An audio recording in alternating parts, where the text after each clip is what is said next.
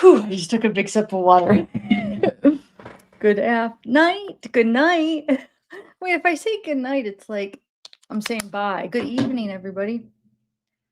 Um, New case tonight. I'm still waiting on any news on the Celeste Rivas case. On how that turned out. So as soon as we hear something on that, I'll be on that. Yeah. Would you guys be interested to like for that case? Because I've been going back and forth in my head. Would you guys be interested in doing a video, a live stream on that, and like going through like some of the Discord like media and going through like a bunch of his old post videos of him or and stuff like that? Or would that not be and like try to find clues together? Otherwise, there's really not a whole ton to talk about with that. But we might be able to find some stuff. There's a few new things, like kind of new things people have been finding, but so I've been looking into this new case, Brianna. I still don't know how I feel about it.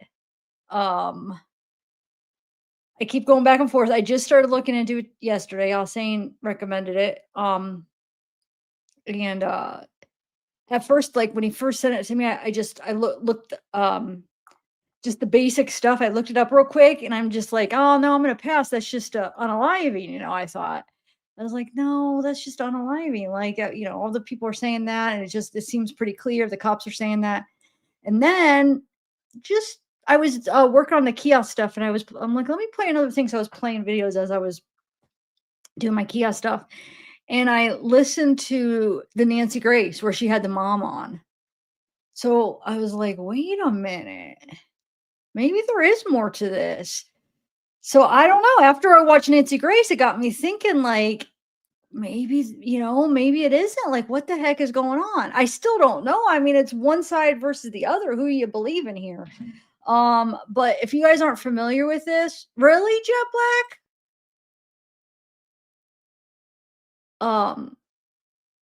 I know Autumn Fragrance, but people think the other side, the people that think there was foul play, think that was written by her friends. Maybe like all they had time, they had a whole not like 20 or about 12 hours to kind of uh plan what they were going to do, and you know what I'm saying. So they think that that was purposely like done there to frame, not to frame, but like to make it look like that. You know what I'm saying? So, but I don't know. I don't know. I can't say for sure. I don't know. I'm gonna look into it. That guy on the TikTok.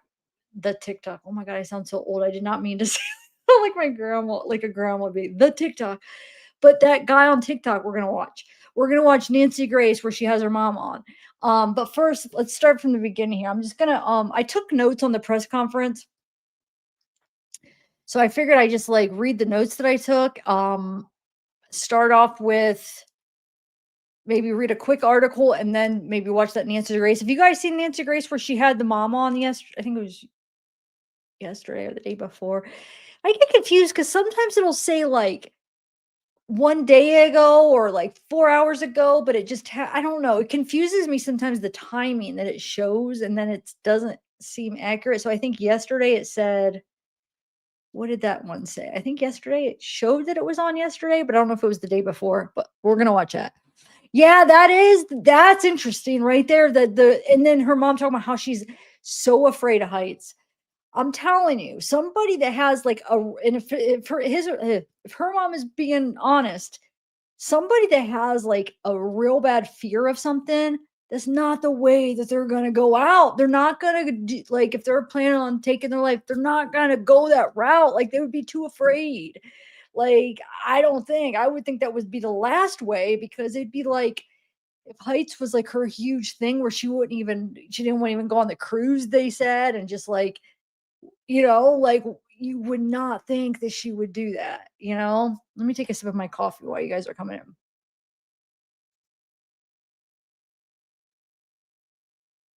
Oh, what essay?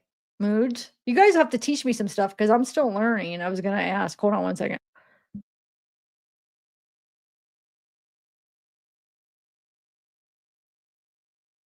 Okay, so those of you that maybe aren't familiar with the case, I'm just gonna read over the notes that I took real quick. And why I do that, I'm just gonna play. I just gathered a bunch of pictures that her mom posted of Brianna on her mom's Facebook. Just kind of grabbed a bunch of like 2.5 minutes worth of pictures. I'm just gonna play that while I read um the notes that I took from the press conference, just so people could get like at least what the facts that the official facts that the law enforcement are putting out there as like the facts of the case or whatever. And then of course we'll see what the mom says and all that stuff. And as time goes on, I'm sure who's a huge person that we need to hear from is her boyfriend. Now I know articles and everybody's saying that he says, well, we'll go over that, but it like goes along with the unaliving because it's like minutes he gets off the phone, and then you know what I'm saying? It all just like seems like it's what the cops are saying from what they're saying that he says. But I mean, like to actually hear him on an interview that's not out yet, right? To make sure is that really what he's saying? And but can we trust him? Was he behind? Like, I don't know. I don't know, but I don't want to get like I don't want my mind to go too far if it is just something simple, not simple, but if it is something like that, and then you bring all these other people into it that might be innocent. So I don't know. I just want to be careful on how I approach this, because I mean, if it is just that it's tricky. These cases are tricky. Okay, so let me bring up hold on, let me bring. I just put like I said, I just have some pictures that I've just saved on Facebook. I figured I could play while I read the case here. Hold on one second.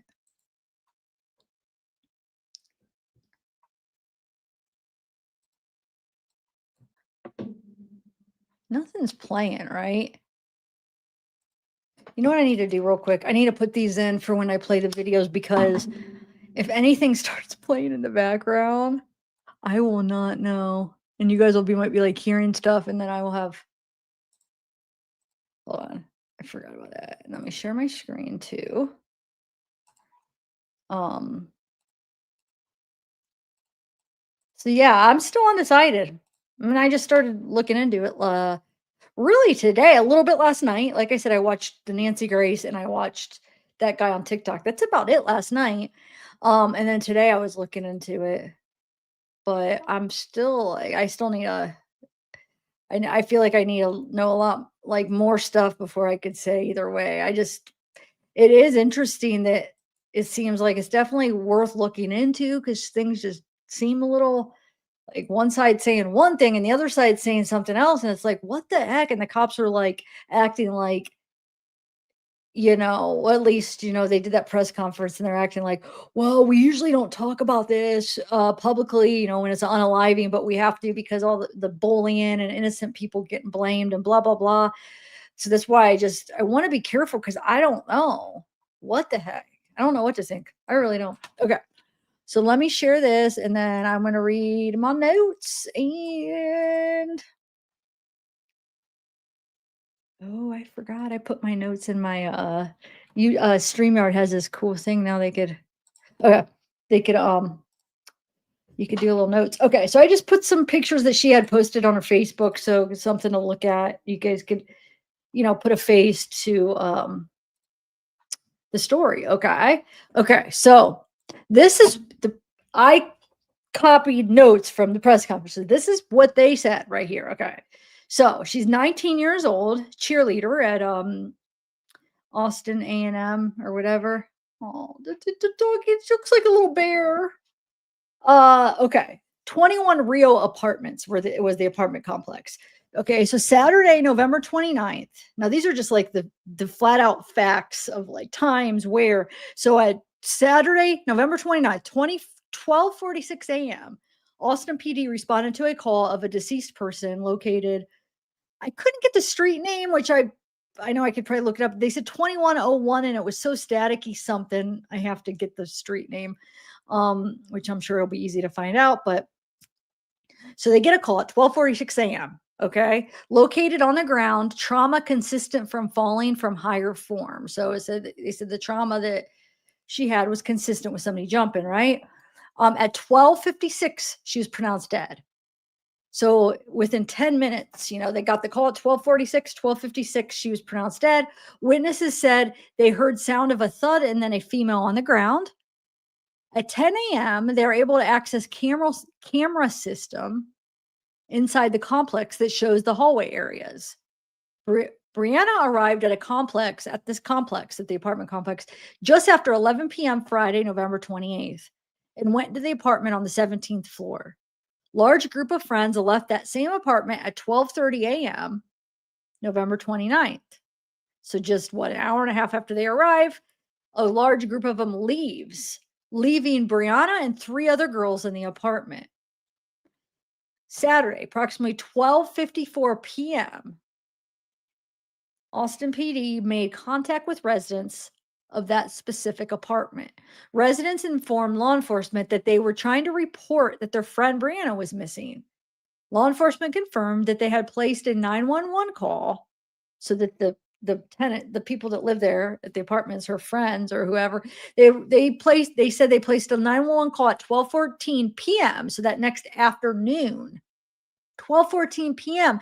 That's almost basically 12 hours after she was pronounced dead, almost basically.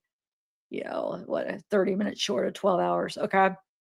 So they said at 12:14 p.m. next afternoon, they placed a 911 call to report Brianna missing. Hosting friends for a Texas A&M football game, and Brianna was supposed to be staying there that evening. So these people at the apartment, they were hosting some friends. There were about like 15 of them. They were, for the game. And she was supposed to stay there that evening. Brianna had been at a tailgate party earlier that day and became so intoxicated, she was asked to leave. We'll start this over.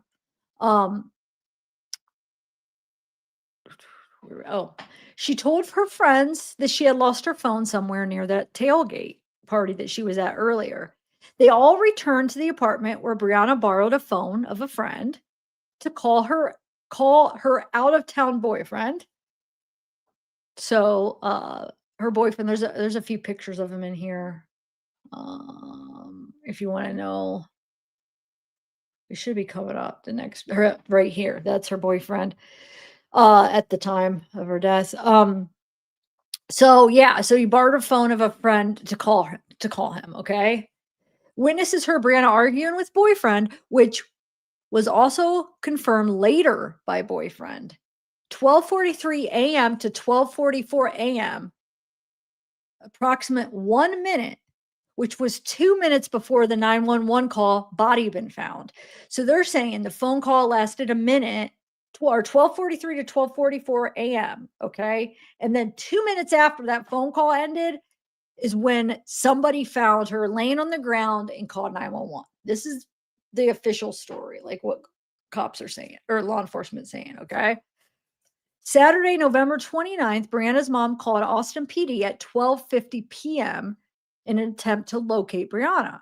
She called back at 2 p.m. saying that location of her daughter's phone located in Wooding area by 3:30 p.m. that afternoon. Sorry, why can't I talk?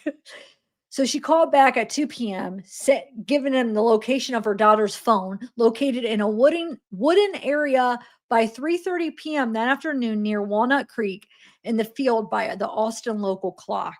So that's where the phone was found, I guess, in a wooden area by the creek and the clock or something. Okay. It was so hard to hear that press conference that I was listening to. It was like all staticky, but okay, so Brianna attended the tailgate Friday, November 28th at the Austin. I couldn't make out the club, but I'm sure as I learn stuff, I'll figure it out. If you guys know, I couldn't make out what he was saying. Something Austin Club. Arriving between 4 and 5 p.m. and then leaving at approximately 10 p.m. So they're saying they attended the tailgate that Friday, right? Around 4 or 5 p.m. They left at 10. Witnesses stated after Brianna was asked to leave the tailgate party, she repeatedly dropped her phone and staggered into a nearby wooded area where her phone and other items were later located by Austin PD. So remember, this is what the witnesses are saying. The story is okay. So it's what they are saying. Hey, she was, drunk, asked to leave. She kept dropping her phone. She staggered into the wooded area. And then they ended up finding her phone and her items in that area. Now, but if you think about it though, if they were trying to plan this for 12 hours and they got their story straight, like, and they put her stuff there, then that story would make sense. They would have to come up with a story of why she was going there. Hey, she was drunk and maybe she really was intoxicated too. So it would work out with, other witnesses saying they saw her intoxicated. And you know, they throw her phone and her stuff there and then they tell the story. Hey, she went over there. That's probably where she dropped her phone and her other stuff or whatever. Anyway, Monday, December 1st, her mother and father met with victim services. She turned over Brianna's phone. Her phone shows a deleted digital unaliving note dated Tuesday, November 25th of this year, which was written to specific people in her life. Now, that's another question. Since it was dated the 25th, how easy, like, does that mean it had to have been written on the 25th or you could just date it whenever? I don't know what kind of digital thing it was. At no time did any evidence point to this being anything in a criminal nature. Investigations revealed that unfortunately Brianna had made some comments about, unaliving herself previously to friends back in October of this year, and this continued to the evening of her death. In some cell phone actions earlier this evening and a text message to another friend indicating the same thoughts of her unaliving herself. Okay, so that was the press conference and the what they said happened. Let me see. Hey, Moods, Cassie, Casey. Hey, Jet Black. Okay, how and why would she self-exit 2 minutes after hanging up with her boyfriend? So weird. Well, I mean, it kind of goes along with the official story that she got in a big fight with him and that's what made her do it. But like, what I want to hear what he says. What was the fight about? Did she say that? Like when you guys were talking, did she say, I'm gonna jump off this balcony right now? Like, well, how did it end? That'd be really important. Number one, but then number two, you'd have to trust what he's saying. And like, is he in on this big thing? I don't know. Like, so supposedly he was fighting with her friend. Okay. Okay. I don't know what to play first. Okay. So I'm going to play the guy that walked by on TikTok. He made a post on TikTok. And this is one of the huge reasons that made me like, wait a minute. Because I was like, it's just unaliving. Like, I don't like, I was going to pass on the covering this because I'm like, it just seems like a pretty typical, not typical, but like, and then I heard that was huge. When I heard his experience, I'm like, wait a minute, what? Okay, listen to what he says. This guy that's from the area walking, he ends up walking by and hearing the fight. Okay, and then we'll watch Nancy Grace because we have to watch Nancy Grace. And I know not everybody likes her. I love her, but I get it. It's a certain taste. Not everybody's gonna like somebody with that strong of a personality. It's gonna be like either hate or love, hate or hate or love her or whatever. But she has the mom on, and it's a really good interview. So like very informational to hear what her mom says. So we are definitely going to do that. But first I am going to play that guy from TikTok. Okay, hold on. Because that is super important. That's what I don't get. Cops say that all the witnesses, no witnesses, no foul play, all the witnesses don't point to that. Did you interview him? And the only problem though, he says he doesn't want to talk to the cops. He said, I'm putting it out here. I won't talk to the cops. I don't know if he ended up doing it or not, but he's probably one of those people that had bad experiences with cops. And he says that remark that he doesn't want to talk to him. But like if there's like a possible murder, I mean, he might not have a choice. Like, come on, buddy, you got to talk to us. This is huge. And he might change his mind. I don't know if he ever did because, this was a few days ago. All right, here we go. Let me play it for you. There's a couple parts. Now, he goes on. I don't understand some of his backstory, like on the other people that's not even a part of the group, I don't think. I'm just going to skip to the part where he's talking about her. And then maybe later, I don't know, I just the other stuff he was saying didn't seem like it was even had anything to do with this until he got to that part. He was talking about his night, I get it, but, like, I don't think the people he was talking about beforehand, it was associated with these people. I mean, maybe they were, but I'm just gonna skip to when he's specifically talking about her. Okay, so the first one is hold on. It's this one, okay. There's 2 parts I wanna play, okay? So, hold on. This one, I'm gonna skip till about 3 minutes in. There we go. All that's in my head was Oh, wait, why isn't it? I can't hear. Can you guys hear it? Oh, I'm probably not connected to my hold on a second. You know what? I might need to hold on, hold on. I need to reshare it because since I had hold on, just gonna be 1 minute. It might go out since I did it in the middle. I forgot my AirPods. I'm getting a new pair for Christmas. I asked for them. So I'm hoping I could keep one specifically for my phone, one for this, and never go on my phone with my new pair. So therefore, I won't accidentally pick up on my phone. I think that's what it does. Okay, here we go. that they was being racist to Panamanian guy, Wait and till we got banned. You know what I'm saying? I didn't even get a fair shake. They just banned me too. So I'm already pissed about that. And then next thing you know, we come to this bar where y'all say nobody gets banned from after they get banned, and then one of the workers start walking up to me talking about who wants some. So I'm like, you didn't see that? Oh no, they looking at me hella confused, like they didn't see nothing, like like nothing just happened right in front of them. They only saw what I did. Yo, at this point, it's so much alcohol in me, and I'm so angry.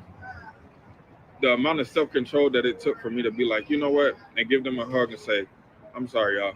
Okay, I'm going home. Good night." Gave all of them a hug, said good night. I start walking away from the bar. I start walking around the corner or whatever. I start leaving the bar.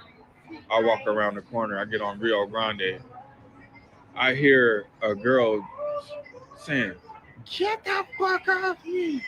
Get the fuck off of me!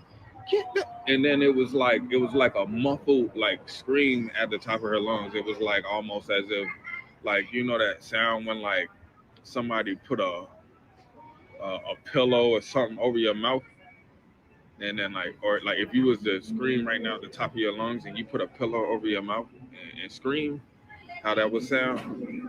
That's what I heard. I heard that shit clear as day. I heard that when I was leaving the bar. And so I'm thinking after all of that shit happened that night, I'm thinking,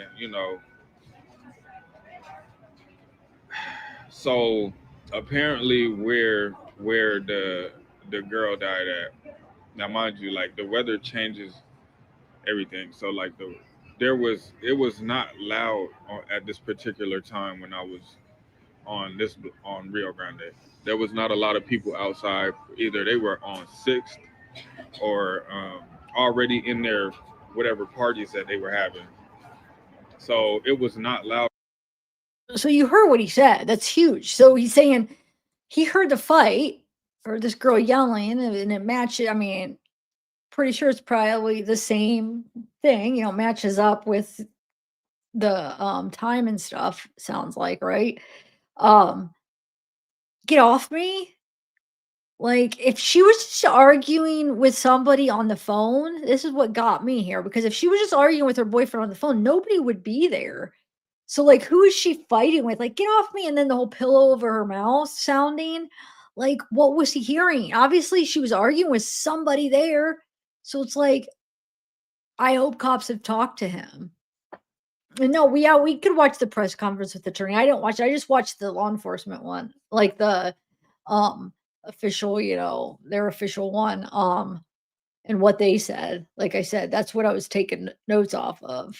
I wasn't saying that those were actually the real facts or that I believed them. I thought I was pretty clear. Like those were the press conference, not the attorneys, the law enforcement. When they do the press conference, or like the attorney, the prosecutor and stuff, that was that press conference. Now you said the attorney had one too. I don't know. I didn't see that one yet, but that's what they said in that. That's all. Okay. On Rio Grande at all. As a matter of fact, I'm close to it, and I can go down Rio Grande right now at 6:41 p.m. and it's still it's pretty moderately quiet on Rio Grande. That's not like where any parties or I mean like any like loud shit is going on the regular. But anyway, that's what I heard. I heard a girl, and then so that kind of traumatized me a little bit because ultimately I made the decision that before I go and kick down the door or go start running into a house party, I need to make sure I know where that sound was coming from, and I was not able to locate where that sound was coming from, and I was also not able to call the police and tell them what I heard because my phone was dead. So I kept walking, and you know, I'm just telling people that I'm walking past what I just heard, and people are telling me like it's okay. Um, I hope your night gets better. I'm sorry you're having a terrible night. No, but I'm sitting there like, look, like I know that like this is a lot to put on you, and I know we don't know each other, but I just heard basically like in my head someone being forced into something. That's what I thought I heard. Anyway, I leave. I keep walking, and I get all the way down Guadalupe, and by the almost by Black's Barbecues, the Sheba Hut, and there's three guys out there, and I'm like, I never do this. I don't even like talking that much. I don't really like, especially like meeting new people at this point. And I go up to them and I'm like, look, guys, I'm sorry. Like, I just had a crazy night, and but the main thing that's standing out to me is that I just heard what it sounded like a girl being like attacked. And so all three of them just looked at me and was like, oh, I'm sorry to hear that, bro. Immediately, the whole group just broke up and was like, all right, like, it's time to go home type shit. As I started telling them, like, what I just heard. Anyway, so the girls, the girls that I was with at the bar with no memory, they hit me up and was like, oh, you should come by the house. And I'm wrapping this story up. So I go by their house. It ends up being like more racism stacked on top of racism and just like weird vibes, like fucking. And it's mainly because of memory loss, because he keep walking around thinking that the police are about to kick in the door, or he keep walking around mumbling shit about me, like talking shit about me to. It's now, mind you, we're in a bedroom apartment in the living room, and he's like literally walking around like mumbling shit in people's ear and shit, like, but he's not really mumbling, he like saying it loud. And I'm like, bro, like, they get to a point where I'm like, bro, I'm not about to stay here with y'all all night. Like, I'm about to leave. Like, I'm getting hella weird vibes. Y'all playing like the most racist Dave Chappelle. Mind you, none of these people are black. They playing the most racist. Okay. See, some of this is just okay. So you heard that part I really want you to hear is that part right in the middle. And then he does talk about it a little bit more. Hold on. In the next one, I want to play right here. So if you're trying to figure out what the point of me making this video is, basically what I'm trying to say is, when I was walking down Rio Grande and I heard those screams, and I've been in a lot of like kind of messed up situations. I'm just being completely honest with you. And I don't even like showing my face on camera. I don't like talking on camera, none of this. I'm being completely honest with you. Those screams that I heard, it did something to my soul. It didn't feel right. It didn't feel like nobody having a good time. It didn't feel like nobody that was just like drunk or just getting in a fight screaming. The scream sounded like someone was forcing their way onto this girl, and maybe she was outnumbered or out strength, or somebody was stronger, and like basically like found a way to like silence her scream. And so I can't 100% say that this is what happened to the girl that ended up passing, and my condolences to her family or whatever. But all I know is this is what at that around that time of night when I left that bar and when I heard those screams, and then from what I heard the next day, and then the stories came out after, it just I knew my spirit was just telling me like that could very possibly be that girl that you heard screaming or whatever. Now, when they're saying like she got in a fight or whatever, um, I don't know. Maybe she could have gotten in a fight with somebody, and she could have been saying, "Get the fuck off me," because they were trying to break the fight up. I mean, I'm just saying, I'm just being objective. But from what I heard, it did not sound like she was like in an altercation with somebody. From what I heard, or I can't even like really say it was her, but from what I heard, it sounded like somebody was being taken advantage of, and there was a party going on around her, and like nobody cared. And that's how close I was to the location where it happened. Nobody cared. Nobody in that whole place where that was happening gave a damn. And it was maybe like three dudes and a girl standing outside, and they stopped and was like, "What the fuck?" And then they laughed it off. And so, yeah, that is how my weekend over the past maybe 4 or 5 days turned out.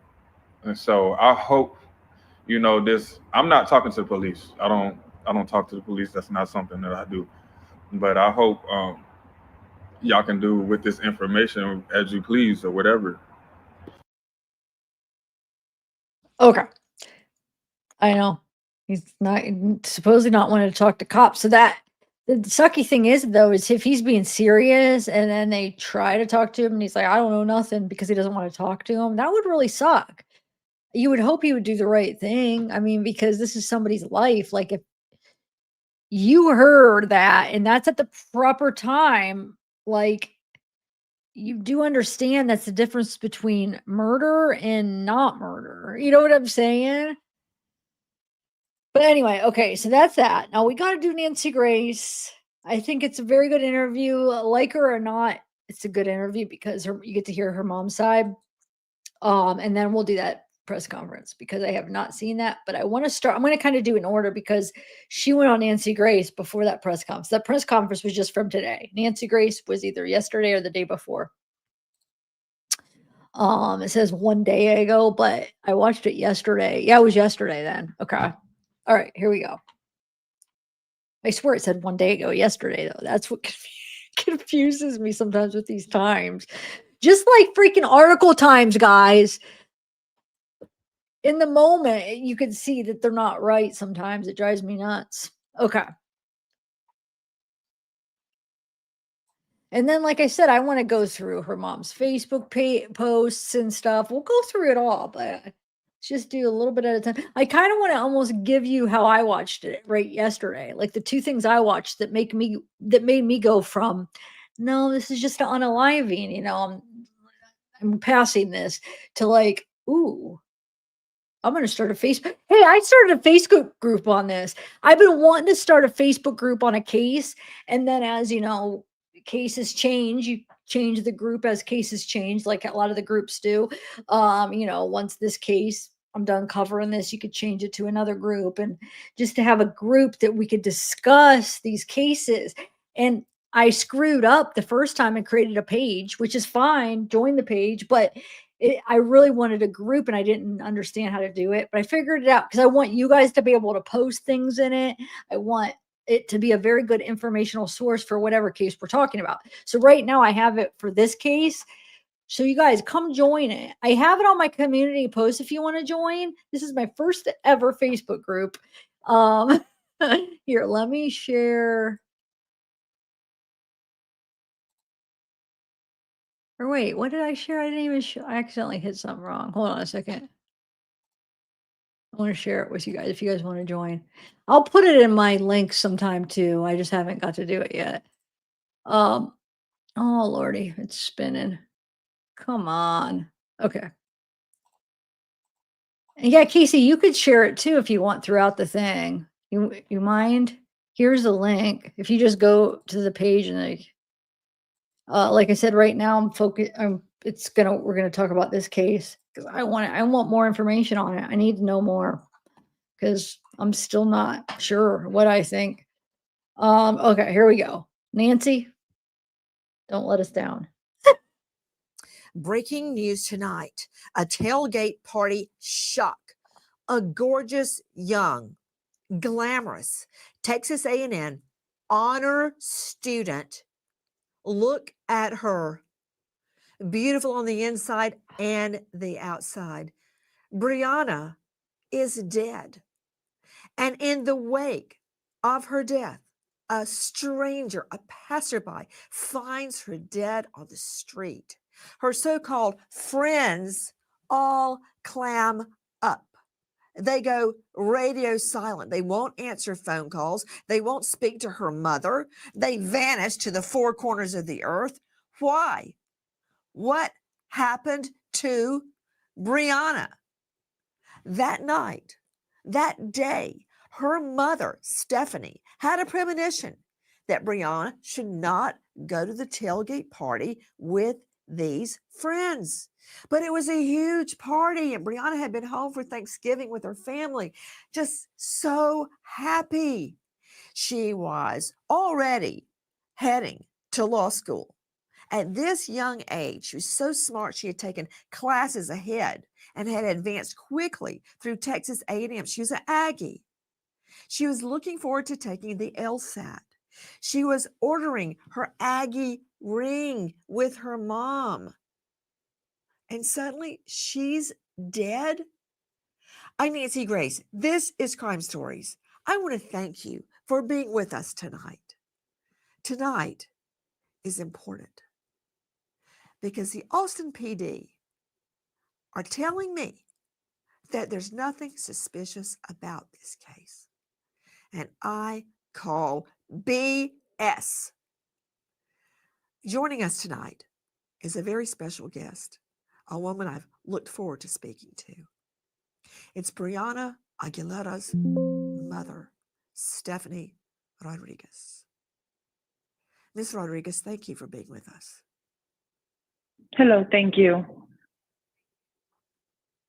I do not believe your daughter, your beautiful girl, committed suicide. I want to start at the beginning. She came home for Thanksgiving. She had a wonderful time. She was happy, and she wanted to go to this big Longhorn showdown, big rivalry football game. What happened? So she came home for Thanksgiving. We enjoyed it. You know, she was a great big sister. She took her little brothers to the movies. She liked being happy. She was the life of the party. Entertained my fiance and I a whole night singing Phantom of the Opera, singing Wicked. You know, it was nothing out of the ordinary for me. This was the last thing that I was ever expecting to happen to my daughter. And so she left the early morning hours of Friday to the tailgate party. And she texted me when she got there. We had a rule. You get there, you text me, you call me, you don't put your phone on Do Not Disturb, and you don't turn off your location, especially because it's Austin. I was very worried about it. My fiance and I were actually going to travel up there with her to watch the game because we're big, huge football fans, as well as Brianna. And A&M has been undefeated up until that game. And, you know, something just said, like, we need to go with her. But we were exhausted.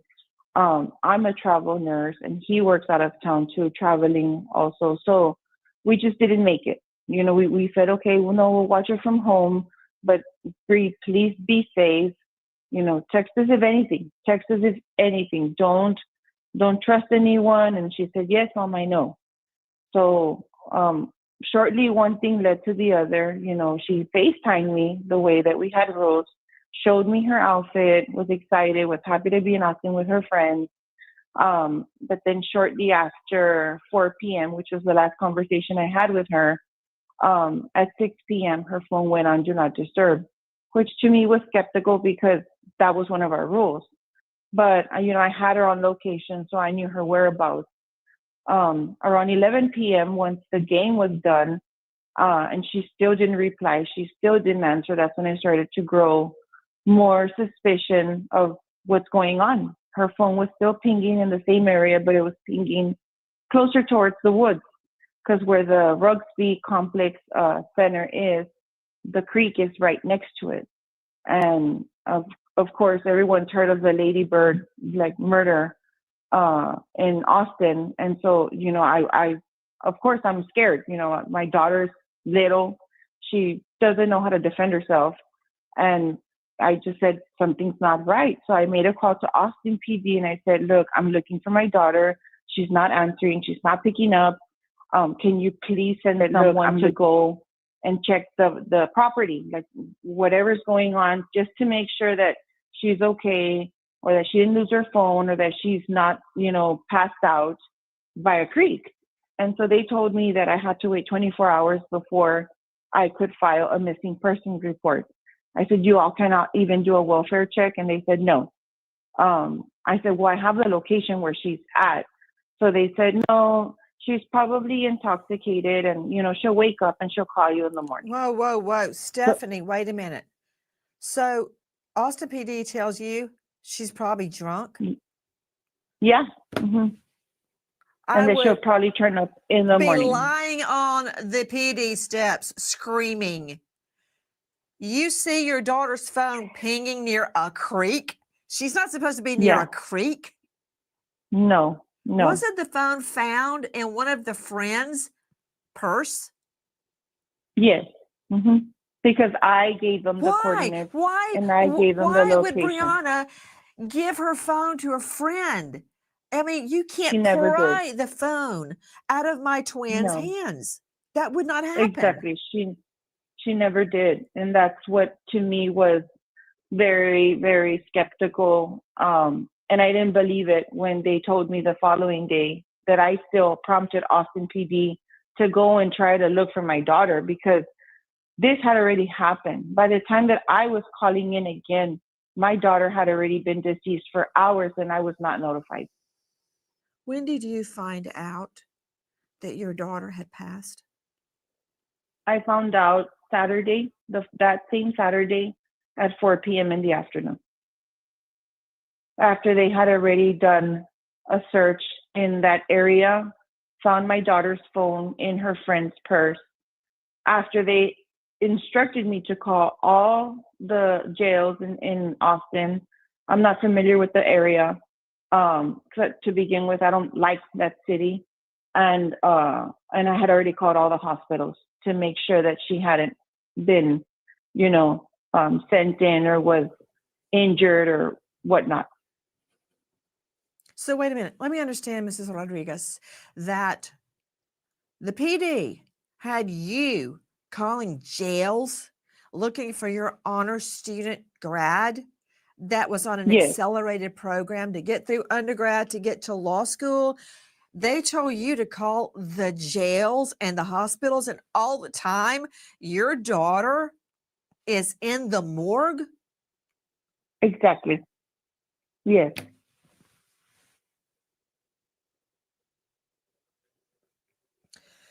I don't know whether to scream or to cry right now. So, okay. When did they finally call you? When did you say?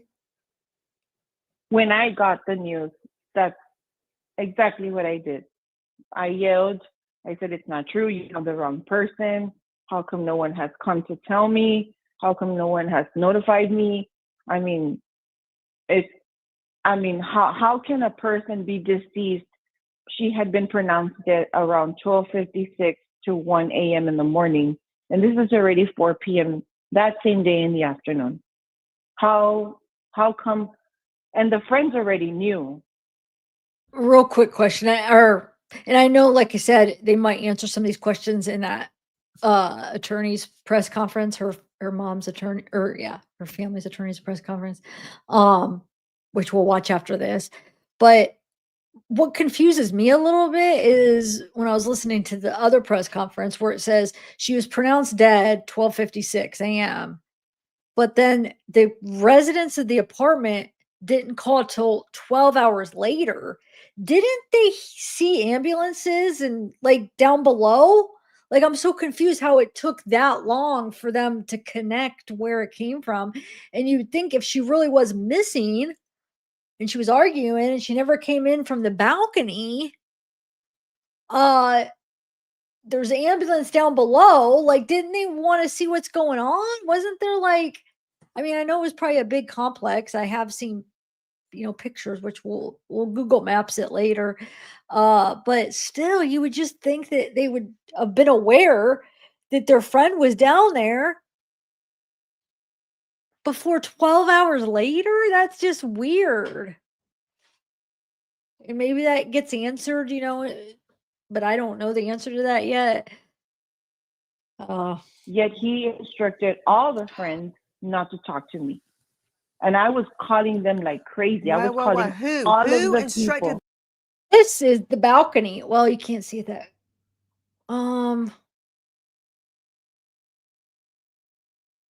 There's a better picture, I think, coming up, or I have a better picture. You see how high the ledge was to the balcony, like, and she's short. It's like, I don't know.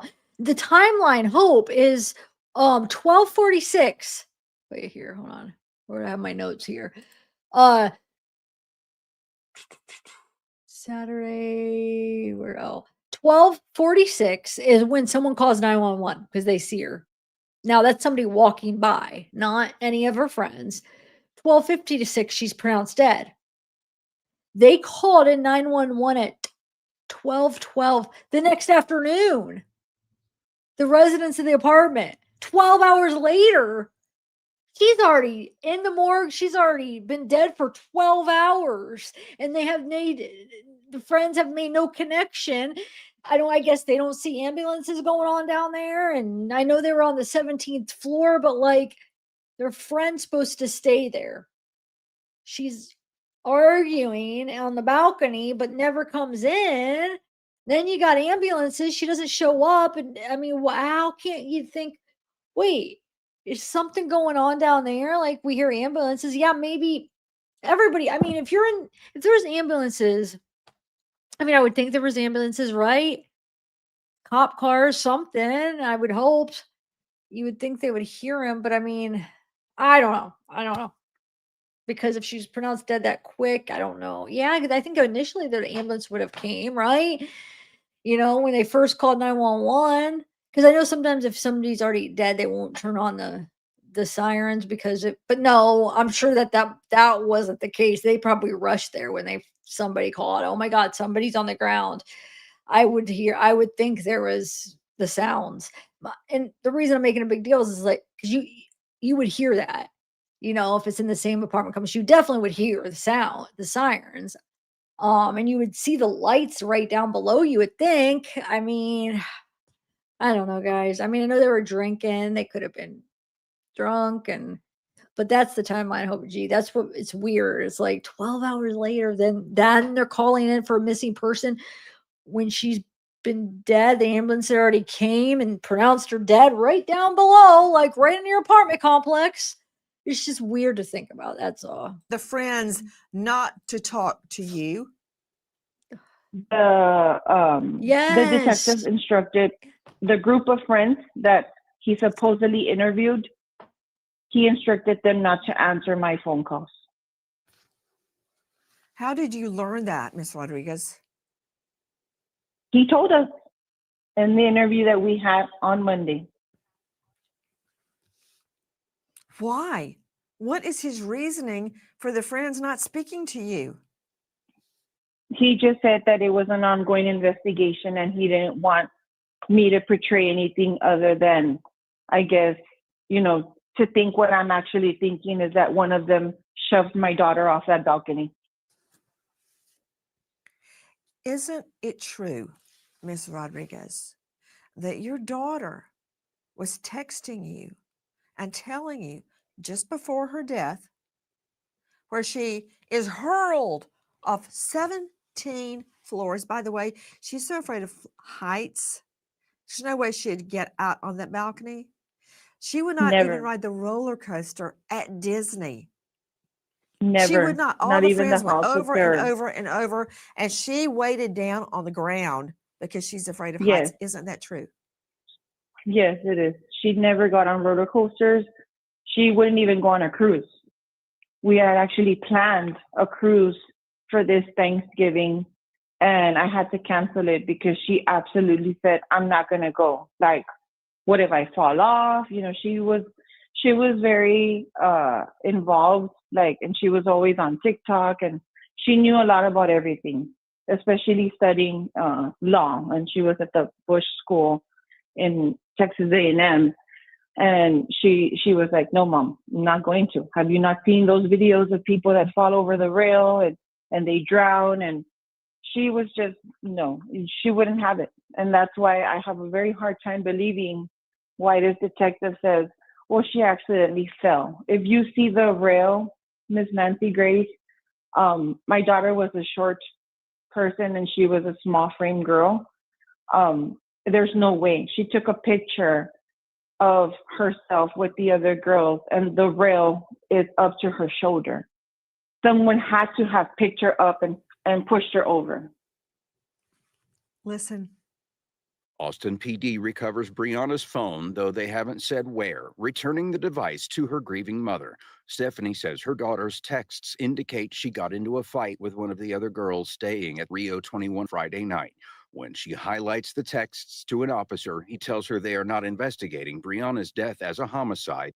I just want them to stop saying that they're not treating this as a homicide case. Someone did something to my daughter. That from WOAI. I'm very curious, Ms. Rodriguez. Your daughter's phone was found in the purse of one of her friends. Where was the purse? The purse was by the creek next to the complex center where the tailgate party was at. So someone put the phone in the purse and threw it down toward a creek. Someone took the phone from my daughter, put it on Do Not Disturb, and somehow ended up by a creek. Yes. Also, there was a fight between Brianna Aguilera and friends just before her death. Yes, there was a fight between Brianna and her friend, well, what I thought was her friend, and it's clear in day and night because her boyfriend was the one stating, that there had been an altercation between her and Brianna because she kept sending videos to Brianna's boyfriend, Aldo, of Brianna being around other guys. But, I mean, it's a tailgate party. It's not all going to be all women, And I think at this point, it was just consistently jealousy. They were jealous of my daughter. I had already told Brianna I never liked those two girls that she was hanging out with. Her boyfriend didn't like them either, and a lot of people in Brianna's friend group didn't like them, which prompted a lot of people not to even go to that tailgate party with my daughter because they just didn't have a good feeling about those two girls. They took her phone away, and one thing led to the other. Now, there was a fight that happened between my daughter and another girl, and they were all staying in the same apartment that I have actual text messages of, and the detective he disregarded them. Brianna's friends are questioned for the first time at 1 p.m. Saturday, more than 12 hours after she was found dead. The friends were allowed to come and go from the apartment as they pleased and had plenty of time to get their story straight. Stephanie says the group of 14 refuses to speak to her, and the person who lives there has now vacated the apartment. That from KSAT 12. With me is Brianna's mother, Stephanie Rodriguez. Miss Rodriguez, isn't it true that there was a physical altercation between the so-called friend who's so jealous of your daughter and Brianna? According to the text messages that her boyfriend showed me, and we actually have photos of them, Brianna slapped one of her friends because she kept sending her boyfriend video footage of my daughter being at the tailgate party around other guys. From there on, I don't know what happened. According to the text messages, she just said, I'm done with her. I'm not going to do this. And, it leads on to, it's more of like, I'm not going to deal with her anymore. And one thing led to the other. After the altercation that this friend had with Brianna, what happened? They still take my daughter back to the apartment because the detective said that he has video surveillance of my daughter, walking in to the apartment. She was still walking, she wasn't being carried or anything. Yeah, she was being held a little bit by the shoulder, but not more than 20 minutes passed by and 14 people walk into that apartment. And within like 20 minutes or less, they all walk out and my daughter is dead 10 minutes later. I want you to listen to a newly discovered witness. From what I heard, it sounded like somebody was being taken advantage of, and there was a party going on around her, and like nobody cared. I walk around the corner, I get on Rio Grande, I hear a girl saying, "Get the fuck off me! Get the fuck off of me!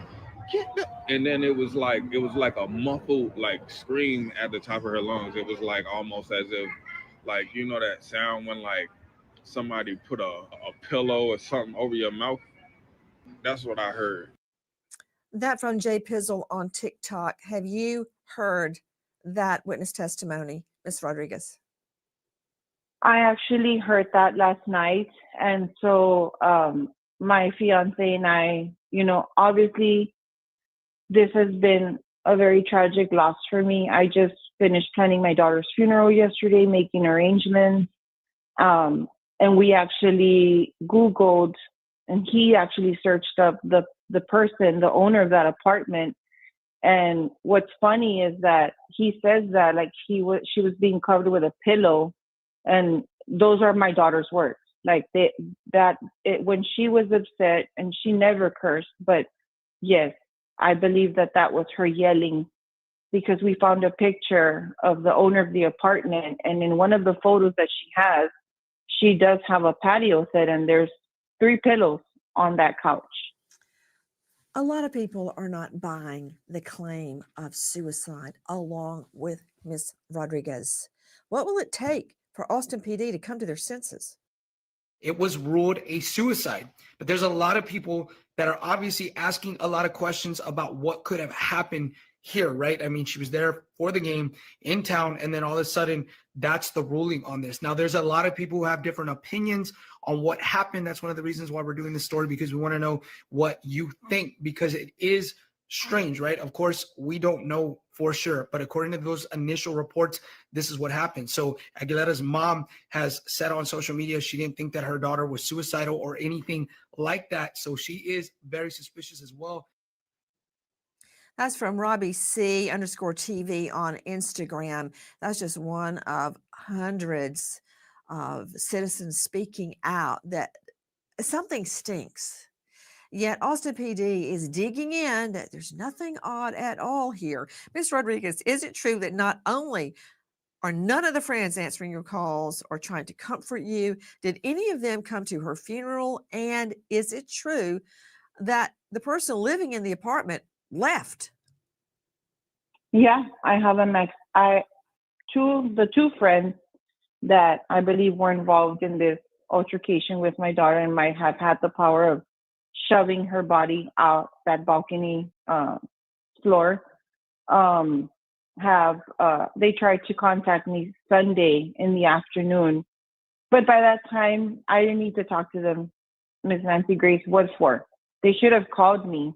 In those messages, Real quick, why is that so cute? How she keeps calling her Miss Nancy Grace.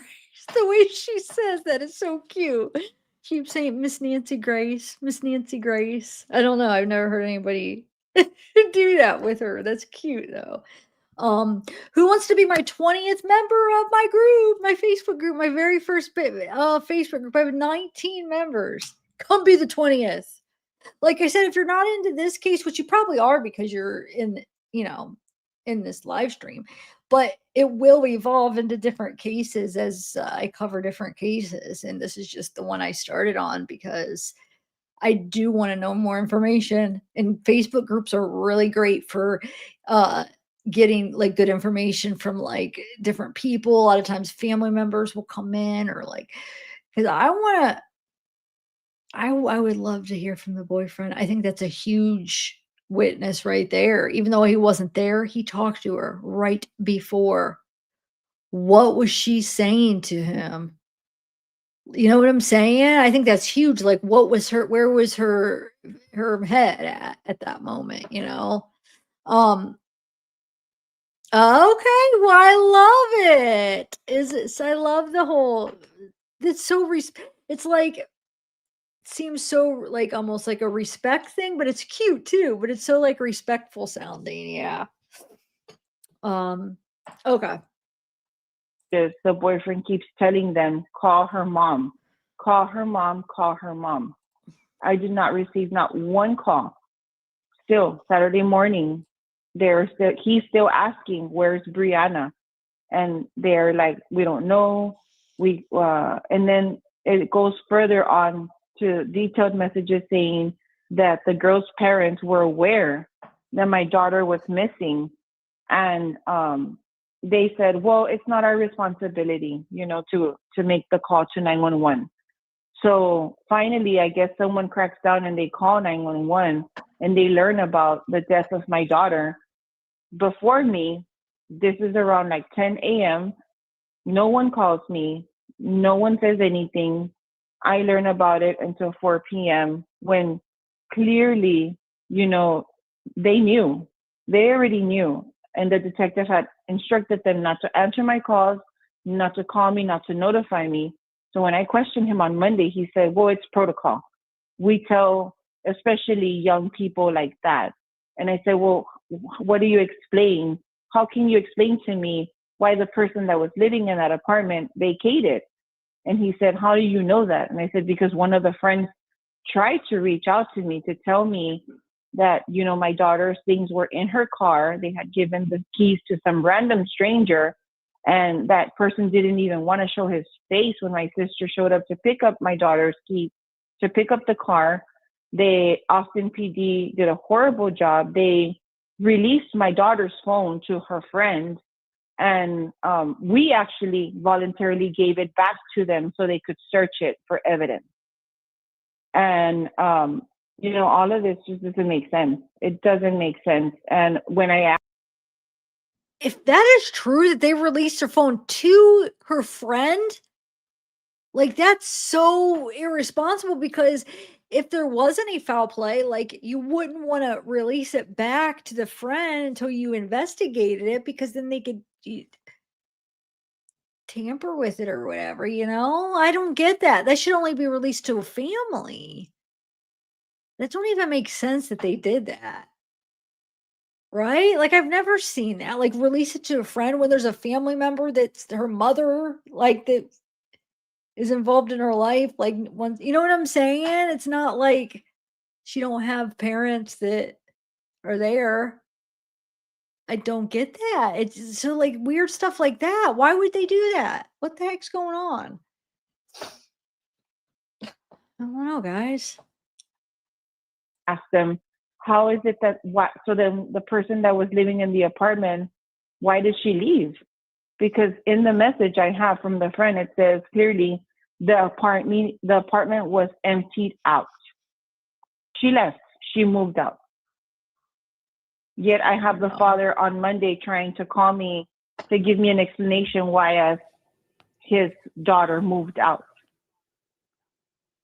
What was his explanation? I didn't talk to him. At that point, I was like, I'm going to lawyer up. I'm not going to hear any more of these stories. I'm not going to deal with this.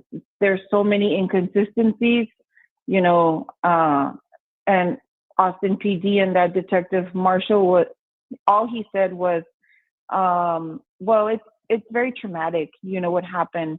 So it's not normal for a person to move out. And I told him, Mr. Marshall, my daughter lives in A&M, and this is the second time that we have moved her from one apartment complex to the next. It's very hard to get out of a lease. You have to find someone to sublease your lease in order to get out. And mind you, where she was living, the girl, it wasn't cheap, you know. So I just don't understand the theoretic mystery to them. I don't understand how they can say so easily, oh yes, it's very normal for people to move out. It's normal to move out when you're guilty and you're hiding something. Yes. But they had not checked Or if cameras. the lease was up, which it doesn't sound like it was. Let me ask you, Ms. Rodriguez, was Brianna ever bipolar? Had she ever been treated for depression? Had she ever Never. self-harmed? Was she depressed? Tell me about her. Never. My daughter was full of life. If anything, you know, she was a cheerleader her whole life. She loved to cheer. She loved to be around people. She was so energetic. She kept insisting to me that she was going to graduate early. She was already talking to me about taking the LSAT next year. We were getting ready to order her Aggie ring this next semester. She had just completed 5 classes, which was a big deal, you know, for her, because I actually wanted to pick her up the week prior for a break, but she said, I can't miss class, Mom, on Monday, because if I miss class on Monday, then I'm not going to get an A anymore. I have to do a presentation in person. So I said, okay, Brianna, then, you know, when do you want me to pick you up? And she said, no, Mom, don't worry. Aldo's going to take me home, her boyfriend. So she actually cut short, you know, her vacation, because that's just how studious she was. She loved life. She loved her dog. She had a. So yeah, like why would she, if she was planning this, you know, if she had that, you know, would she care about grade? Like, would she care about doing that? I know sometimes things can happen in the moment, but I feel like a lot of the times when people, and I could be wrong, because I mean, it's a very touchy subject that we don't have like really a lot, I mean, I guess research, but like like people that end up going through with unaliving themselves, don't they, what was I gonna say? I lost my thought now. I lost my thought. I don't know. I'll come back to that. It's sad. Either way, it's freaking sad. Whatever the heck happened. Yorkie. She has a Yorkie named Ava. She had taken her with her to College Station. She loved going on walks with her to Starbucks. She was so studious. When she was studying, that's the only time her phone was on Do Not Disturb, or when she was in class. She never, ever put that phone on Do Not Disturb. So to me, she was never suicidal. She wasn't. Ms. Rodriguez, is it true that as early as this morning, Austin PD is trying to close the investigation? Yes. At 9:25 a.m., her father and I received a message saying, we plan to have majority of the investigation concluded by tomorrow, and would like to sit down with you and go over all the details we have learned and to answer any questions you have. Mind you, the medical examiner still has not given us a cause of death. That's what I was just about to point out. How can they determine no foul play when they don't even have a COD, cause of death? She could have been strangled, for all I know, or suffocated with one of those pillows and thrown over the edge. Exactly. And that's what innocent bystanders are saying. More people are coming out. They're hearing the story. They're recognizing the details that happened that night. And they were passing by, and there's 2 people in particular that have already come out and posted a video on TikTok and said, we heard that fight. And it sounded like she was fighting for her life. And then she was being covered by a pillow, like muffled sounds. And then minutes later, we see ambulances on the scene, because not even her friends called, 911. It was innocent. No, I 100% know that, Marnie. I know that it's not like people, you cannot even have a clue. But what I'm saying though is that wasn't where I was going with that. But I can't grasp what I was gonna say about that. But it's not that, because 100%, yeah, that is when it happened. Like people that a lot of the times the people that will threaten it and talk about it, or it's more for attention. The people that actually do it just do it. You know what I'm saying? A lot of the times there's no sign, and it's like it's like whoa. A lot of times like we didn't even know, like what the heck. So no, I agree. I agree. A lot of the times you don't have any idea. But I can't remember the exact thought. It wasn't that. It was uh I don't know. I can't do it. I can't figure it out for some reason. It's just sad. I mean, because like her mom obviously is in denial. If let's say it comes out that it is an unaliving, like her mom, I get it though. Like her mom, it's like no way she wasn't, and I get that sometimes somebody can be, and the mother would not know and be like no, because a lot of times your own kid's not going to tell you, but there's still other things to this, that because the fact that she just says, "Oh no, she's not. There's no way. She never talked about it. There's no way she was." That's not the part that's convincing me that this could be more. It's the other stuff, because yeah, that's not that weird that the mother wouldn't know, or the mother would know, or whatever. You know what I'm saying? It's not that weird that the mother would think otherwise. But I just need to hear more details on the boyfriend, um, that guy walking by. We need a timeline on that guy. He said he left the bar. That's when he heard it. The thing why is because what if he heard, because I mean, it was known that she was fighting with that girl, her friend, too. So both could be true. I'm not saying this because I don't know what I believe. So she could still have been fighting with her friend, and it still could be unaliving, but maybe not. But my point is if let's say he went, his time period when he left the bar, it was like 10. Then maybe that was a different fight when she was fighting with her friend and not the time of the actual incident. You know what I'm saying? But if he's saying he's walking home at freaking 12:30, 12:40, then that has to be that time. You know what I'm saying? But he didn't give a time, did he? I didn't catch a time. I'll have to go back because I started to zone out when he was just talking about other things a little bit. So I don't think he gave a time. He needs to be freaking interviewed. I bet you her lawyers are all over it though. They better be. Bystanders. Miss Rodriguez, we're not letting go of Brianna's death until Yes. we know what.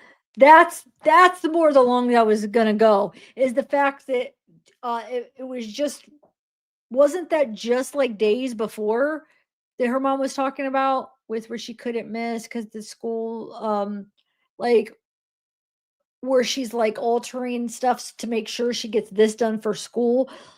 Like if she really was serious and had this in mind, my whole point is here. I remember where I was going with it. When somebody actually does it, they've been thinking about it for a while. You know what I'm saying? Not that I'm not saying that other people could know that. They don't put it off for other people to know, but they know. They know it's been going on in their head, and it takes a minute. It's not like you just think about it and you could do it right away. It's like this is something you think about for a while before you do it. So my point is if she had so much future stuff she was thinking of that she cared about so much, and that doesn't, I'm not saying it's not always, it never happens like that, but it's like a check in like me thinking, man, maybe it's not because she did. And just like that little specific thing with that project or whatever, where she couldn't miss, what did she say? She couldn't miss something. She had to do that. So she couldn't do something like more fun or whatever. You know what I'm saying? And then she was in like very, what is the word, where she's like motivated and made sure she got it done. So it's like that doesn't, typically you wouldn't think that that would be, I mean, it could, but it's just a sign of maybe she wasn't. I don't know.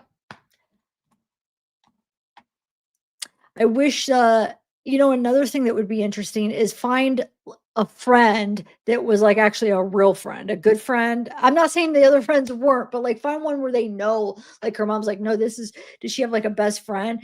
And see, did she ever talk to, not that, like you said, Marty, not that if she didn't, it doesn't mean that she wasn't thinking about it. She didn't talk to her about it, but did she ever mention anything like that about it to her? But even if she did, that could still just be like more of an attention rather than would she really go through with it? I don't know. The whole heights thing is what gets me.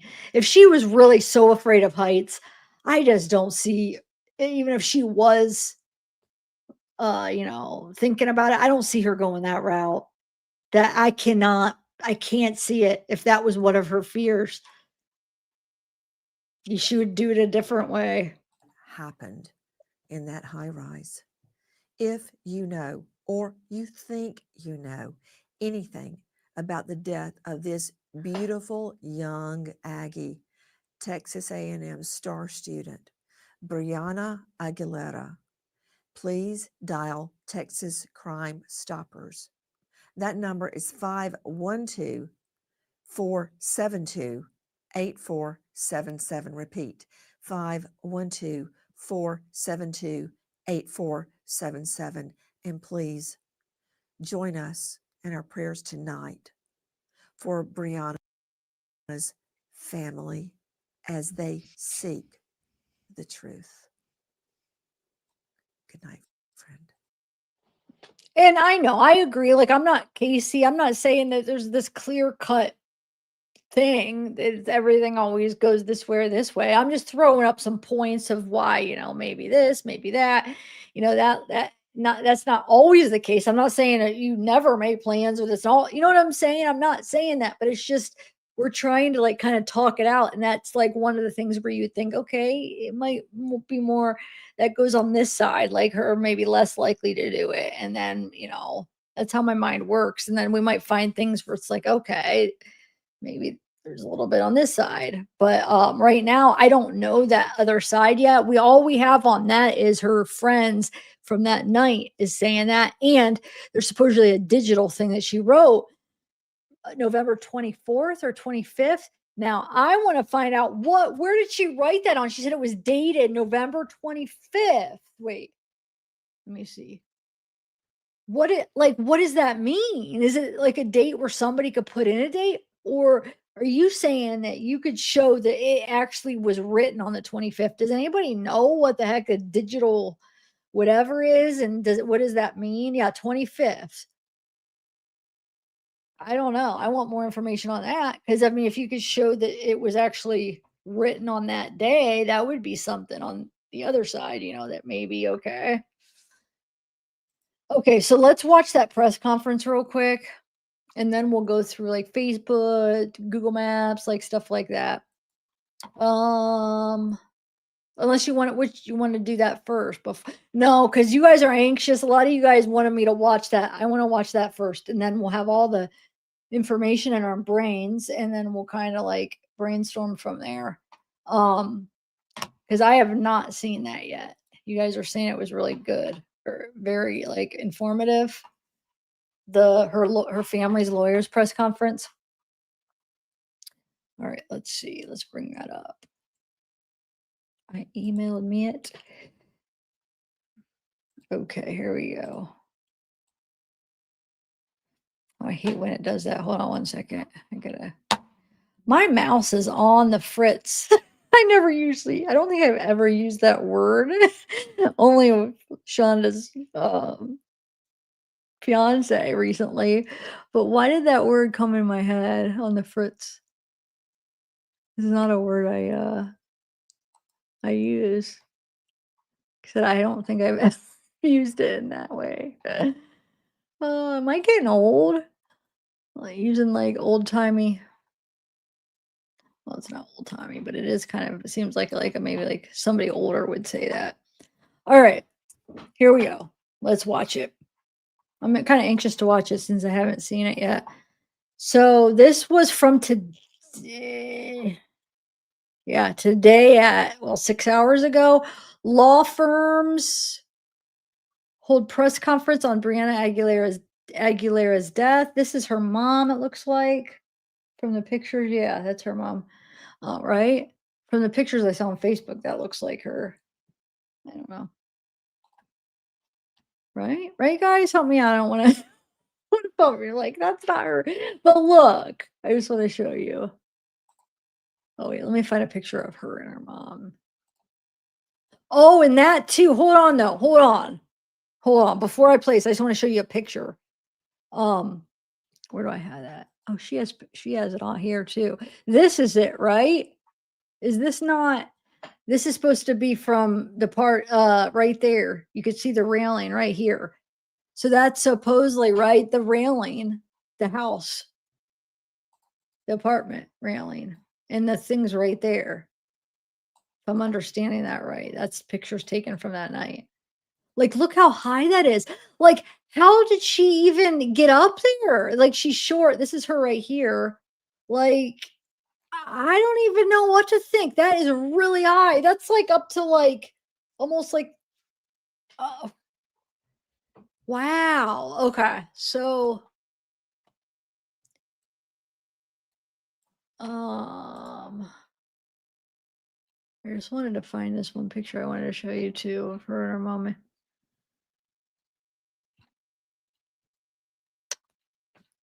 Oh, here's a picture of them. So that's what I'm thinking. That's her. It looks like her, right? Right here, maybe.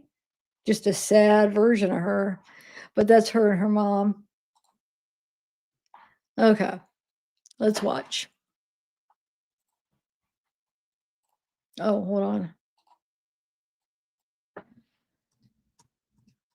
Oh, not that. Okay. That's irresponsible. That's irresponsible. You should not do that. You should say, wait a minute, detective. How many times have you been written up and reprimanded? Detective. Wait, guys. Do you guys that's watch this? Is there one that is there one that catches this before this? Should I play another one? Or is this just where any video picks up? Let me know. Wait a minute. When did you have the statutory authority, detective, to determine cause of death? Detective. That's your job. Now it's my job. The public dissemination of information by the Austin Police Department during an investigation, the way it was done yesterday, is unethical, unprofessional, incredibly damaging to an objective, unbiased investigation. And it's also damaging to the memory of this child. All this family is asking for is a thorough, complete, unbiased, open-minded investigation. That's all they're asking for. That's what any parent would ask for whose child went to college, went to a game, lost her for several hours, and then find out hours and hours later that she supposedly jumped off a balcony. And with just a few questions, a few pointed questions, quickly figure out that these investigators, this so-called investigator, did not know what he was talking about. We're going to get into that. You can't close a case before you even have the cause of death from the medical examiner. Period. Full stop. You don't have that right. You don't have that authority. We have to get this right. This is not just for this family. This is for any family. You have to get this right.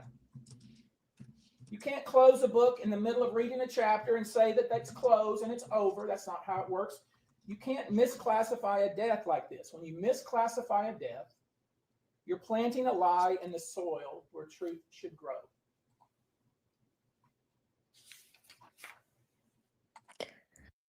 Are you guys still here?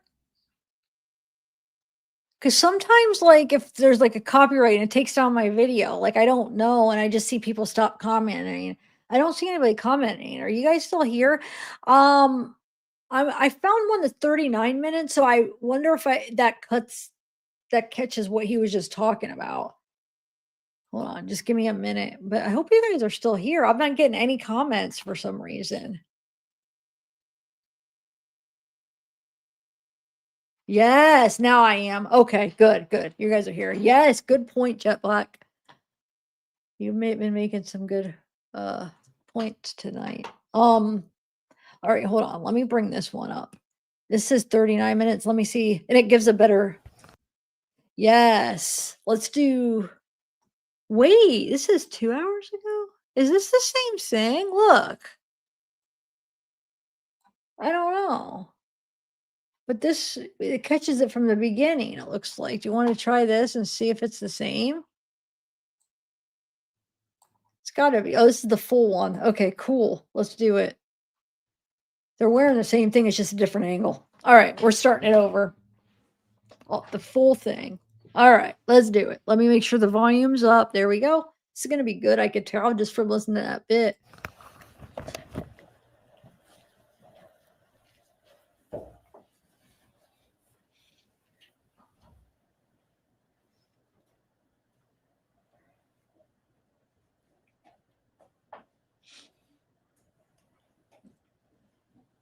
Good afternoon.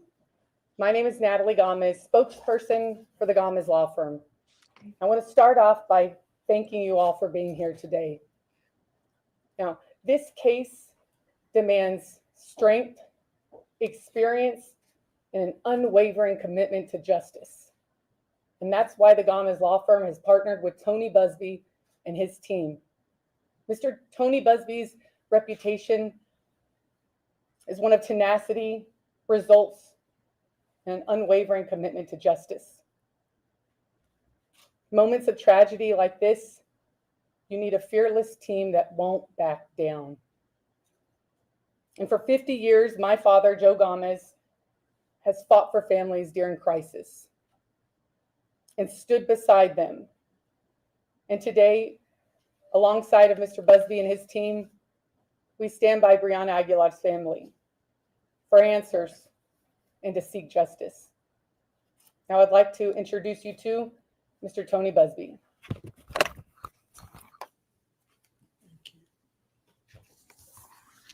I want to introduce you all to Stephanie Rodriguez and Manuel Aguilera. Now, I saw on social media some comments about the lawyers that are involved here. One recurring comment was, he gets paid either way. I want to make sure we're clear on something. We don't get paid either way. We're doing this for reasons more than money. This family lost their daughter the day after Thanksgiving, mere weeks before Christmas. Brianna was a girl who had the world at her feet. Her whole life was in front of her. She was a girl with big plans and big dreams. She was an honor student, a former cheerleader, a proud sophomore at my alma mater, Texas A&M. She was a political science major and wanted to be a future lawyer. I just found out from her mother that the last time I spoke to the Pre-Law Society at Texas A&M, Brianna was in the audience. We refuse to believe that this young woman committed suicide. Why? Because she was not suicidal. Contrary to what has been sloppily reported, in many cases by a lot of the people here, she did not engage in self-harm. She had never tried to hurt herself before. So why are these groups of lawyers engaged in this? Because this family wants the truth. They're entitled to the truth. We were asked by these parents who love their daughter to find the truth of what happened to her. They didn't feel like they were getting thorough information from the Austin Police Department. And despite what the detective said yesterday, or maybe implied yesterday, it's kind of hard to figure out what he was saying. This is very much an ongoing investigation. I've been around a long time. Good investigations lead to conclusions. Bad investigations start with a conclusion, and then they try to support the conclusion through the investigation. It's clear to me, based on what this detective and the things that he said to Stephanie, it's clear to me that he had made a decision immediately about what his conclusion was and then went about trying to support it. The Austin Police Department formed a conclusion within hours of this tragedy that this was a suicide without any investigation. This family had a horrible tragedy, and the communication from the Austin Police Department was so bad that the family became concerned enough to engage me and my colleagues at Gamez Law. And they also asked the public for help. With proper communication, this matter would be treated like most investigations, where no information is shared until actually after the investigation is complete. But what did we see yesterday? What we saw yesterday was a hurried, rushed press conference. And I think we all can agree the reason they had a press conference yesterday is because they knew that we were going to have this conference today.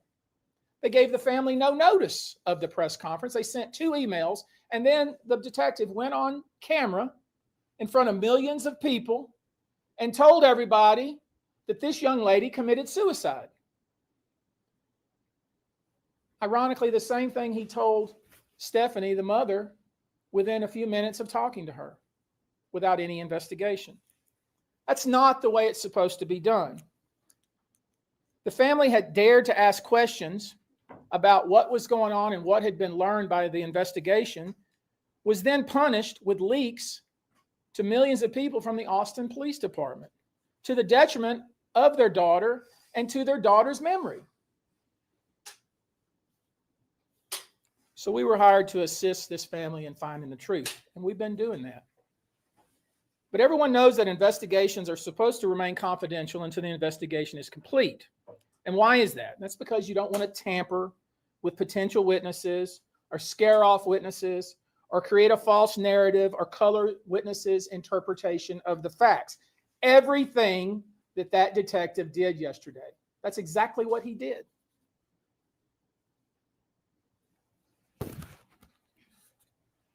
Do you realize that the autopsy has not been completed?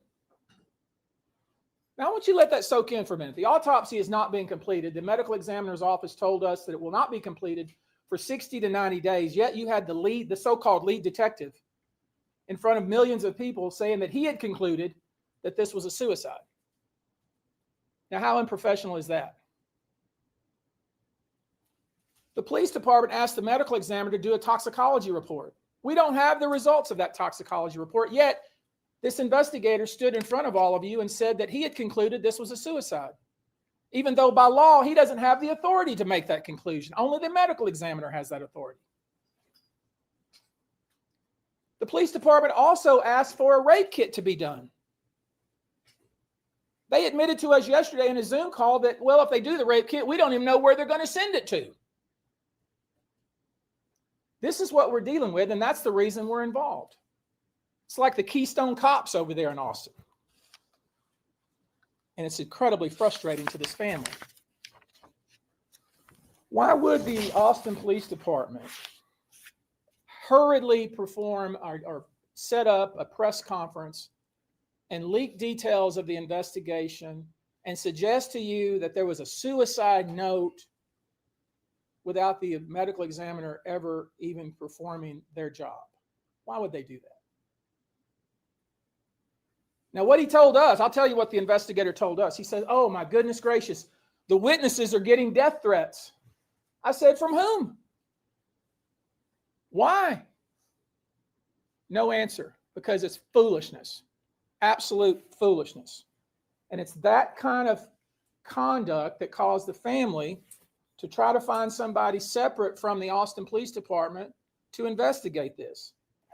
We don't have a toxicology report. We don't have a rape report. We don't have a cause of death. And none of those things, don't put that on top of that. None of those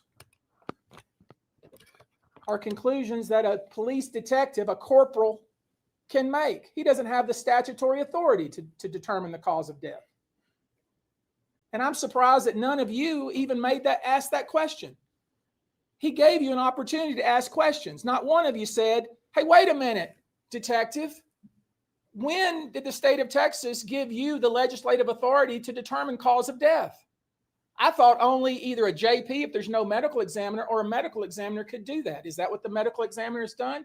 He would have said to you, no, actually, the medical examiner hasn't even completed his autopsy.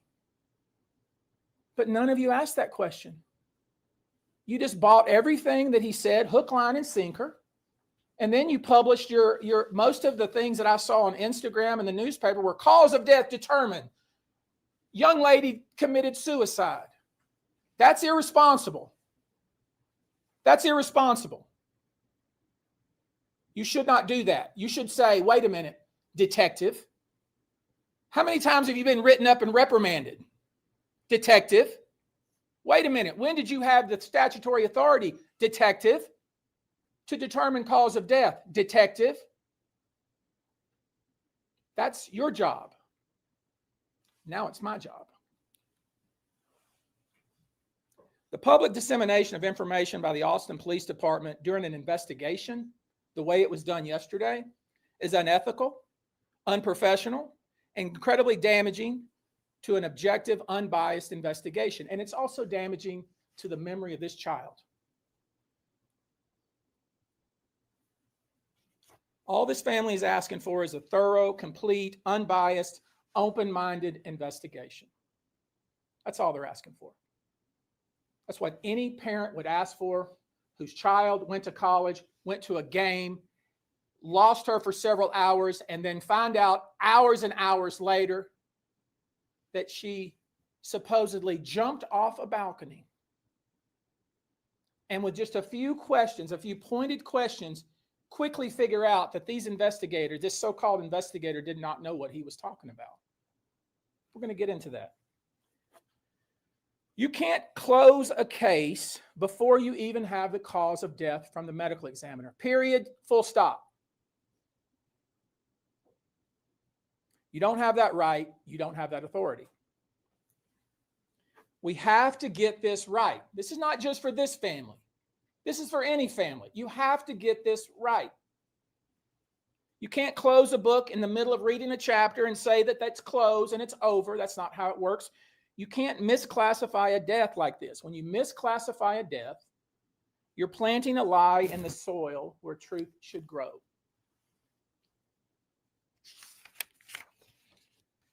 And as I said, to her credit, Stephanie Rodriguez was very close to her daughter, very close.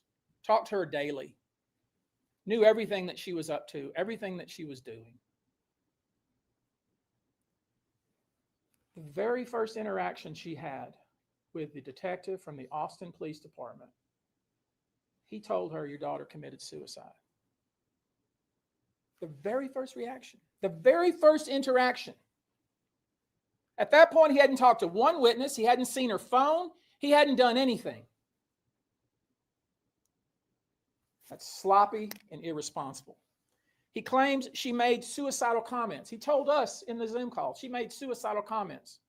You know what he was talking about? The other day, when I was talking to a friend the other day, I said, man, you're going to make me jump off a bridge. That's what he's talking about. Silliness like that.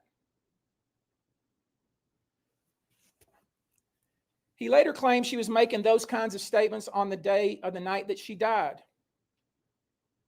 If that's the case, why did their friends leave her out on the balcony by herself?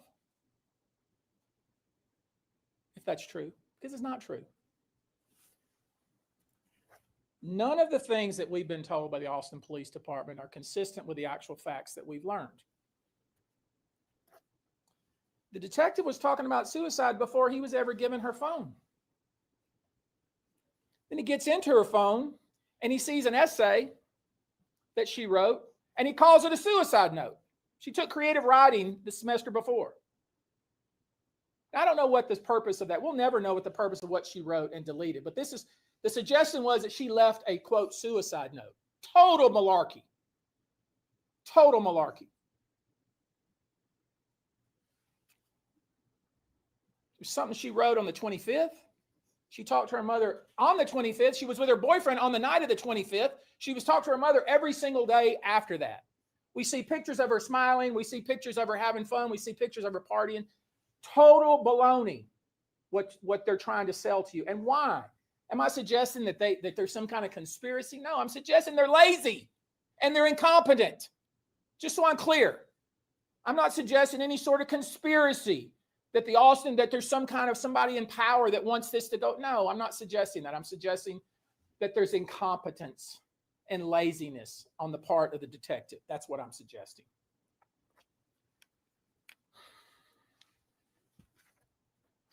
The suggestion they've made is she wrote an essay, because it's not a note. She wrote an essay on the 25th that she deleted.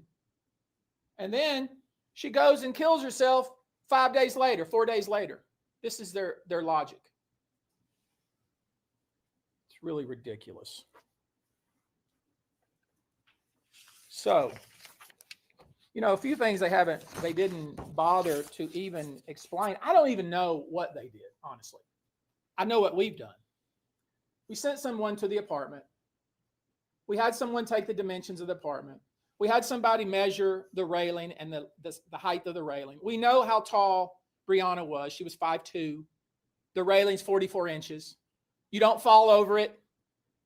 There's no furniture out in the balcony. There's nothing to climb up on, to jump off. Anyone that's on that little balcony, it's literally as big as this. It's a little bitty old balcony. And there's a window just like that you can see onto the balcony. The apartment is like a dorm. It's very small. There's no way you can be in that apartment and hide. If you're in the apartment, people know you're in the apartment. It's a little small apartment. No offense to the apartment complex, but that's what it is. It's like a little double room dorm with a small balcony with no furniture. These are easy things to find out. Things that you would say, wait a minute, you're saying that this young lady was out on the balcony and she was 5'2", she had to somehow climb over the railing to try to kill herself? Then certainly you guys could see that. Certainly you knew that was happening. How could that possibly be? It doesn't make any sense because it didn't happen that way. She was 100 pounds, 5'2". There's no way she could fall over that railing accidentally. There's no way to be on the balcony and you be inside and not know somebody's on the balcony. It's not possible. It's almost impossible to be inside the apartment and not know somebody's in the apartment with you, even though there's 2 little bedrooms. This is called common sense. I tell you what's most concerning. They didn't explore the fight that Brianna apparently had with somebody at the tailgate at the Austin Rugby Club. I think she went to, what was the name of the tailgate that they had there? Some student organization. Latin Economic Business Development tailgate at the Austin Rugby Club. There was an altercation between her and another female. No investigation of that. Turns out that other female was in the apartment with her that night. There was a witness between 12:30 and 1 a.m. who posted on TikTok. Many of you have seen it. Young man posted on TikTok that he could hear up above at around the 17th floor in that general area, fighting, screaming. Somebody saying, "Get off of me." And then a muffled sound. He posted it, got many, many views. You can get on TikTok and look at it now. We talked to him this morning. You guess what? Here's the irony. Or maybe here's the tragedy. The police didn't bother to talk to him. Now, why wouldn't they talk to him? He had incredibly specific information about what he heard. He could hear it loud enough. He could hear the words that were spoken. "Get off of me," and screaming. And then a muffled cry between 12:30 and 1 p.m. right next to the apartment. We had an expert say, wait a minute, could he hear that? We had to engage an expert to say, is it possible that he could actually hear that? The expert said, absolutely. Absolutely could hear that. It makes a lot of sense. Never talked to by the police. We have a witness who was in the apartment across from the apartment where this apparently occurred, who could hear running back and forth and screaming. And then she said, I could tell something bad had happened. Did y'all know this? Ridiculous. Her entire family was in the apartment. The police could have talked to her and several other people.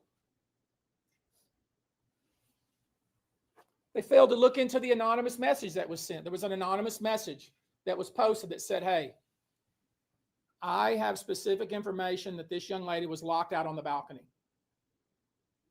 Did you know that? It's not part of the investigation. Why is it not part of the investigation? Because they made their decision literally within minutes.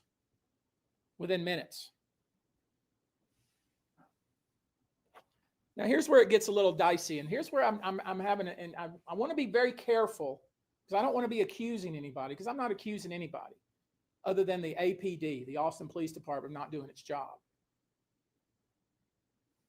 At first, we were told that she jumped from the balcony, and the three young women that were in the apartment, and we're talking about, as I said, a tiny little apartment, were asleep and didn't know where she was. That's what we were told first. That they were asleep. They didn't even know she was on the balcony. They didn't know where she was. And that's the reason why they didn't call the police until 12:15 the next day. That's what we were told. That's part of the cops' timeline. Okay?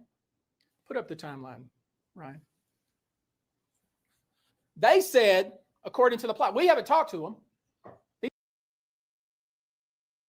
who were in the apartment, three of them, one of which was the lessor or the lessee of the apartment, who vacated the apartment the very next day and never went back. Did you know that? This is the timeline that the police gave us yesterday. This is the timeline. And if you can't look at that timeline and 1 second point out the problem of that timeline, then you're not doing your job. We'll get to it.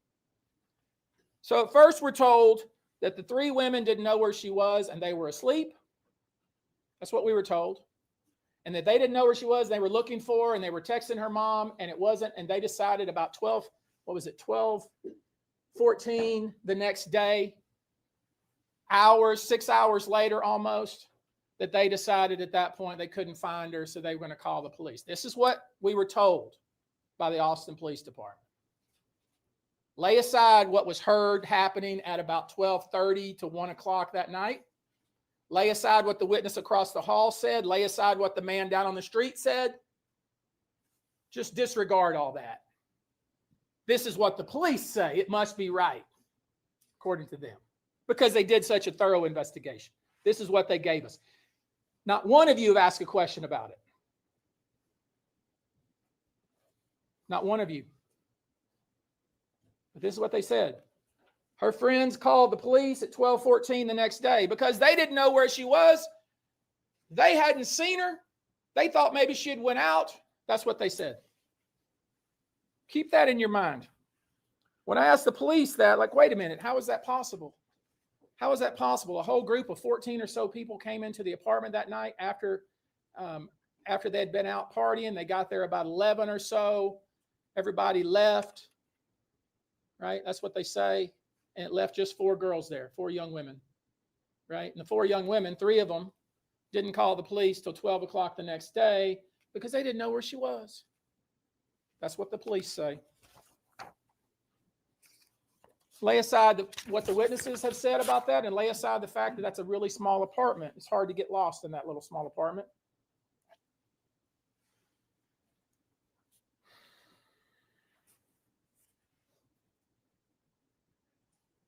I want you to look very carefully. The first entry on the timeline. According to the police, let me walk over there.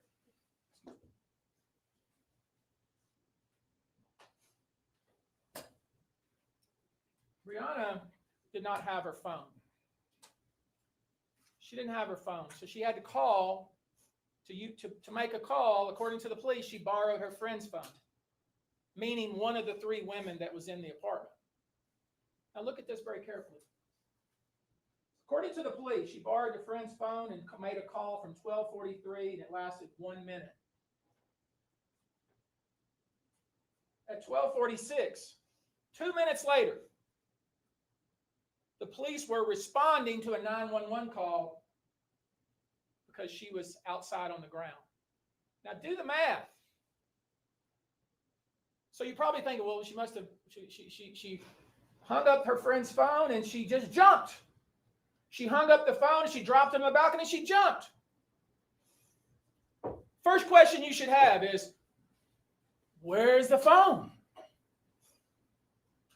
What did she do with the phone? I asked the police that 3 different times. 3 times. They sidestepped me every time until this morning. They sidestepped me because they hadn't thought about it, because they rushed to judgment. They finally answered the question this morning. And you know what they said to me this morning? And they said it, and they didn't even realize what they were telling me because they're so sloppy. I made them put it in writing. I have it here. I'll read it to you. Austin Police Department did not find the phone on Miss Aguilera. Miss Aguilera returned the phone to its owner before she was seen going onto the balcony. Now, how is that possible? That is 180 degrees different than what you told us previous. That is absolutely contrary to what you told us previous. Previous, you said the 3 women were asleep. You said they didn't know where she went. But then when I asked the one question over and over and you had to answer it, then all of a sudden we realized if she did in fact use her friend's phone like they claim, if she did in fact use it for 1 minute and was found already 2 minutes later by a passerby and the police were already responding to a 911 call, think about that, what the ramifications of that are. That whoever phone she was using was standing right next to her as she went over the balcony, if she went over the balcony. Now you're saying to yourselves, well, shoot, there's got to be a reasonable explanation. We should talk to the witnesses. We should investigate. We should figure this out. That's what we're saying. Now you're getting it. You sat there, and with all due respect, you all, I watched it. You all sat there and you had this corporal or whatever he is, lead detective. And Mrs. Rodriguez will tell you how he is and her interactions with him in just one moment. But you let him stand at a podium just like this and feed you total baloney. And all you had to do is say, wait a minute, detective, wait a minute. She borrowed somebody's phone. Where is that phone? Maybe she must have went over the railing with it. She had to give somebody. No, according to him, she returned it to its owner before she was seen walking back out to the balcony. Absolutely impossible. Very suspicious. We have a problem. And I shouldn't have to ask the detective 3 times the same question, should I? I shouldn't have to do that.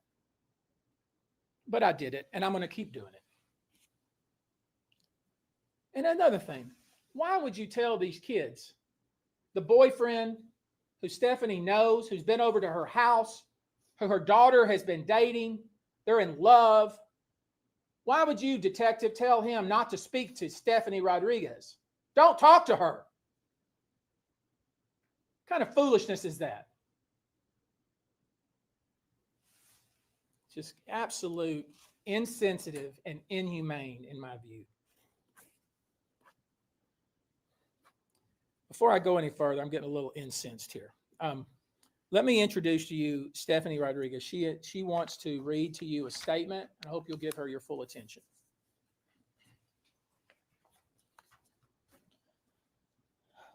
Hello, my name is Stephanie Rodriguez, and I'm the mother of Brianna Aguilera. Brianna was a driven, disciplined, and caring person. She was beautiful. She was a loving daughter, a protective big sister, and a caring granddaughter, a second mom to her 2 younger brothers. Her baby was her little Yorkie, Ava. All of us were her best friend. She made everyone around her feel loved and supported. I considered her my best friend, not just a mother-daughter relationship. We talked every day, and she would tell me everything. I miss her so much. Her brothers miss her too. Her father and grandmother miss her so much, and so do all her friends. Brianna grew up as an all-star cheerleader, an incredible athlete. She was an honor student and a member of the National Honor Society all throughout school. Christmas was her favorite time of year. She loved decorating, baking, and hiding the elf on the shelf for her little brother. Her brothers already miss her so much. Brianna graduated magna cum laude from high school. She was accepted to many colleges, but chose Texas A&M. She was studying political science and criminal justice. She was not like most young girls. She loved writing more than watching TV. Her favorite class at A&M were her creative writing classes. She dreamed of attending law school in New York and wanted to become a criminal defense lawyer. She was so smart and had such a bright future. She dreamt of a life of where she could make a difference. My daughter was not suicidal. I know my daughter better than anyone. We spoke every day. I spoke to her on the 25th, the 26th, and the 27th. Even the morning of the 28th, she was not suicidal. To the Austin police, I can deal with you being annoyed each time I called or tried to talk to you.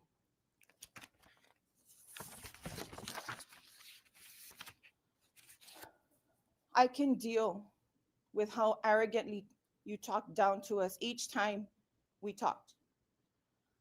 I can deal with you telling my daughter's friends not to talk to me like I am some sort of criminal.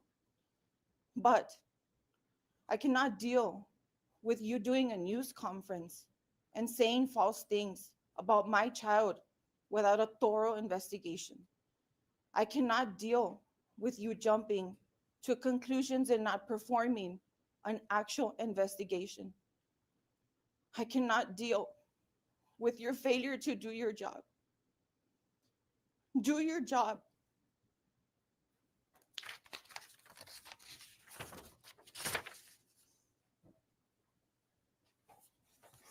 The police, as much as I've always been a supporter of the police, with all due respect to them, do not determine cause of death. That's not their job. Their job, that job, is specifically reserved for the medical examiner's office. There is no medical examiner in the county, then it's the JP in the county. In Austin, it's the job of the medical examiner to determine cause of death, not Detective Robert Marshall. The medical examiner told us that a rape kit was done and the autopsy will be performed. It'll take us 60 to 90 days.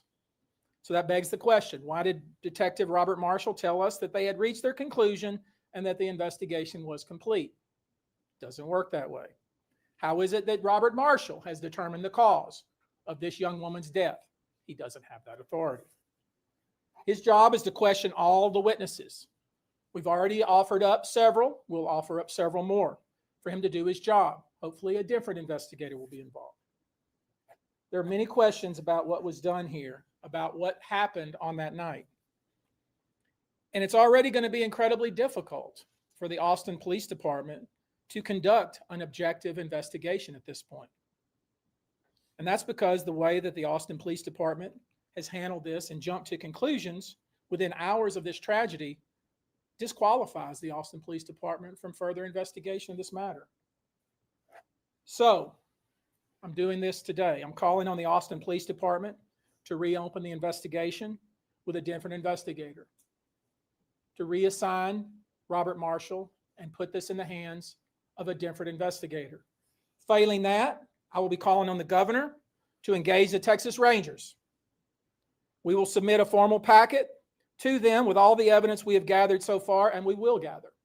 We intend to present 30 to 40 pages of information, statements, and other factual data that they need to do a proper investigation.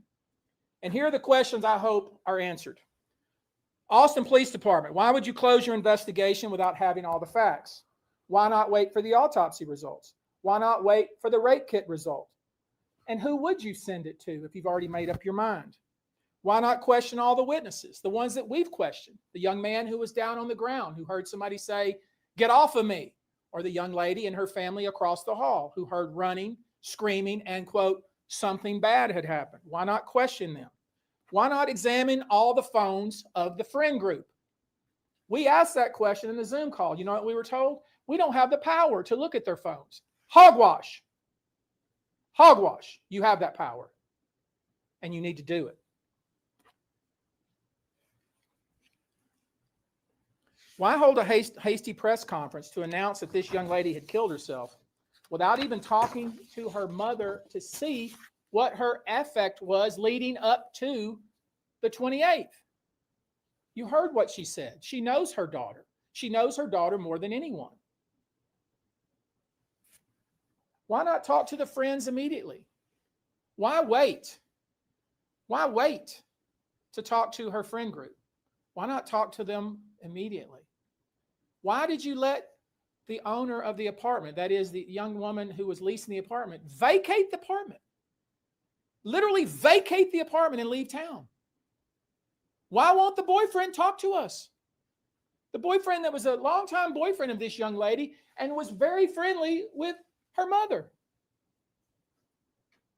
Why can't we see the texts? Why can't we see the phones? Where's her wallet? Where is Brianna's wallet? It's missing. They didn't tell you that, did they? I see you writing. They didn't tell you that, did you? If you would have asked the question, they would have told you that. They told you what they wanted you to hear.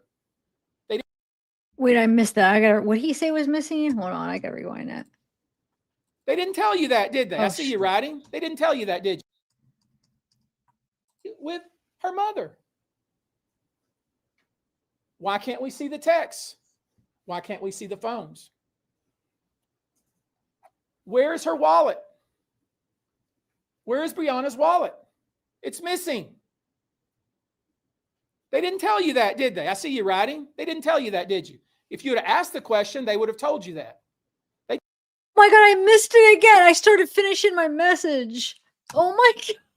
What did he say? What is wrong with me? I did the same thing. Hold on. I think he said phone, right? What did he say? Don't be mad at me. Was very friendly with her mother. Why can't we see the texts? Why can't we see the phones? Where's her wallet? Wallet. Where's Brianna's wallet? Wallet. It's missing. They didn't tell you that, did they? I see you writing. They didn't tell you that, did you? If you would have asked the question, they would have told you that. They told you what they wanted you to hear. They didn't tell you the complete facts. Her wallet is missing. Why did her friends wait until 12:14 the next day to report her missing? If she had borrowed the phone and returned it the night of, 2 minutes before she jumped her death.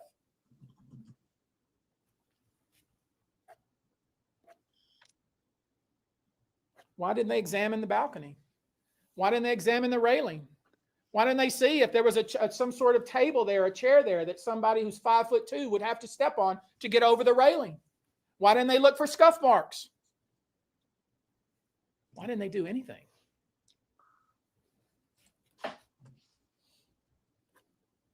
They didn't even bother to look to whether if somebody did in fact jump off the balcony, whether they would end up in the tree that's 30 some odd foot forward of the apartment.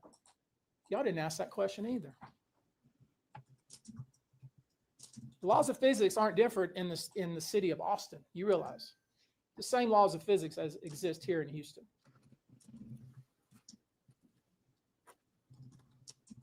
If, when the phone call came in at 12:46 and the officers responded to the 911 call, if it was so obvious that this young woman had fallen to her death, why was it till 6 o'clock, 5 hours later, that they ever went into the apartment complex? If it was so obvious that that's how she had died.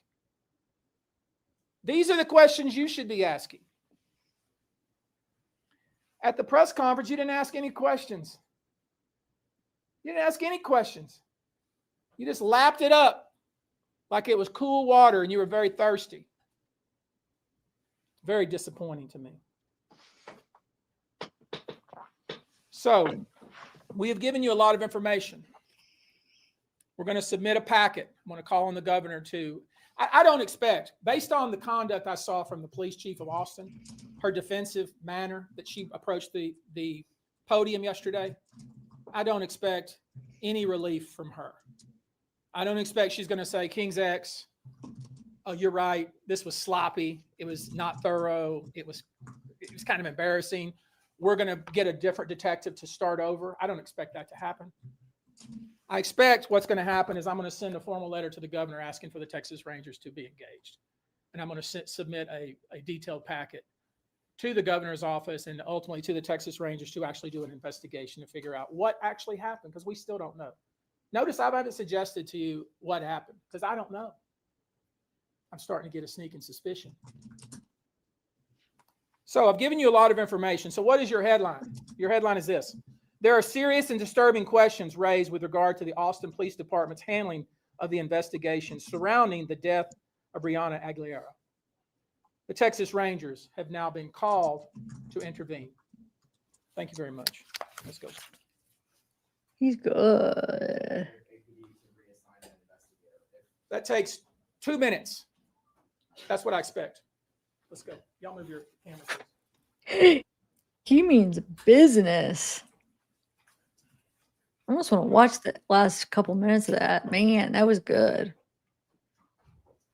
Wow. He brought up some good points. That whole thing with the phone, that's very interesting because, well,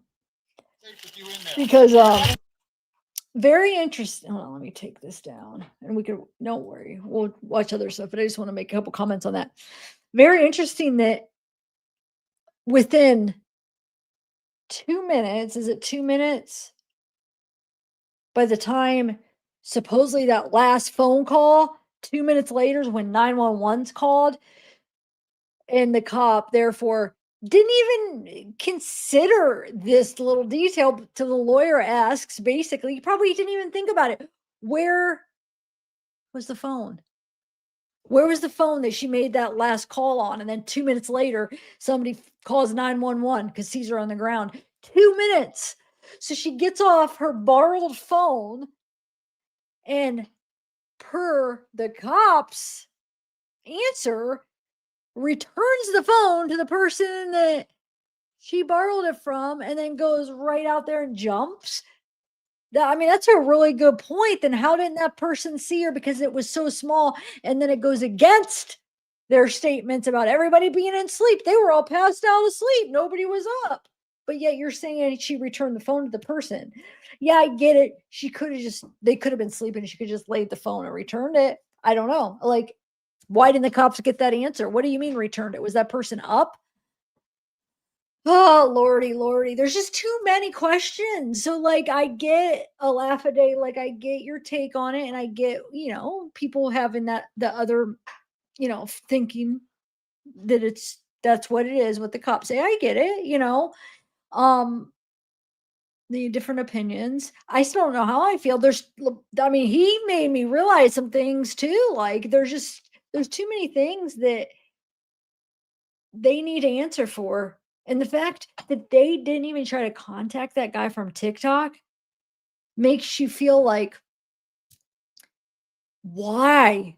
That means, like, if there was any other witnesses, you wouldn't have got them. If you don't even contact somebody that's putting it right out there for you to hear, here I am, come find me and contact me. Do you think they're going to go knocking on different doors to try to get information? If they can't even, they got something handed to them right there. They have the person right there. All they have to do is just go talk to them. So there's no way they went door to door trying to get people's, what they saw, which they should have. They should have knocked on some doors and asked questions. And like you were saying, who was saying it? Was that Bobby? You saying that? Like, how do they have somebody that they said was so obvious that she jumped? Right? So obvious. But you're just going to just go not knock on any doors to see where she came from? Like, what? You're not going to find out? You're just going to, oh, she's dead. We don't even need it. Like, till the next afternoon? Like, I don't, like, what? That doesn't even make sense to me. It does not make sense.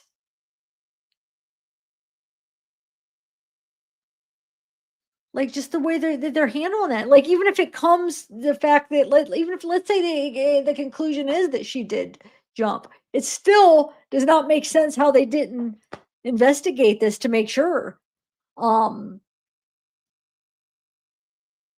Yeah, man. I'm not satisfied with, and a lot of you guys aren't either, with this, not with it being unaliving. There's too many. So I'm gonna keep looking into this because I'm not convinced that that's what it is. I'm talking about like that she jumped. I'm starting to lean more towards something else. There's something that happened that they're not saying. Whether it be like, I don't know what it is, but man, he tips me even farther on that side, you know? He brought up some good questions and he did good. Wow, he did really good. I'm probably gonna watch that again when I'm in bed because I feel like I missed some things because I was typing out some things. He's mad. Like, dude, if anybody, I would want him representing me because he's gonna get to the bottom. If there's something to be figured out, he's gonna get to the bottom of it. Um, and that's what he's saying. He's like, we need to figure this out. There's something not right. Like, and you're not even doing anything. I just can't. I'm glad they talked to that guy from TikTok. Remember, I was wondering, I hope they talked to him, and I knew they'd reach out to him. I was just hoping that he was, they were able to. So if her lawyer, if he was able to get a hold of them, the cops are definitely able to. I mean, they have access to be able to get a hold of him. I know he said he wasn't going to talk to the cops, but come on, if the cops went and was like, hey, he's going to have to talk to him, right? He talked to the lawyers, so yeah. They didn't even try. They did not even try. Because you know what? Like he said, it's not this big conspiracy. It's just laziness, incompetence.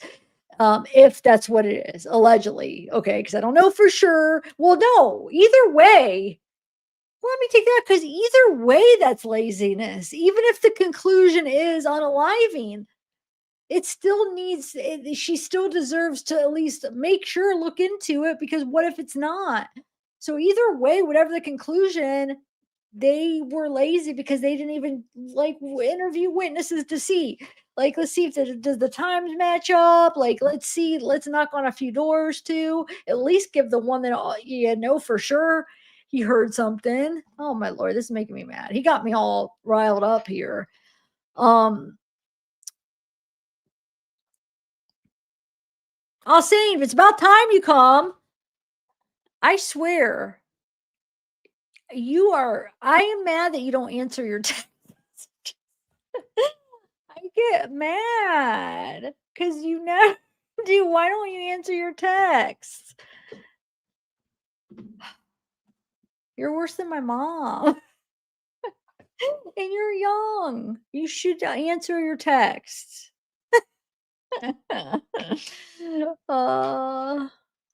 Oh, yeah, but you never do. But okay, that makes sense. I give you a pass. But it's not like this is just one time you don't answer it. You barely do. You'll take like a couple weeks to answer like one simple like question. It's okay. Some people are like that. Or is it me? You just don't. Am I down like way down on your list that you're just like, I'll get to you when I get to you. But no, I thought, because I was like, wait a minute, because this was even like worse because you didn't even answer my emails for a couple days. So at least well, I don't know. I guess you always take a while to answer anything, but the fact that you weren't in here right away because you're the one that recommended this case. So yeah, that was more unlike you that you weren't in here. The fact that you didn't respond, that's typical. I'm sorry. Yes, Marnie, what the heck? So I'm not the only one. So you're just like that. Because I was just wondering, that's what I was thinking earlier. I'm like, is he like, am I just like kind of down there on, how some people's like, you don't respond right because they're kind of like, not, you know what I'm saying? They're not a priority. That's what I'm thinking. Like, am I really low on the priority, or is that just how he is? Like my mom. Like if it was my mom, it's like, no, that doesn't mean anything. Don't be offended because she's like that with everybody. But I mean, I live with her, so if I didn't live with her, I'd be annoying. I'll have my brothers text me like, "Tell mom to call me. Is mom okay? Why isn't she responding?" So I'll have to go run down and be like, "Call Tommy, call Tony." Anyway, okay.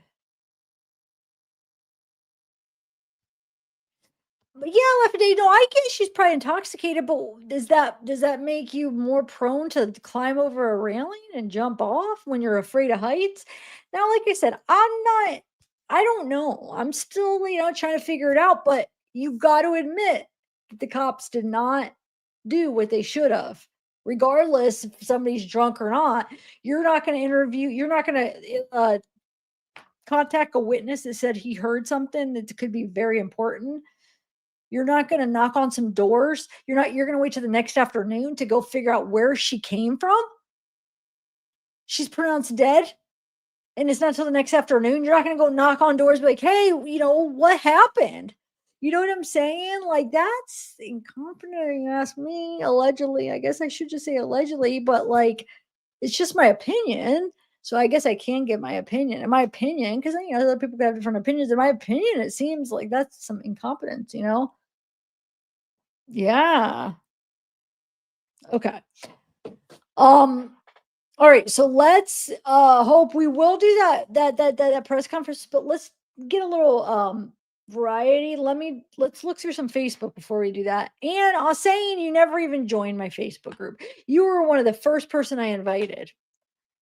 I invited you last night. You were probably the first 3 people I invited. Because I went through my list and I was trying to go through my Facebook friends, and of course you recommended it, so you're the first person that came to my mind. But if I didn't invite other people, don't feel offended. It's because I was going through for the rest of them. I was just going through my Facebook friends and trying to click on people. But I'm so bad that I shouldn't have done this. So because of my channel, and I wouldn't have done it if it wasn't for my channel, but because of my channel, like there's a lot of people that I might not recognize by name sometimes. So what I got in a habit of doing, and I wish I never did it because it's not going to be on my channel. Because you know how I probably have a lot of weird people that I don't know why they do it. I'm realizing, but because of my channel, I just started confirming and accepting everybody's friend requests for the last year. Or maybe a couple years, I've been doing that. And since I already started it, like, I'm like, well, I already did it, so I might as well keep doing it. But so like I have like this long list and I don't even know half the people's names. I should never have done it. I should have done it. What I used to do is I was very selective. Like if I knew you, and I wanted it, enough where I was like, okay, I'll be your Facebook friend, I'll accept it. And the only reason I changed is because of my channel. Like I said, I was like, oh, I could, just my channel, I'm getting a lot of requests. Oh, I should never have done that. And I'm not talking about you guys because I think there are some just weirdos that aren't even from my channel, but because I'm accepting everybody, I'm just getting random people. Anyway, okay. Yes. That reminds me of the Darley Routier case. I don't know how you guys feel about that, but and that guy even admitted it in that case. That's an old case. How they basically had their opinion and formed all the evidence around confirmation bias, basically. Okay. I told you, but Hope G, those notes at the beginning, I basically wrote down everything that they said, all the facts. So yes, you do know what they said, but we'll watch it here in a minute. But I took notes, like I basically I typed almost everything as far as like details, like facts and stuff. So the beginning, when I was reading all that, playing the pictures, that was basically what they said in the first press conference. But we'll watch it in a minute. I gotta find a better one because the one I have, the sound is horrible. I had to keep replaying parts to hear what they were saying. But let me go through the Facebook, her mom's Facebook real quick first. But I will play it. Don't worry. Okay. All right. So here's her mom's. Oh, wait, hold on. Let me see if I have another hold on, let me see. Mama. Mamma Mia! Hold on, let me tell her I'm live.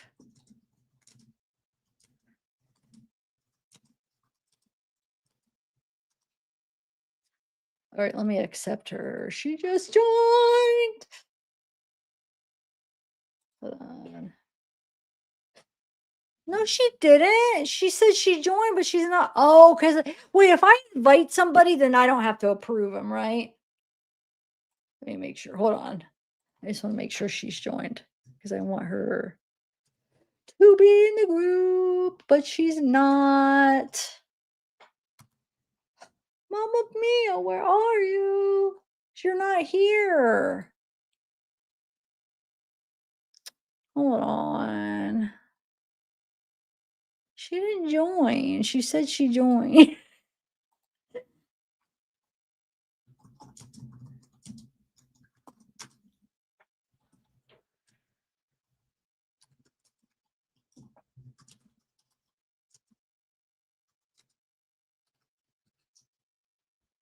Hold on. This one right here. Hold on, I'm just trying to get her. She'll be over in a minute. Okay.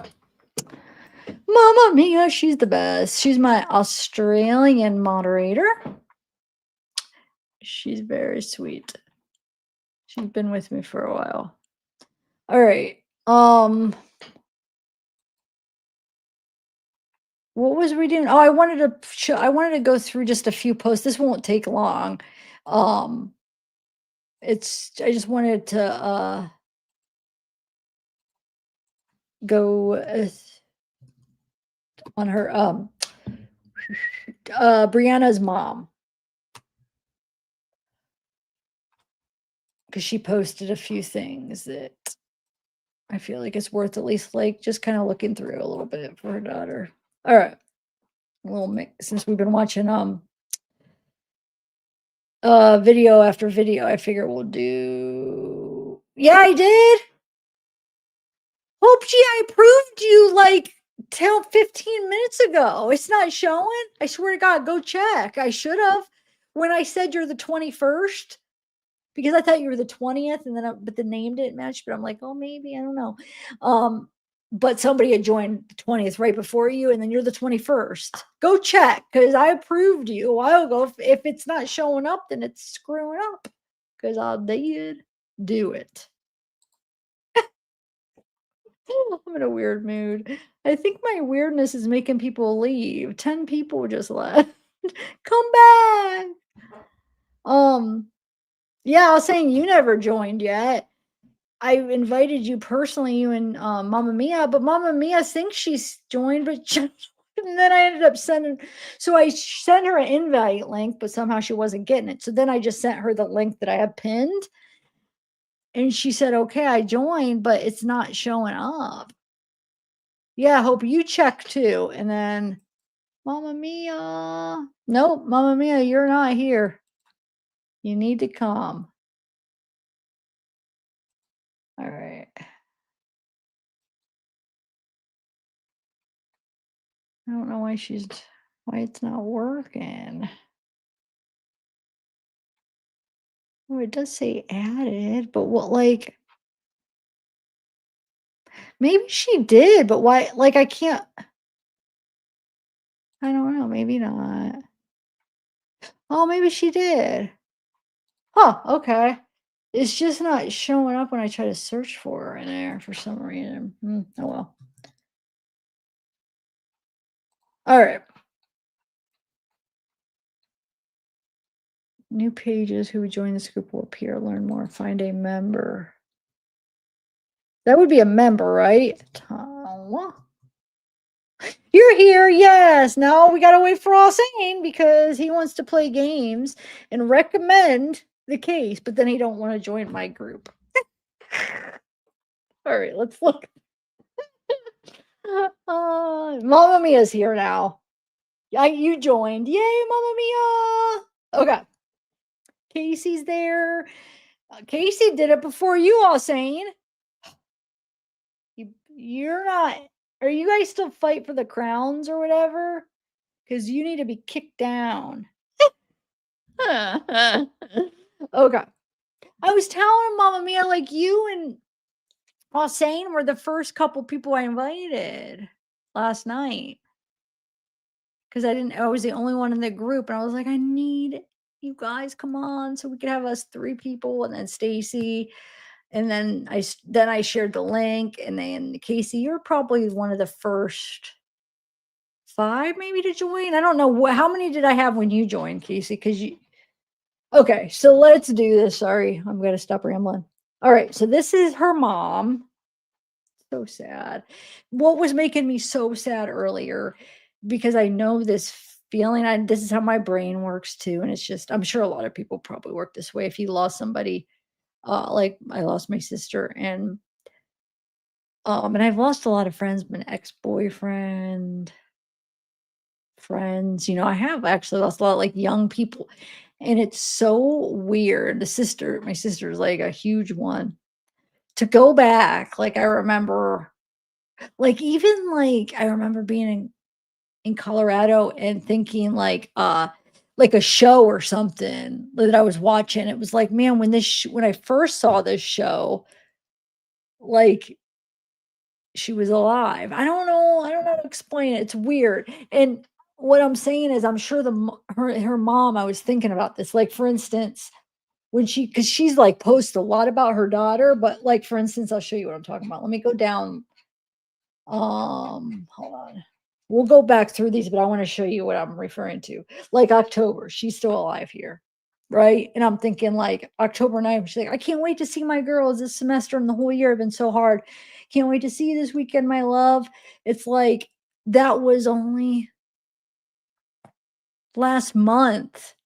And like you're looking at that and you're like, wow, when I posted that, like in that time period, you were still alive, and just you go back there, and it's so weird because it's like right there, right here, like you're alive. Not even necessarily the picture, but it's just like that moment when you post it in that moment. Does that make sense? I mean, life in general, like that, different instances, but when it's like something like physical, like when you could compare it like that, like, wait a minute. Like with the movies, I remember watching a couple movies. It's like, man, when I watched this movie last week, because it was like, even like that, when I just watched this because we used part time in Colorado, like didn't have any cable, and then it came to being homeless. But there was a part where we would just watch the same like movies. We had like some DVDs and our favorite ones. Since there's no cable, you just watch it over and over.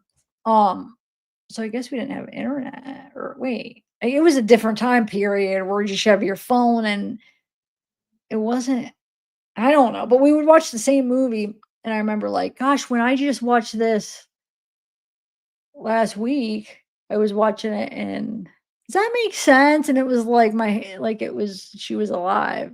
It's so weird. Death is so weird. I hate it. But anyway, so this is her boyfriend. We need to hear his side. Like, what was she saying? What was her headspace when you talked to her? And did she really talk to you that minute, right? Couple minutes right before, which it sounds like from articles are saying he confirms it, but like, what was she saying? Because from what the cops are saying, she hangs up with you and then goes and jumps. So like, what the heck was she saying? We need to know. Like, is he like with his mom or her mom? You know what I'm saying? Like on her mom's side, like thinking, no, something happened. Because remember, her mom on Nancy Grace said that her boyfriend didn't really like her friends either. Those friends that she was going out with that night, her boyfriend didn't really care for him either. So like, there's this one video that I want to hold on, let me find it. I was doing something earlier, so I couldn't listen to it when I got to this one where's it at? It looked like a video of her, Brianna. I don't know if she was talking or what the audio was like. I wanted to go back and play it. Hold on, let me find it. Right here, this. Let me see.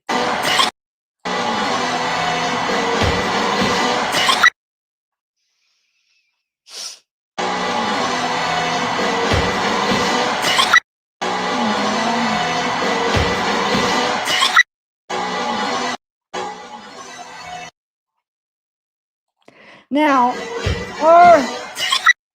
So I kept saying, like, I miss you. And I was like, wait, this was when she was still alive. I think she's away at college, right? And why she's put my crazy girl, I miss you.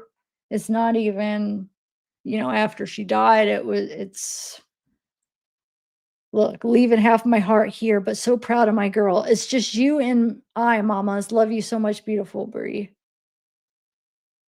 College. So like she's posting these and month before, still alive. It's just crazy.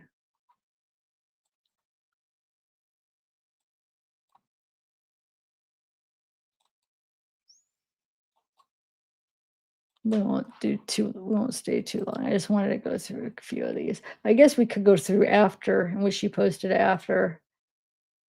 I just want to know more about her boyfriend. Like as far as that conversation. And if he's like supporting the mother. I'm so curious. Like what he's feeling about it, He would know.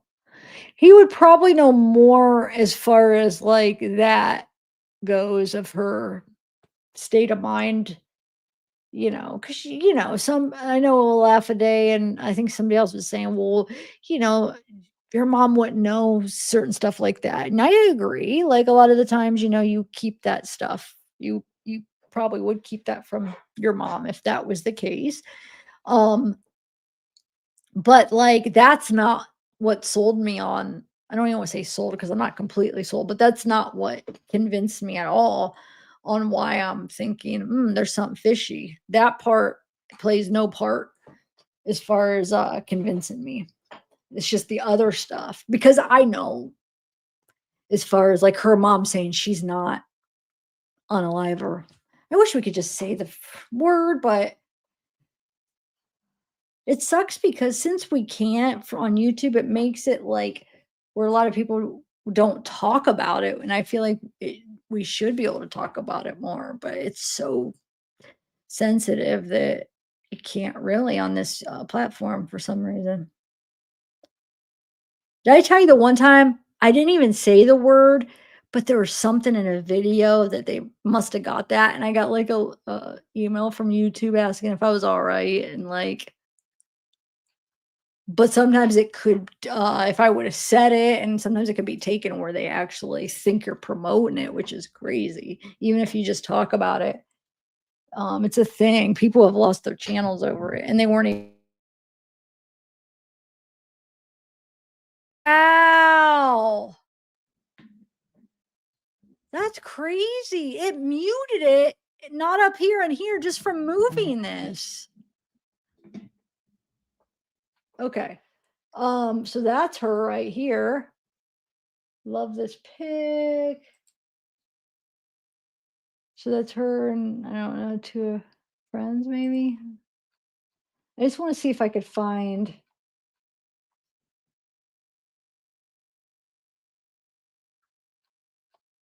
something. Hold on. Oh. So that's, pictures.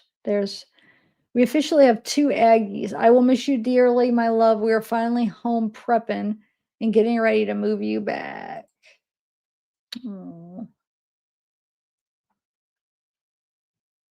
Even though this journey was thrown at us, my daughter, you have no idea the immense emotional support you have given me. You're my greatest accomplishment and gift. The Lord has blessed me with you. He blessed me with you. He knew I was going to need a bestie forever. So this is before. This is July. Oh my gosh, that's heartbreaking. The word for bestie forever, and now she's. I can't. I can't. I mean, it seems like they were really close, her and her mom. Wow. Her poor mom and her brother. I think she has a couple brothers, right? Yeah, I think those both are her brother.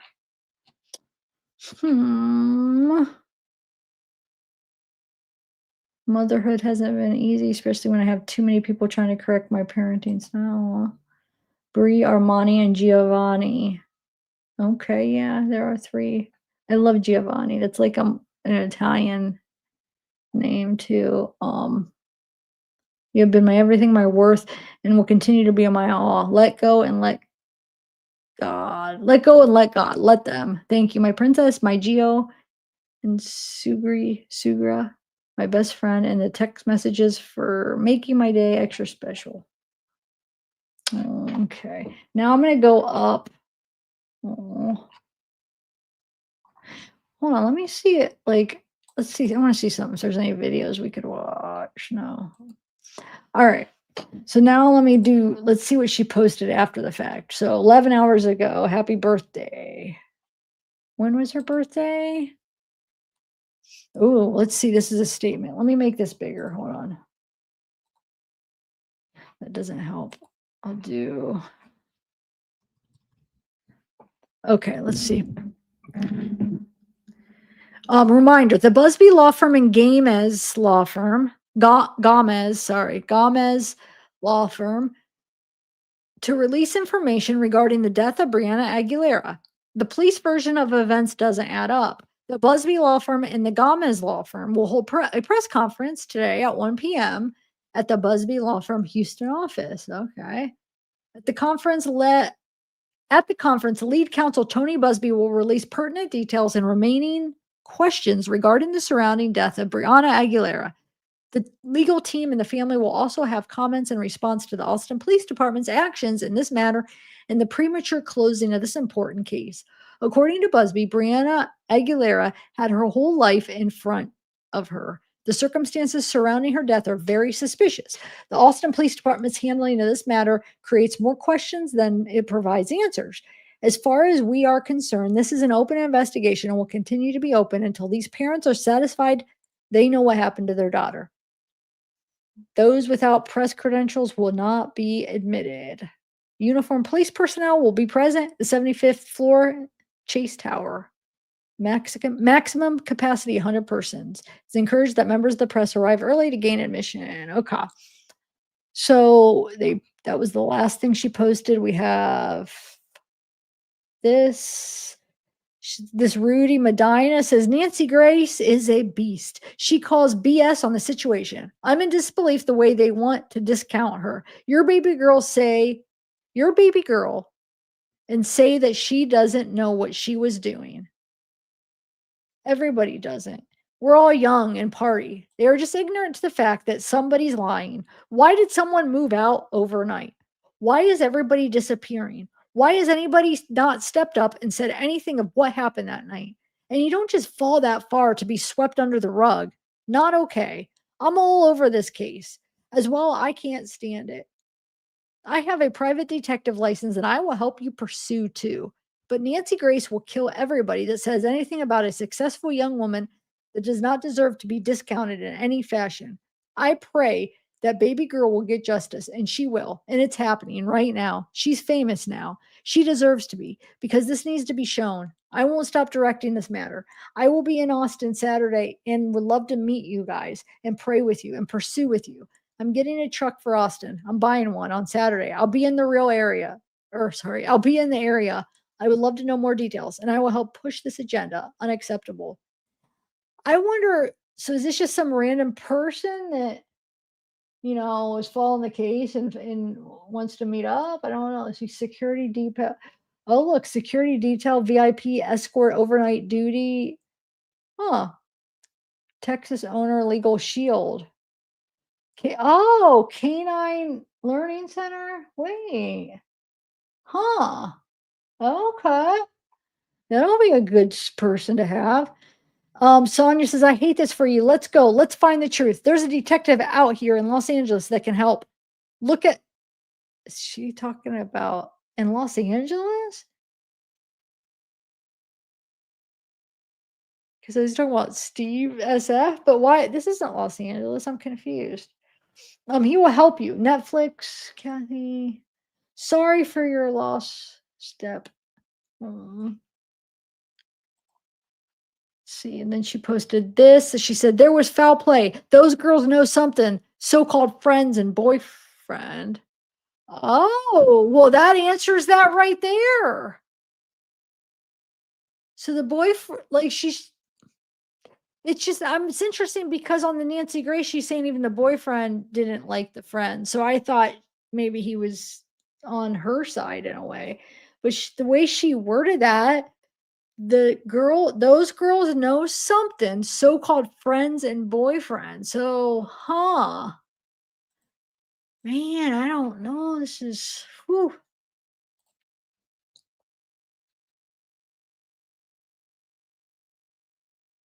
This is the same press or release. Let's see something. Oh, that's all the comments, just those 2 comments. Huh. Oh, those are the ones I read. All right. And here we go. Maybe this one won't. Let's see. Maybe we'll watch it now since it's right here. I watched it on YouTube, but maybe the sound will be better because there's a bunch of different local stations that cover it. So I probably just watched one that sucked. Okay. Or is this his? No. Okay. Says, please don't be this lazy, investigator, in an investigation. Tony Busby will get us the justice we need. Is this the original? I can't tell.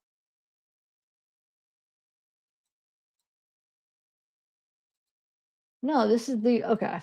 Let's watch this. Wait, I have a question. Was there 2 press conferences?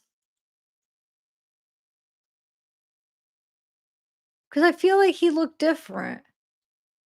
And I think mine said update. So I think mine might have been the one after this. So if we're listening to this and they don't say similar stuff that I took notes, well, I'll let you know if it's the same one. There might have been 2 because I think mine had update in the title. Let's see. Austin Police Update. Oh, I was thinking it had it in reference like it was an update from the last press conference, but let me see. It might be the same one. Let's watch it. Because I hope you wanted to watch it. And if anybody hasn't seen it, kind of interesting watching it in reverse, watching the lawyers first and now watching what they were responding to this press conference. Okay.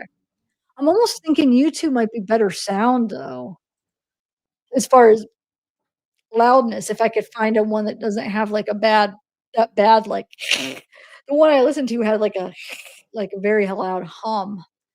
Let me see. Ooh.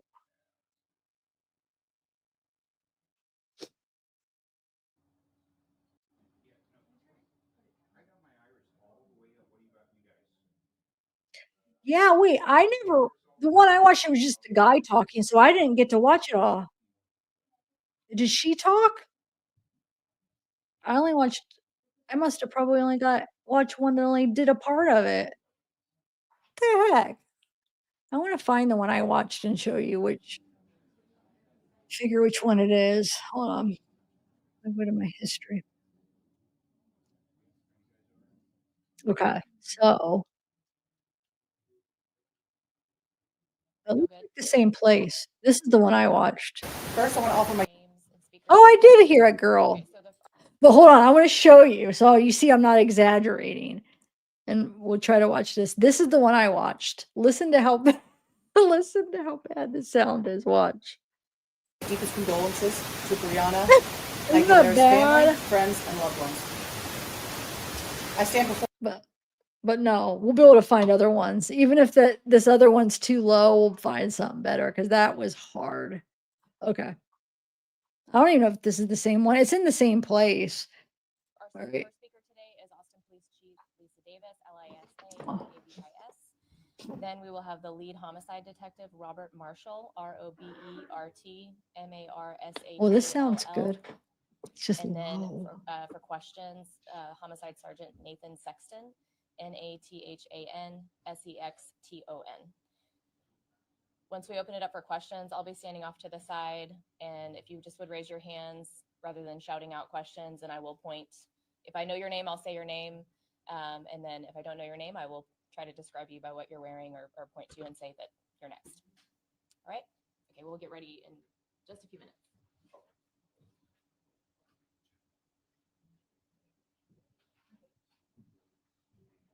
everybody at? How we only have 34 people? Come on.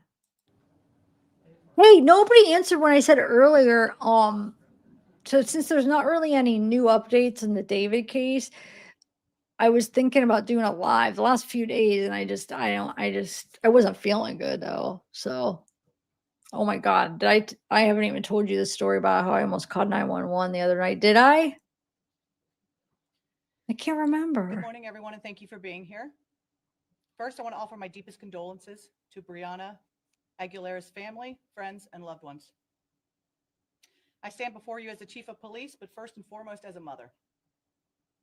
I have 3 daughters and a son, and I cannot begin to imagine the pain that Brianna's family is feeling. As a parent, none of us want to contemplate the loss of a child, and again, my heart aches for them. Before I turn this over to our lead detective, I want to be clear about a few things. It is not common for a police department to speak publicly about a death by suicide, but inaccurate information has circulated and been reported, and that has led to additional harm of innocent people, bullying included, and their families. There have also been statements suggesting the police have failed to do our jobs. Those statements are not accurate. I understand how grief and the need for answers can raise intense emotions and many questions. But sometimes the truth doesn't provide the answers we are hoping, and that is this case. Please know that careful investigations take time. We must interview witnesses, collect evidence, and piece together facts. Releasing partial information too early can jeopardize the integrity of that case. I want to assure everyone that our team worked around the clock. These guys do not sleep. They worked around the clock on this case. And many of them are parents themselves. We used every available resource, interviewed numerous people, gathered evidence because we too want to understand what happened to Brianna, who was clearly loved by so many. I want to thank our homicide unit and victim services for their thorough work on this investigation and providing support for everyone that has been involved. I'm now going to turn it over to Detective Marshall, who will walk us through the timeline.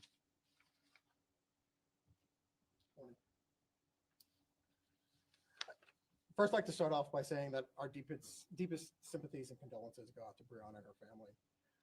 During this investigation, I've had a chance to speak with numerous members of her family and friend group, both here in Austin and College Station and in Laredo. All of them, it's completely apparent that she was very much loved. Every friend and witness during this investigation has been nothing but forthcoming and open during the entire time I've spoken with them. I've been in contact with dozens of people over the past week, and every single one of them has answered my calls, my text, submitted to interviews, and helped give answers from the moment that I've asked for that help. This also includes several people submitting to second interviews freely and without hesitation. The location this happened at, the 21 Rio Apartments, have also been helpful since the very beginning of this investigation. They've allowed us around-the-clock access to the apartment which Brianna was last seen at, as well as access to their internal camera system, which has been very beneficial in establishing a timeline of that evening's events. On Saturday, November 29th at approximately 12:46 a.m., the Austin police officers responded to a call of a deceased person located at 2101 Rio Grande Street. The decedent, later identified as Brianna Aguilera, was located on the ground with trauma consistent to having fallen from a higher floor. Brianna was pronounced deceased at 12:56 a.m. I, along with crime scene specialists, responded to process the scene and interview witnesses. A witness informed officers that they had heard a sound of a thud and then observed a female on the ground. Initially, it was unknown who the decedent was and on what floor she had fallen. The medical examiner arrived on scene and the body was taken to the medical examiner's office where she was later positively identified. In the meantime, I was able to contact one of the employees at the 21 Rio Apartments at approximately 6 a.m. that same morning. The staff at 21 Rio were cooperative throughout this entire investigation. By approximately 10 a.m., we were able to access the camera's system inside the apartment complex, which shows us the hallway areas. It was found that Brianna had arrived at the apartment complex just after 11 p.m. on Friday, November 28th, and that she went into a specific apartment on the 17th floor. Video video surveillance has confirmed that a large group of friends left that same apartment at 12:30 a.m. on November 29th, leaving just Brianna and 3 other girls in the apartment. Now, on Saturday, November 29th, at approximately 12:54 p.m., I, along with patrol officers, made contact with the residents of that specific apartment that Brianna had been observed going into. The residents informed me that they were trying to report that their friend Brianna was missing. I was able later to confirm they had in fact placed a 911 call at 12:14 p.m. earlier that afternoon to report their friend Brianna was missing. They informed me that they were hosting friends for the Texas A&M football game and that Brianna was supposed to be staying there that preceding evening. I spoke with 3 different female witnesses on scene, as well as later a 4th witness who had left earlier that morning. The investigation showed that Brianna had been at a tailgate party earlier in the day and became intoxicated to a point that she was asked to leave the same tailgate. She had told her friends that she had lost her phone at some point near that tailgate. They had all returned to the apartment where Brianna borrowed a phone of a friend to call an out-of-town boyfriend. Witnesses heard Brianna arguing on the phone with her boyfriend, which was also confirmed later by the boyfriend.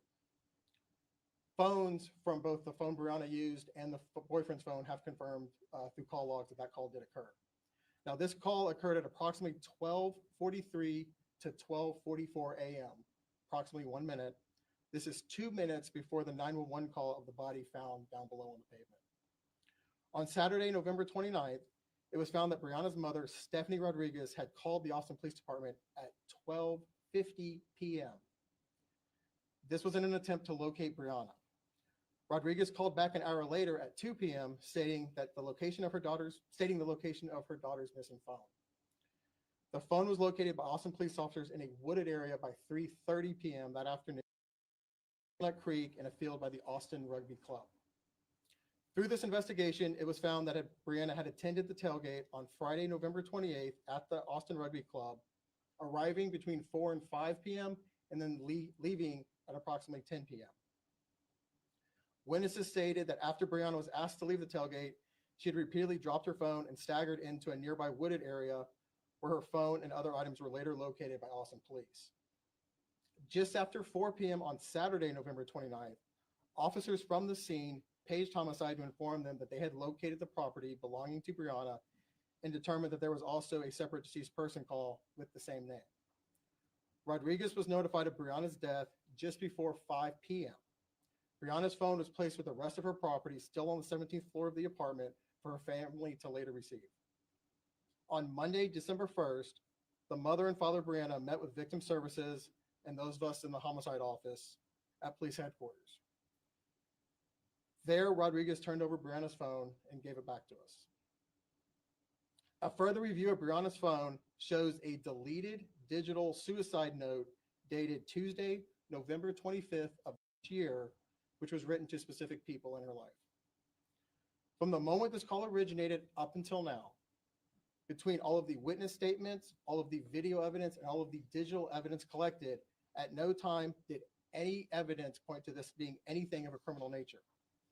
Rather, our investigation has revealed that unfortunately Brianna had made suicidal comments previously to friends back in October of this year. This continued through the evening of her death with some self-harming actions earlier in the evening and a text message to another friend indicating the thought of suicide. We recognize that hearing news like this can be difficult and may affect members of the community in very personal ways. If you or someone you know is experiencing emotional distress or mental health struggles, support is available. You can call or text 988 to reach the Suicide and Crisis Lifeline, or contact Integral Care's 24-hour helpline at 512-472-HELP.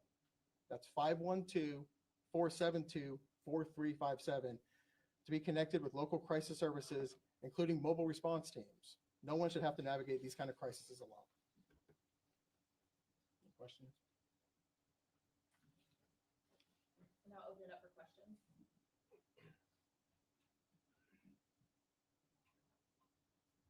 Oh, you want us to pick? Couple things. Was the mom made aware of these previous suicidal comments when you guys figured that out during the investigation? And I know a big part of this is trying to address some online speculation, so just wanted to bring people have brought up about concerns about fights that Brianna may have gotten in with other people in that apartment. Can you address those? Sure. The first part first. I was in contact with Brianna's mother beginning Saturday afternoon. We spoke through Sunday and Monday through the meeting here.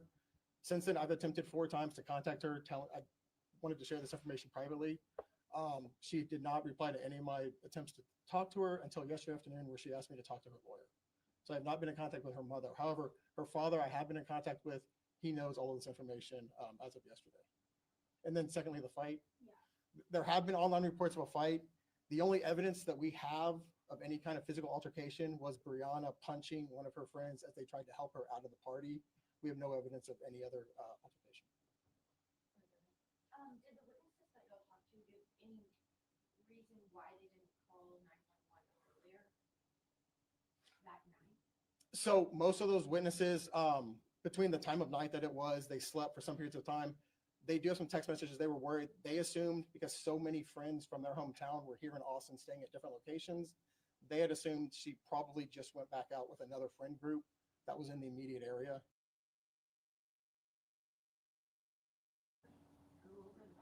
No, ma'am. No, we have no evidence to suggest that.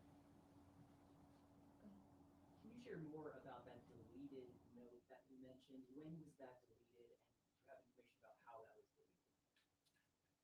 So that phone is currently with our digital forensics units to be processed. It is being processed as of last night.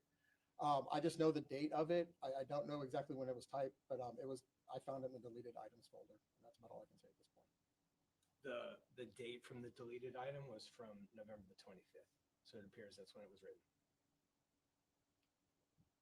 In the absence of the chatter that happened online about this, how would you handle this investigation? I hated the chatter probably as much as her family and everybody and the living witnesses hate it. The problem is I can't make a public statement until I interview everyone, and several of these people we had interviewed 2 times. Video takes hours and hours, not only to get, but then to go through and process and look at. Her phone takes hours to go through. I've never been a part of an investigation that's happened as fast as I wanted to. We always wanted to go faster, but in this case, so many people knew her, so many people wanted to help us. Just to dig through all that information, unfortunately, it has taken 3 or 4 days. How certain would you say y'all are, certain y'all are in this determination? Just every investigation, we have to rely on the evidence, and all evidence in this case is indicative of suicide.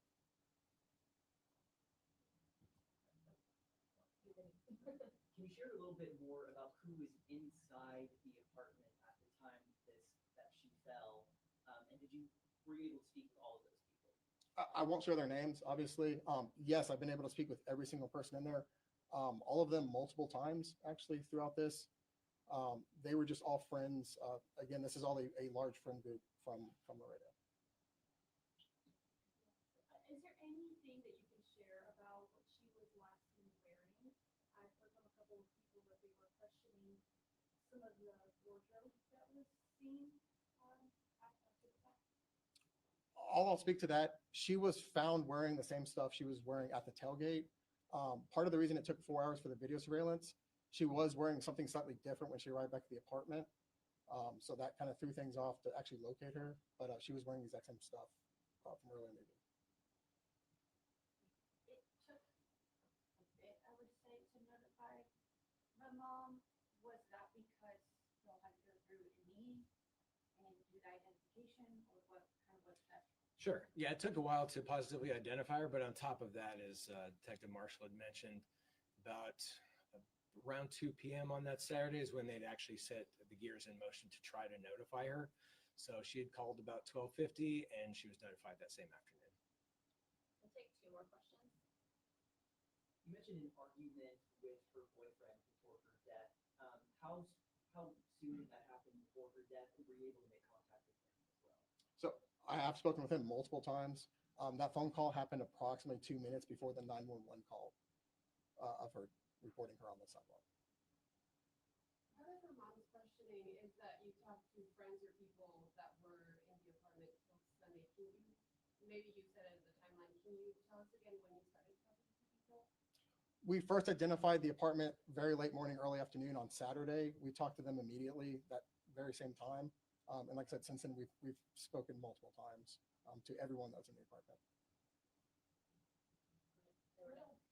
Different of a question, but she is 19 and underage. Are any people, just gotta ask, any people being investigated for supplying the alcohol to her? That would be a better question for Texas Alcohol Beverage Commission, TABC. I've been in very brief contact with them, but I don't know the status of anything that they're doing.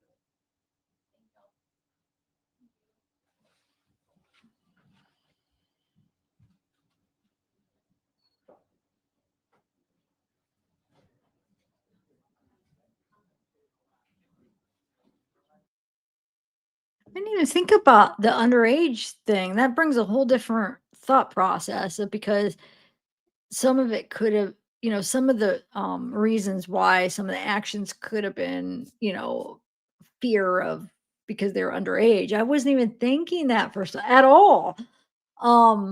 They were 19. Now, were all her friends 19?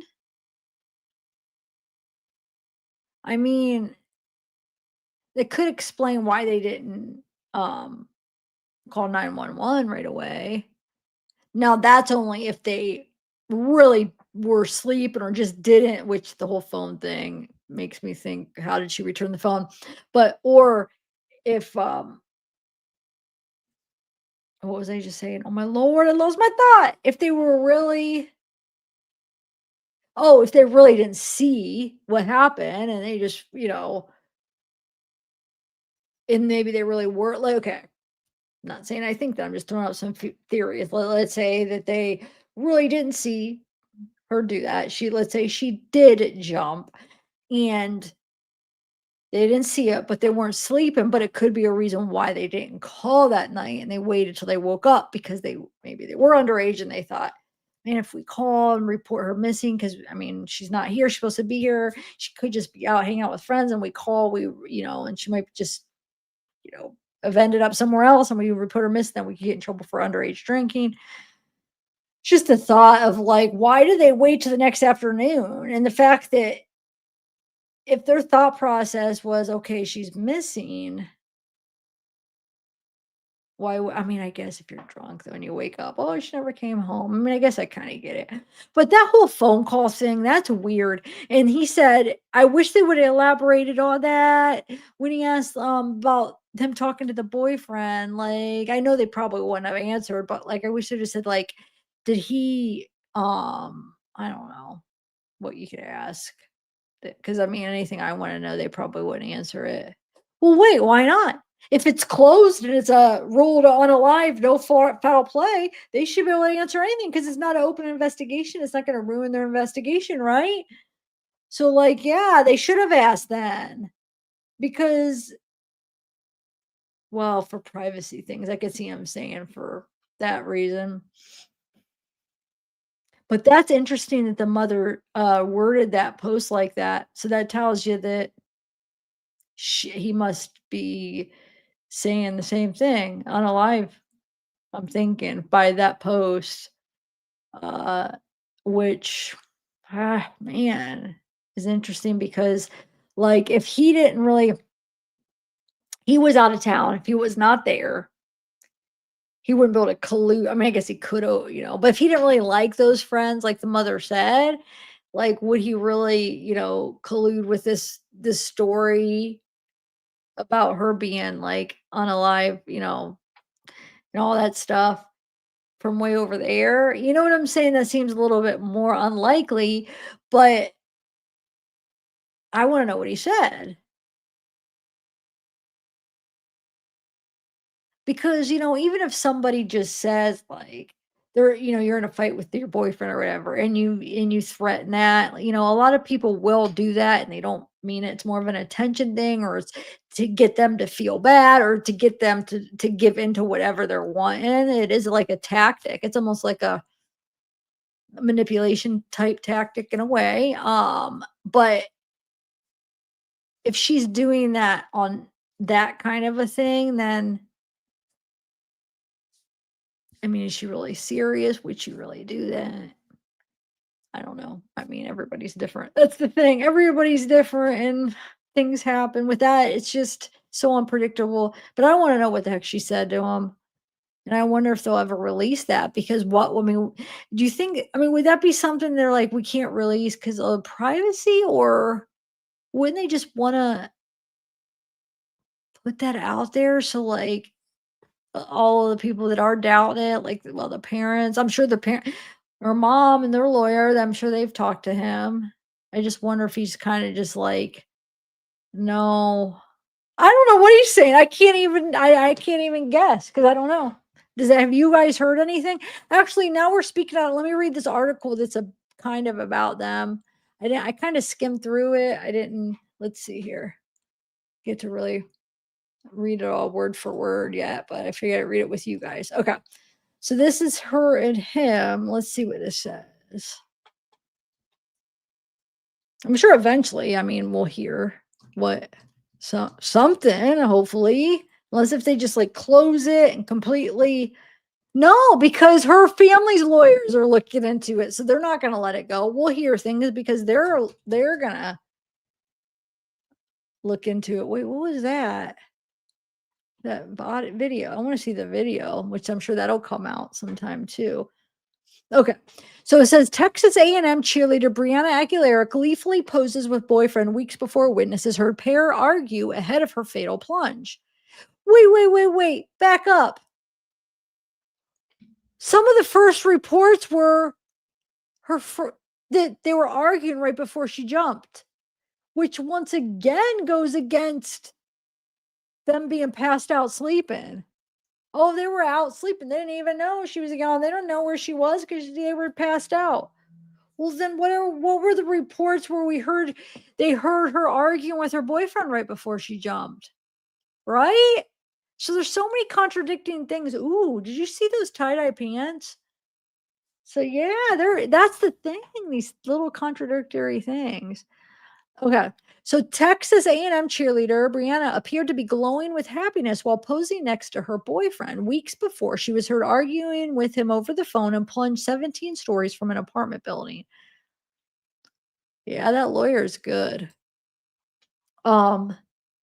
Aguilera smiled ear to ear as she held a wand and wore a sparkling crown alongside her college beau, Aldo Sanchez, 20, who wore an eye patch, or why did I see patch? Oh, I could see catching.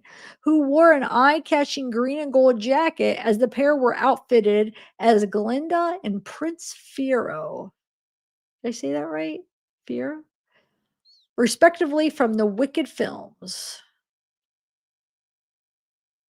From the Wicked films for Halloween, according to Daily Mail.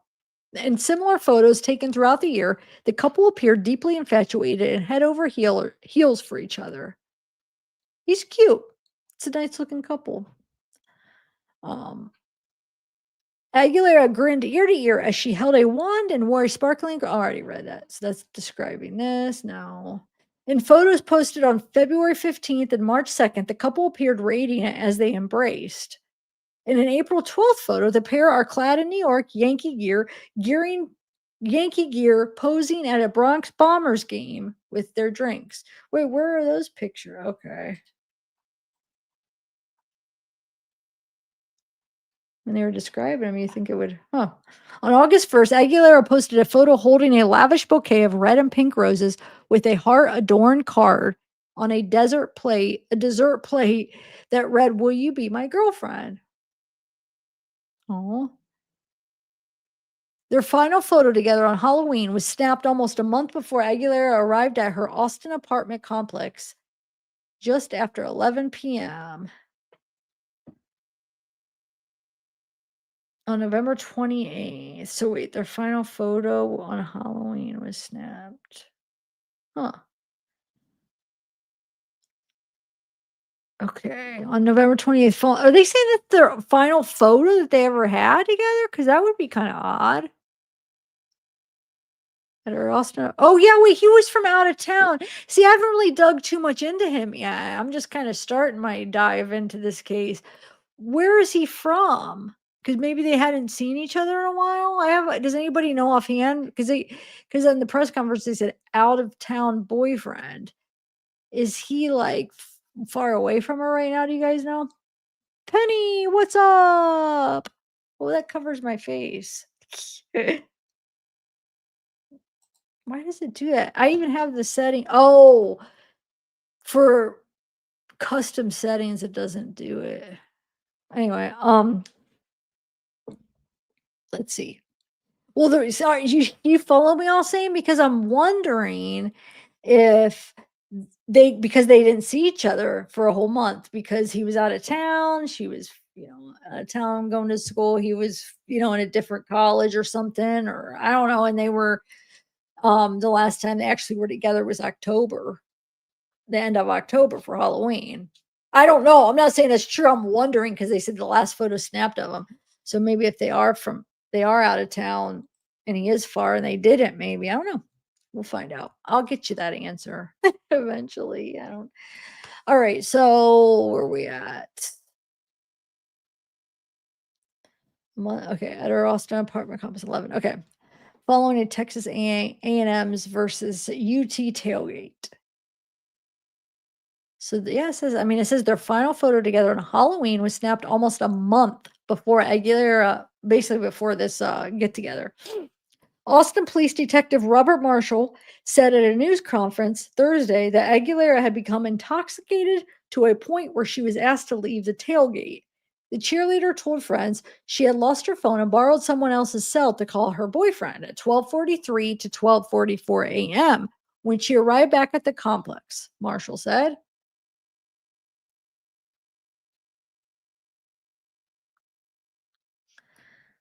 Here's another picture of them. I don't know why it does it. Oh, it's because I have it zoomed in so much. But I want you guys to be able to read the word. Okay. This is a New York Yankee gear posing at a Bronx Bombers game with their drinks. And these are the pictures they were describing with the bouquet. Will you be my girlfriend? That's very sweet, to be honest. Aw. Witness heard Aguilera arguing with Sanchez on the phone at 12:44 a.m. Saturday morning, just 2 minutes before 911 calls were made. What witnesses? The friends or other witnesses? And what about the TikTok guy? Why didn't you get him? Police were called to the apartment complex less than 2 hours later, where they found Aguilera's body.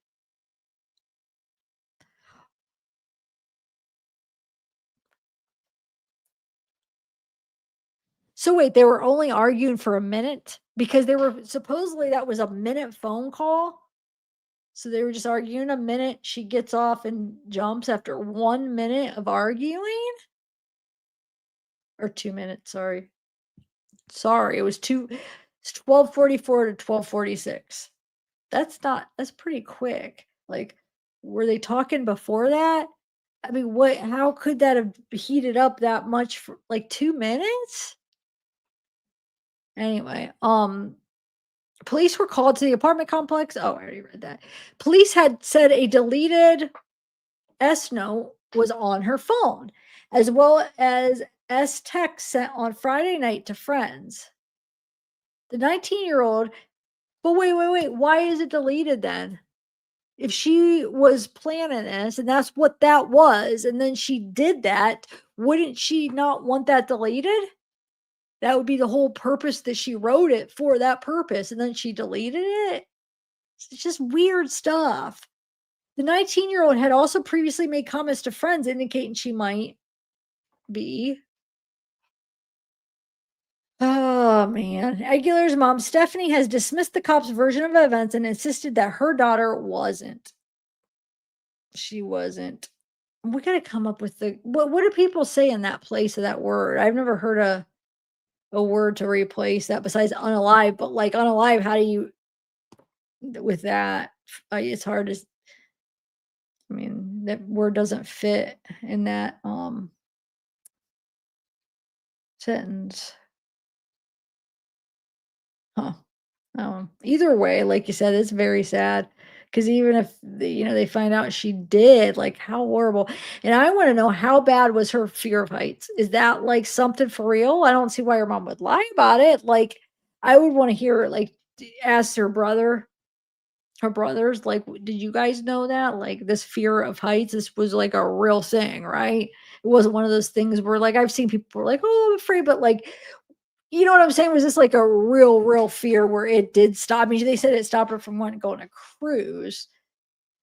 Um, wouldn't that be more of a fear of water? I mean, I get it because you're up high, but you don't have to look over the edge. So I don't know. I would want to know more about that fear of heights thing, because I feel like that's a big deal. If you like, they ask around and find out, her brother, everybody knew, like, no, yeah, this, and they could give like examples how it stopped her from doing different things.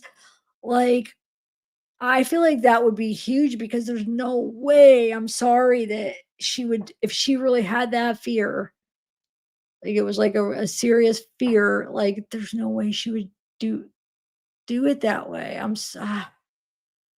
That would be really hard to do it a way that, like, you have this fear, right?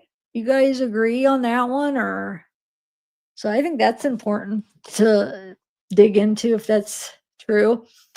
I mean, to find out how true that is and how deep that fear really was. Um, because like I said, it's gonna be, well, nobody's word against the friends, because she can't give her word. So it's like, kind of like, some of the facts of the case and the stuff they're finding out, and what her mom, has to say against, what the friends say. So, like, these little things I think are important to find out, because it would help figure out what the heck is true and what's not.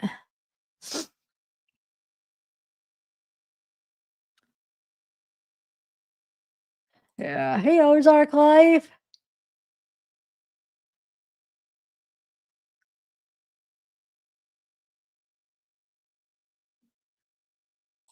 Miyagi. It can be done. My last girlfriend could call and list everything I've done wrong in my life in less than a minute. And when she was mad, then hung up, perfectly satisfied with herself. LOL. No, I get, all saying, I get where she was going with the fear and heights of a cruise. I get that, because it is high and fall off. I get that. But you wouldn't, like, think that that was where your mind would go for that. Like, as far as like, oh, fear of heights, I don't want to go on cruises. I get the relationship, but I could see more, I'm afraid of water. So, but I get it. It could still be possible, but it's just not like where you would think, because you don't have to look overboard at all the whole time if you didn't want to, if that makes sense. Um, and you would think that you would just like more associate that with like fear of water or something. But I get it, because it's high. That was my point. But yeah, I would still be high and falling over. Um, but I would I don't know. I would want to know more, a little bit more. Like, does she go, like, any buildings, like, like balconies, for instance? I mean, she was on that balcony, but the railing was really high. But like, I don't know. I would just kind of dig into that a little bit more. Um, I don't know, that's just how my mind works, because I feel like if it's a thing that, like, yeah, it confirms, like, she was really afraid of heights. I'm sorry, 17, I just couldn't see it happen. I could not see it happen then. Like, you would not choose that way to go. I mean, like I said, there's always exceptions to, the rules, or the most likely, but you just kind of like make two sides, and in my head, I'm kind of just like putting things on each side to try to figure out, like, because I don't know trying to figure it out. That's all. But dang, that's high. So wait, 17. So where does this start though? You know?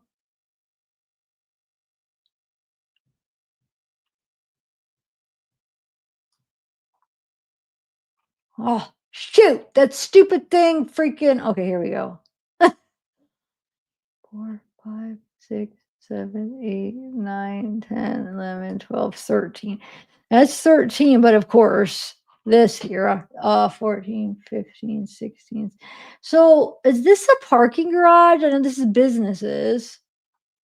So one.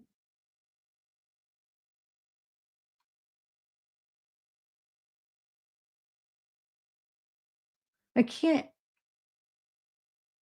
see. I don't know. Is this, wait, one and then.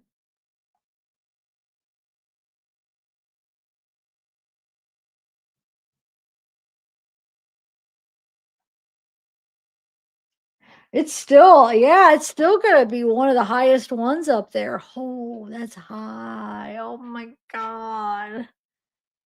Ah, no way. If she's fear of fights, fear of flights, fear of, she did not do that on purpose. Fear of flights. I can't even talk. Fear of heights. All right. That's just, that would be highly unlikely, but I mean, like I said, there's always exceptions to things. Okay, here we go. Where do we leave off? I just hope at least, like, come on, at least investigate it, do what you should do. And then if you come to the same conclusions, but at least look into this stuff, interview these people, interview that guy, knock on the doors. Now it's probably too late to freaking catch witnesses. Like, you want to catch them right there. You don't want to wait weeks.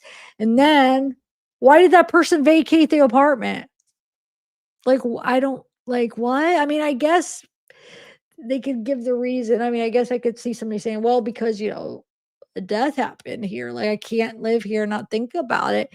Like, I could see, like, they could say, oh, that was my friend and look what happened here. I don't want to live here. Possible. But it's just like this soon, like, it might not be suspicious that they did that, but it might. It's just like too many things. It's just like could be. It's just weird. Like, at least can the cops kind of like do a little bit more, All right, where are we at? Please don't believe this lazy invest. Is that where I left off? Yeah, I think so. Yeah, that is okay. Oh my God. It's like I want to zoom in so you guys could read it, but look, it's so annoying to like when this thing pops down when it's really zoomed in. Oh, these sites that do that, it drives me nuts. And then they leave you like this much room to read. All right. Please don't believe this lazy investigator and investigation, she wrote in a Facebook post sharing a video of Thursday's press conference. The heartbroken mother previously shared that her daughter's phone was on Do Not Disturb the night of her death and that the teen knew to keep her alerts on when she went out. The phone was later discovered by a creek where it had been left since 6:30 p.m. Friday. Wow. Um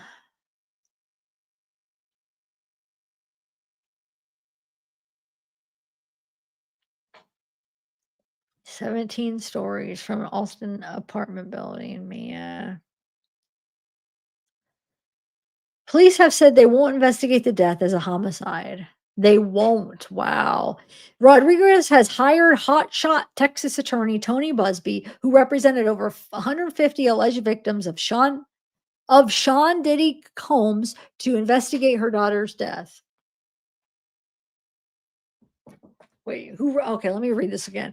Who represented over 150 alleged victims of Sean Diddy Combs. So the victims of him he represented. Yeah, I thought he looked familiar. Wasn't he? What's his name's well, maybe Cassie's too, but I was thinking of the guy because he, like, I think he did like an interview or there was something where I seen which guy am I thinking of? I can't think of his name. I'm wondering, I bet. And was he Cassie's lawyer too? I wonder. Anyway, they feel certain this was not an accident. This was certainly not a S. The family deserves straight answers. We hope we can get them answers, he wrote on his social media accounts. Busby said his office will hold a press conference in Houston Friday to discuss the case. man. What? So he only saw her as what? Look, it gets you every time. Now, where's that at? Not anywhere to be found. I wanted to see what the rest of that said. I was saying, remember this? Oh, and these stupid things that get you. Like, what did that say? He only saw her as what? Don't you guys want to know what that meant?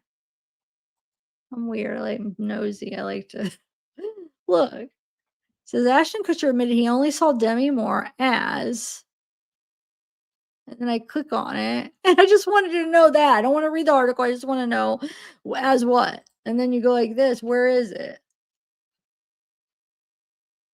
Oh, I guess it is right here.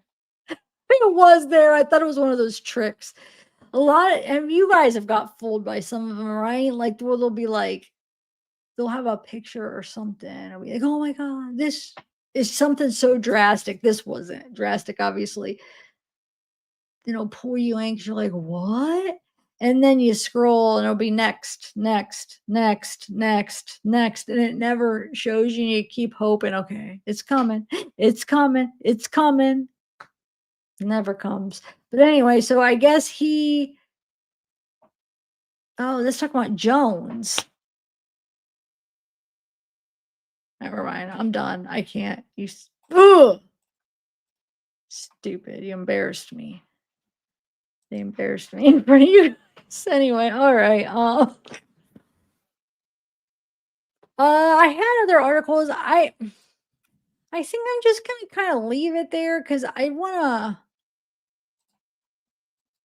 I mean, everything else is basically saying the same stuff. Let me see here. Everything else I have now, I need to kind of dig deeper and try to find more little details on individuals and just see if I could find anything. But why do I feel like nobody's gonna be talking? We're not gonna be able to really find anything. Everybody's gonna be like zip silent.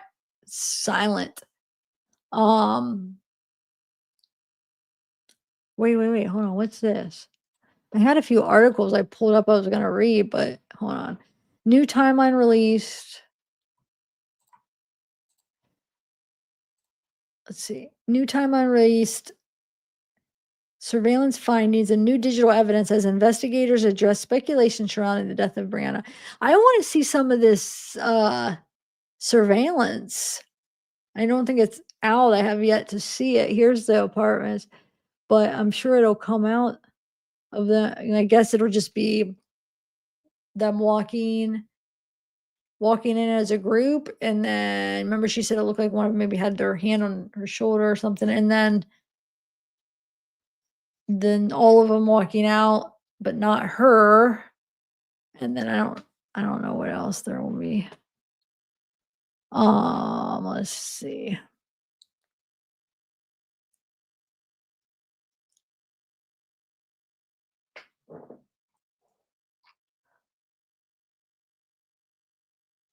Yeah.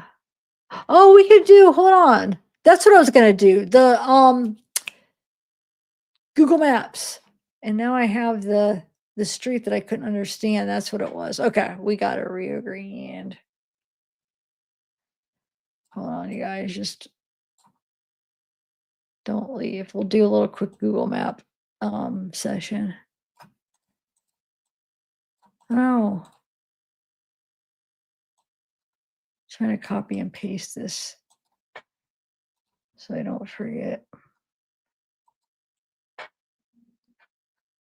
All right. All right, so I got that address. All right, so let me bring the Google Map up and I mean, I have, wait, let me exit out of this. I had like another long crime, but I don't think I'm gonna play it. It's not really doesn't give anything new that we haven't talked about.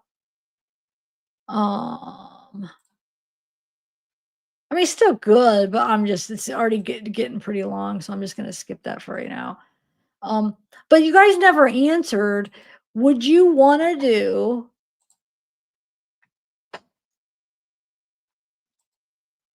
Hold on. Oh, would you want me to do? I was thinking about, since there's not really any new updates, like official updates on the David and Celeste Rivas case. But would you like a live this it's gonna be like open where I kind of go through some of the section on the Discord where it's just all media. I found one of the sections where I could go through the media, not that one section I was talking about, but it has like a ton of like short videos that people are posting like David, and then maybe a few things that um Reddit, some of the people on Reddit found that I thought were interesting. I don't know. Was debating whether I was going to do that or this today, but I figure I'd do a different case since there really isn't anything really new. But I mean, it's still kind of interesting going through some of the stuff. I mean, something might pop up that could be like interested in it.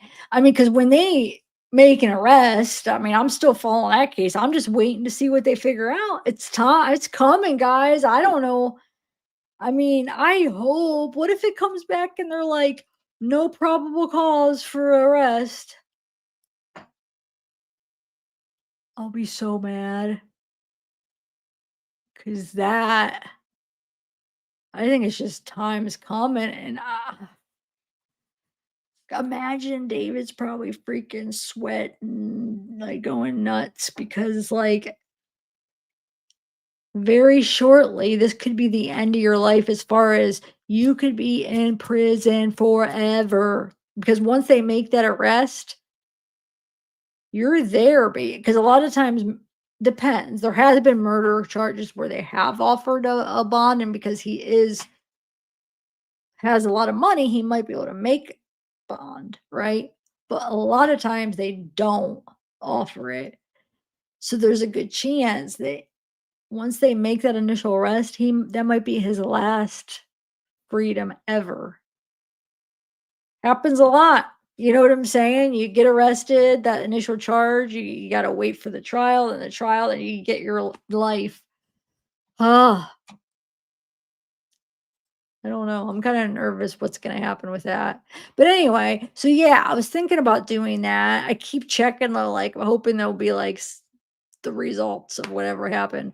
But I mean, that could be kind of interesting. And there's, like I said, there's a few other things I wouldn't mind going over on that case. But I don't know. My next live. What was I pulling on? Oh, the Google Map. Hold on. I was thinking about doing it my next live. Unless if there's some kind of update. Well, no, then it'll be the weekend, so there won't be any update on it as far as like official. So yeah. What do you think?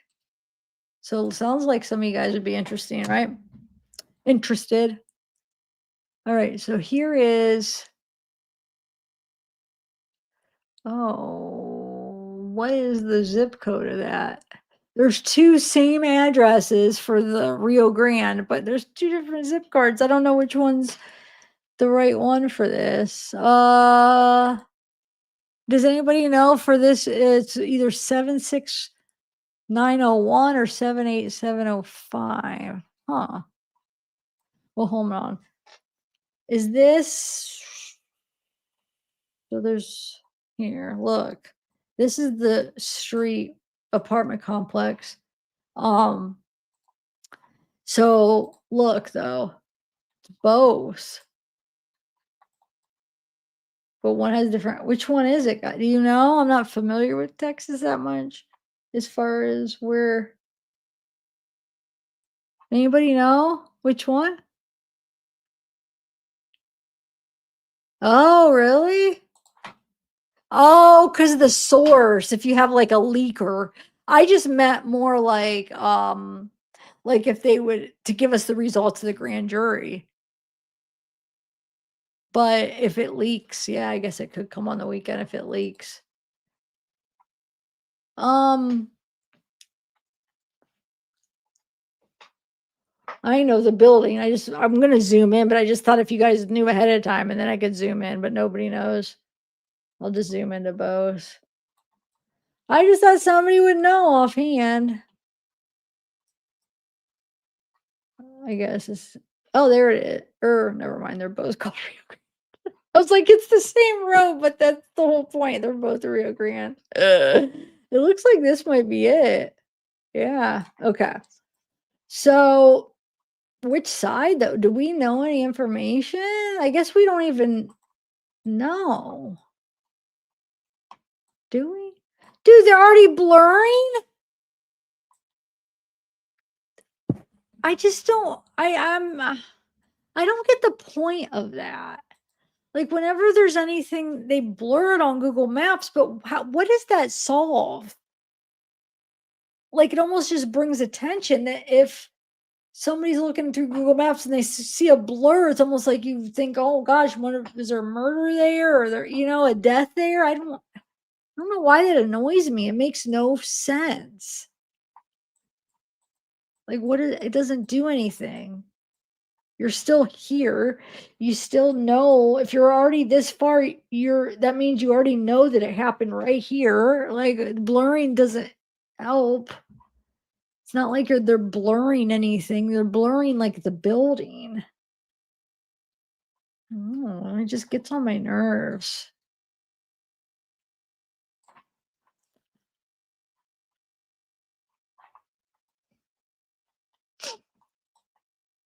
Yeah, I mean, I don't know how it gets done, Mama Mia, but they always seems like every time there's some kind of crime, they blur the whole building. But it's like this building is going to still operate and have, you know what I'm saying? So it's like in the future, they're still going to need to, people, I don't know. I just don't get the concept of that. Anyway. All right. So we have this guy walking.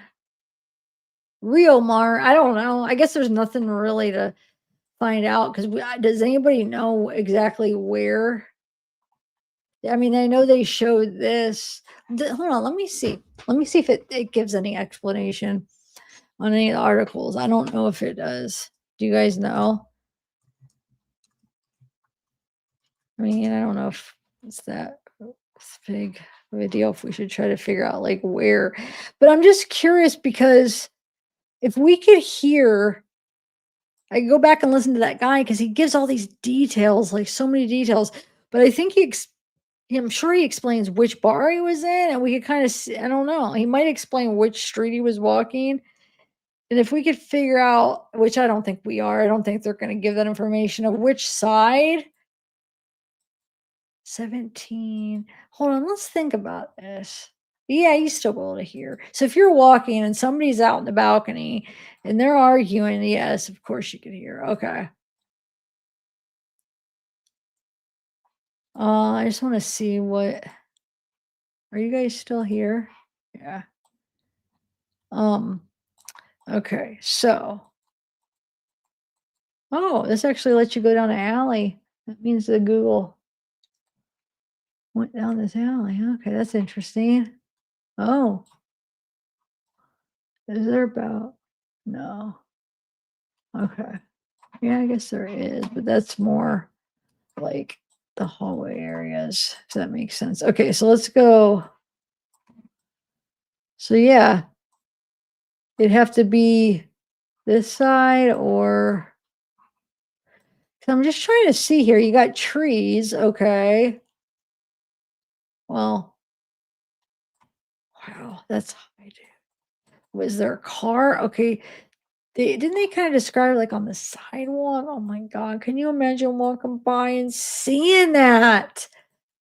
Trauma. I mean, of course, being her, whatever the heck happened to her.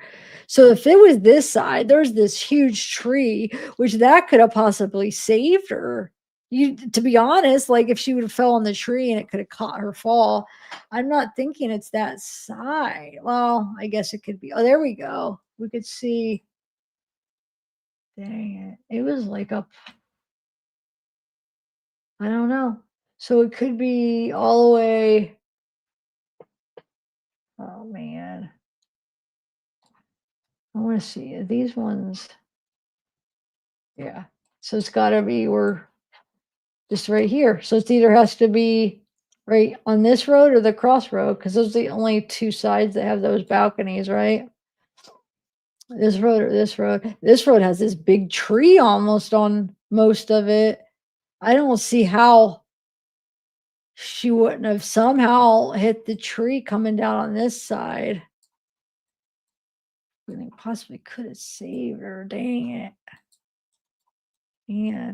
But this has trees too. I don't know. That's crazy.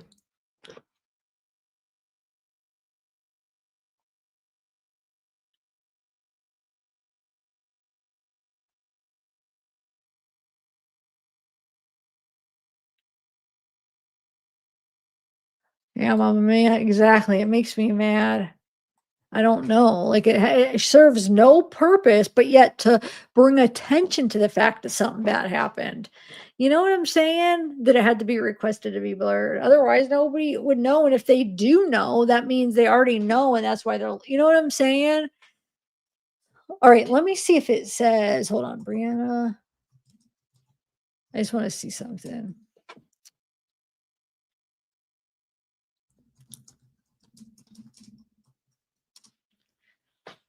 All right.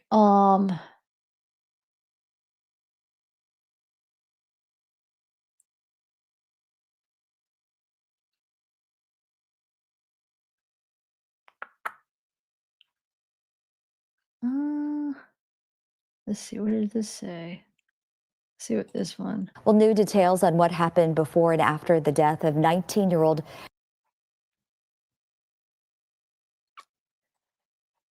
Is this? Brianna Aguilera. Police say the Texas A&M student died Saturday night after falling from a 17th floor balcony in West Campus. Austin police held a press conference this morning. Investigators shared heartbreaking details about what got us to this point, but a warning, some of the details could be sensitive for some to hear. Around 12:46 a.m. on November 29th, police found a body later identified as Brianna Aguilera with injuries consistent with a fall from height. Now, video showed that she arrived at that complex after 11 p.m. and then went to the 17th floor apartment. Investigators say she'd been drinking at a tailgate and was asked to leave. She told friends she lost her phone and returned to the apartment to use a friend's phone to call her boyfriend. Witnesses heard arguing. Police say the call was 21 minutes long and ended at 12:44, 2 minutes before the 911 call. Investigators say that they found a detailed digital suicide note on her phone and learned that she had made suicidal comments to friends in October. It is not common for a police department to speak publicly about a death by suicide, but inaccurate information has circulated and been reported. And that has led to additional harm of innocent people, bullying included, and their families. There have also been statements suggesting the police have failed to do our jobs. Those statements are not accurate. Aguilera's family has hired prominent Houston attorney Tony Busby to take on the case.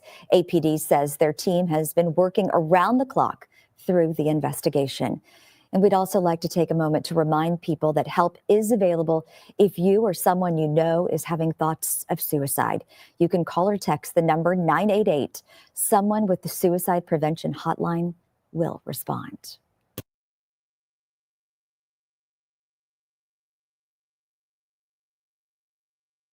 I'm not. If anybody where it says crossroads of the road she was found on, let me know. But I don't think it's going to give that. It doesn't really say. At least not yet. It hasn't said. If you guys find an article where it says it, just email me. If not, oh well, either way. I mean, there's trees on both sides. I mean, the reason that would be important to find out is if we could find like the witnesses and if we had details from like witnesses where they were or whatever. But of course, I don't think the police got many witnesses. So I'm glad that her mom got that one, and hopefully he is going to keep in contact, and they should have him definitely go to the police and give him the information, you know. I don't know what else to say. It's crazy. And yeah, my next live I'll do David. We'll go through. It won't be the there's so much like all this random stuff, and that's why I think I I get overwhelmed with the David one. So if you guys don't mind, the next one, if we just kind of just go and just look through his stuff, I won't have anything planned. I mean, I have something planned, but not like it'll just be like going through the videos as we scroll. I haven't really went through. I went through a few, but I was like, you know what? If I do this on a live, I'll wait and we can just kind of go through them. There's so many. There's so many. Dude, there's so much to go through with his Discord because there's so many different sections. I don't know what you call them. Whatever they're called. Channels, I don't know. But there's so many different ones. And I just realized there's this one area that I just never realized existed where it's just all these videos and it pulls up on my computer. It's not that other area where I could only do it on my phone. It's a different spot where it's just a ton of people just posting videos and they're like all David, mostly David stuff. So we could kind of like go back to maybe like January 2024 posting, see if there's anything. And then, like I said, there's a few interesting things that I found on Reddit that I would be worth going over and talking about.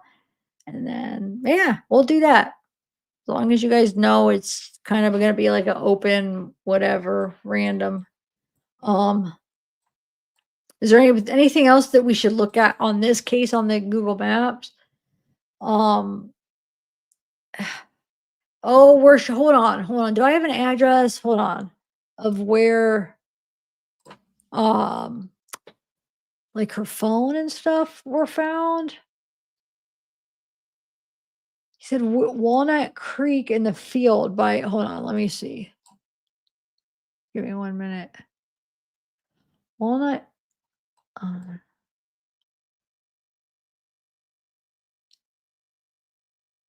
if I can't find it now, this other area, I'll definitely be able to find it on another live, but I should be able to just pull it up now. Wooded area, that because I want to get the tailgate. Oh wait, he gave the hold on. He actually gave the address. That was the one where I couldn't understand the street name, but I swear on that other press conference he gave it. And then the one we just watched was a lot clearer. I might have to go back because I want to find like the distance between the tailgate party and look at the area of where her phone was found, you know? Okay, so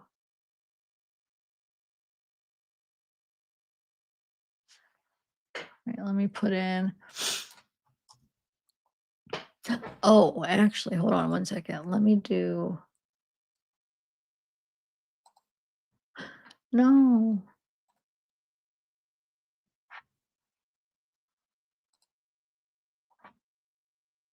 Okay. Directions. All right, hold on.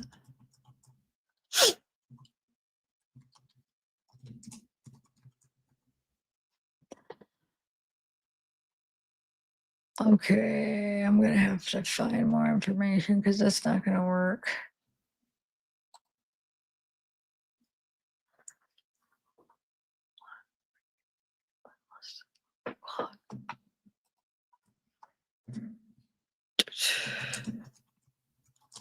Does anybody have that? And I just have to go back on that press conference. Oh, wait. No. I think I might have. Did I? Wait, did they say that they drove from the tailgate? They didn't walk, right? Because look, is this it? I don't know. I don't think it was very clear. Did they drive or get a ride, or did they were saying they walk? It was close enough to walk back and forth. Because I typed in Little Walnut Creek. No, I typed in Walnut Creek, and that's not what I typed in. But then that pulled up. So that's not right. Never mind. This is little public. Never mind. That's not right. But it probably is around here somewhere. Hold on.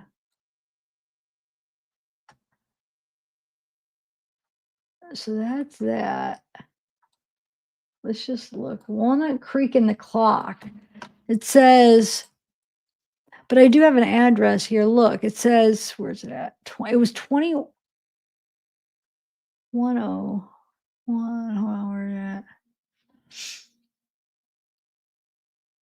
No, that was the, never mind. That's this one. Drama.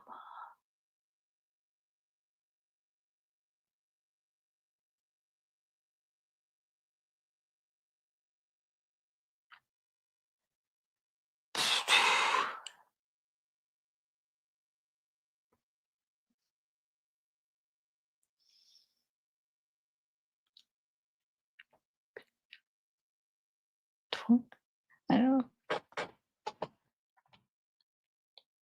Somewhere where there's a creek and a clock. But was it walking distance, guys? Let me see what you're saying. Do you know? Yeah.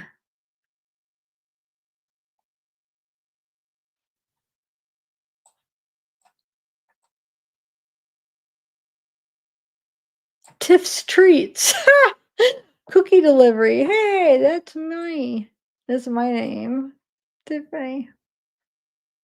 So that's here's the apartments. So how far? Little Creek. I'll get it. It's gotta be listed somewhere, but I'm trying to see if we could actually just find it by looking. Capital, this would be where the clock would be, right?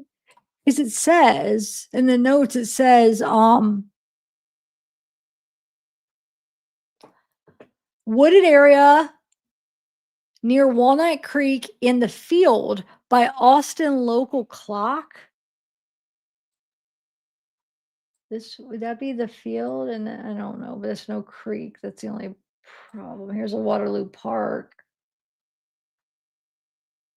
That's Waterloo. This is Walnut. I tried to type in Walnut Creek and nothing came up. But you know how you would think the clock would be like the cap, like right there. I don't know. I just don't see a field unless I want this field. But where's the creek? Or that's the capital. That's what I meant right here. The clock would be here, but I'm still, hold on. Before I zoom in, I want to find a creek. Here it is. I found it. Oh, it is Walnut Creek. Or wait, that's Waller Creek. Did they say Waller Creek?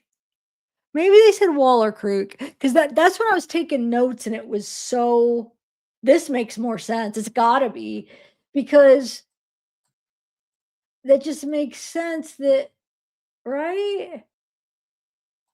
I don't know. The field clock. Is there a clock somewhere? Let's see. What are you guys thinking? Did I just hear it wrong and it's Waller Creek? That would make the most sense. It's close. Look. I mean, it's still driving though. That's the apartment. I don't know. I could be wrong, but because it would still definitely be, you'd have to drive. But I don't see any other creeks. Where'd that go? Right here. All right, I'm going to go down and see if there's a clock somewhere around here.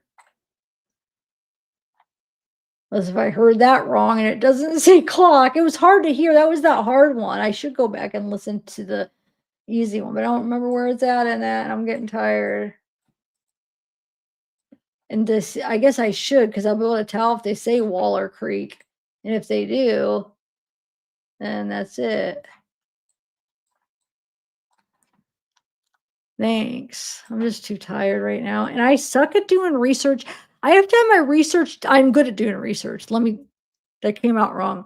I suck at doing it when I'm live. So I like to have it done before I go live. Or if I try, that's why I'm always like, Google, I ask you guys things when I'm live. Because when I'm trying to run a live, I can never find the crap. It makes me so mad because it makes me look like I suck on live, but I don't. Because like all the stuff on my videos, it's like stuff I research. It's not like it almost comes across as like I have this team doing it, and then when I to go live, I don't know how to do it because I don't do any of it. That's not true. I'm the one that does all the stuff I do. But then when I go live, if I need to do it in the moment, I can't because it's like my brain when I'm live and people are watching, I just can't perform. Unless if I already have it done. I do, it just takes forever if I'm live and it makes me look stupid. When really I'm pretty quick as far as like getting around. Anyway, it does say wanna shoot then. I guess that's not right then. Because that says Wohler. What do you guys think?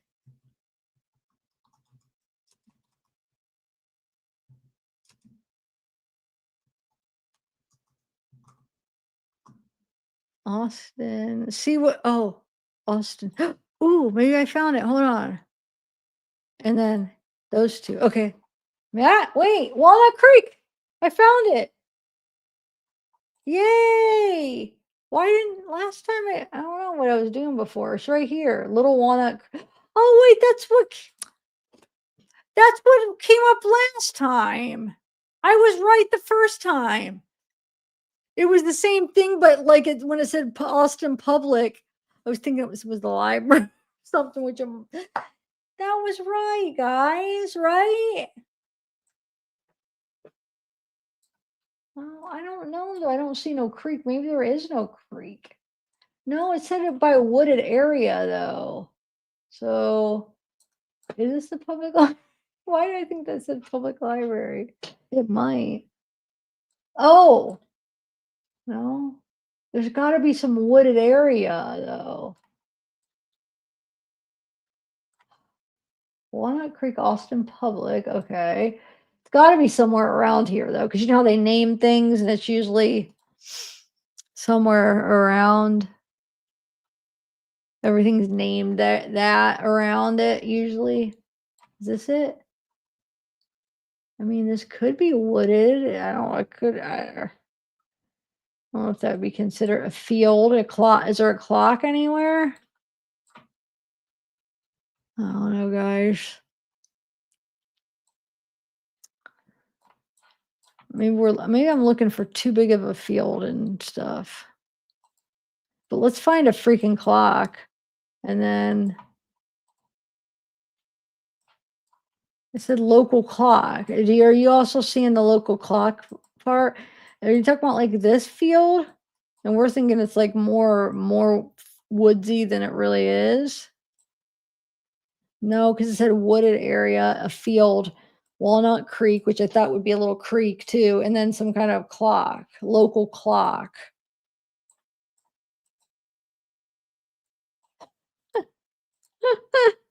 Are we? I might save time if I just wait and do it on my own. I'd already probably have it done and I could just save time. But now with if you guys know anything about my OCD, sometimes it won't let me stop.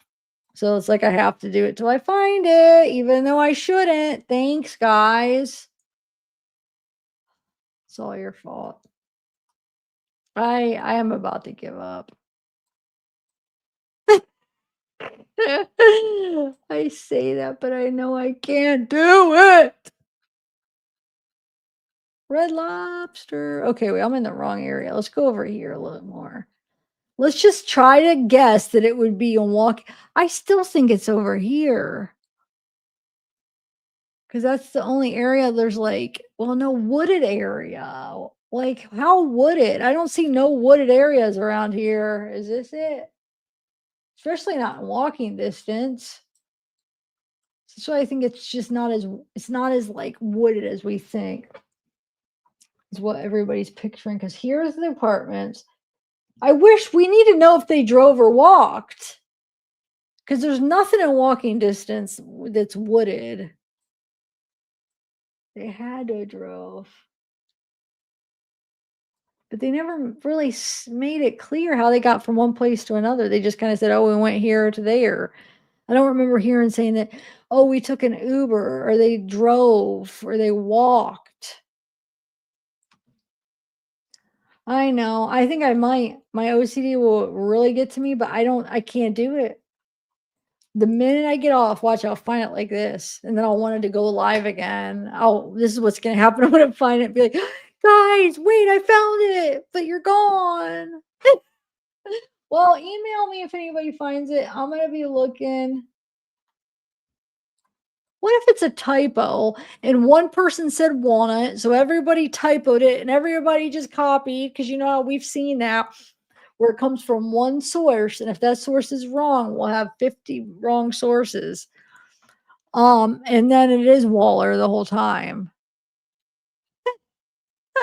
How many people did I lose because people think I'm stupid now because I'm just whatever I'm doing right now? I don't know.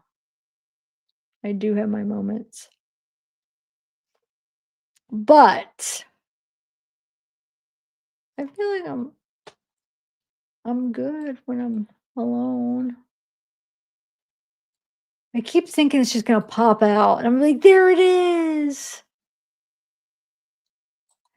Unless if it's this walnut up here, but this isn't even a creek. It's just Walnut Creek Trail. It's gotta be this then, right? It's far away though. It's gotta be this, but where's the clock? There's a creek. This is it. Here, this is more what we were looking for. How come that didn't look like that before? We found it. At least we found the area. Now there's a lot of area that's Walnut Creek. I knew it. I knew that public place. I knew everything was labeled it. Right? And it was. Okay. So this is it right here, guys. You guys see? We found it. Are you happy? So now we got to narrow it down though. But it's far. Look. They definitely had to drive. It's 24 minutes drives. Well, I'm sure there's a little bit quicker way because this is kind of going a roundabout way, if you ask me. So it's probably like a 20-minute drive. That's kind of, I was not expecting it. They drove 20 minutes to go to this park. Like, I hope they took an Uber, designated driver. I'm sure. Because that's farther than I thought. It's got to be it, right, though, guys? Because look, it's wooded area. It's Walnut Creek. Okay, I'm just looking for that clock because that's going to be more of the area. So we can kind of narrow it down. They said a field. Now, tell me, when they said field, I was thinking just like a field, like farmland, open field. But what if they actually meant like a baseball field? You know what I'm saying? Or would they have said baseball field? I don't know. I'm just looking for a clock somewhere though. Because there's a bunch of baseball fields. They definitely could have just meant around here. And I mean, there's wooded areas. Oh, this could be anywhere, guys. There's too much stuff. But I mean, at least we kind of narrowed it that it's definitely like a 20-minute drive. 20-minute minimum, depending on how far out in Walnut Creek. Because if they were out this way, it'd be longer. Okay. Well, there you go. We found it, gosh darn it. And the whole time it was the first thing that came up with the blue line. We could have followed the blue, you know what I'm saying? We would have found it, but I kept not zooming in and looking at what we had. I don't even know where to go down because I keep trying to think if there's where I should zoom down for a clock. Let me just go down right here. Do you guys see any articles talk about a clock, or did I hear that wrong in the press conference? Because I can't be so sure because that was such a bad freaking audio, the one I listened to. Does it say? But it's probably this because it's blurred. Now this could be blurred. Sometimes even people ask for it to be blurred for privacy, other reasons, or there's a different murder committed here or some kind of crime, or Is this the spot? Is this where the clock is? I don't know. Probably not. Let's see when we zoom up. No, that's just a house. Okay. I'm just looking for a clock. It's a basketball court. We have Muslim community. Okay. No, they didn't say that. They said, look, remember, I was saying everything's going to be named Walnut Creek Pub, Walnut Creek Gym, Walnut Creek Apartments. Well, I mean, usually that's how they do it. Ooh, what is that? That looks kind of, wait, that looks totally different up here. What does this look like? Why does this look like, I know it's not, it isn't what it looks like to me. It almost looks like a video game. Looks like, I don't know, like, see a few different things, but when you zoom in, it's nothing. Oh, I see. Hold on. Oh, okay. Well, I don't see any clock, but oh well. I mean, at least we did get an answer. They had to have drove. So you mean to tell me they drive there, she gets kicked out, so they drive her back, they all go in, okay, and then where did everybody else go when they left? Where did all the other people go besides the 3 people? They went home? Did they get an Uber, like, when they were going in between the 2 parties, or was there a designated driver? Because maybe we should talk to that designated driver because they were designated, they were sober, maybe they could give us some insight. Even if it was an Uber driver, who's the one, which car did she drive in? What was her state of mind? Because there's no way she walked if that's Walnut Creek. So whose car was she in? And you would hope whoever was driving was sober so they could at least be a good witness, right? I like to talk to the driver that drove her. Was she upset? See, I should be the freaking detective. I'd have all these people on interview.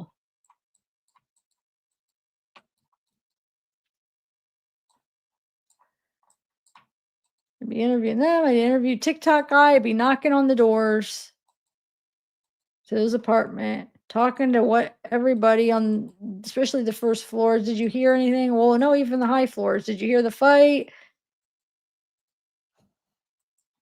They missed an opportunity to either say, hey, look at all this, we looked into it, look at all this investigation we did, but we didn't find anything. There you go. Then people will be satisfied. Or they end up finding something and solve a murder.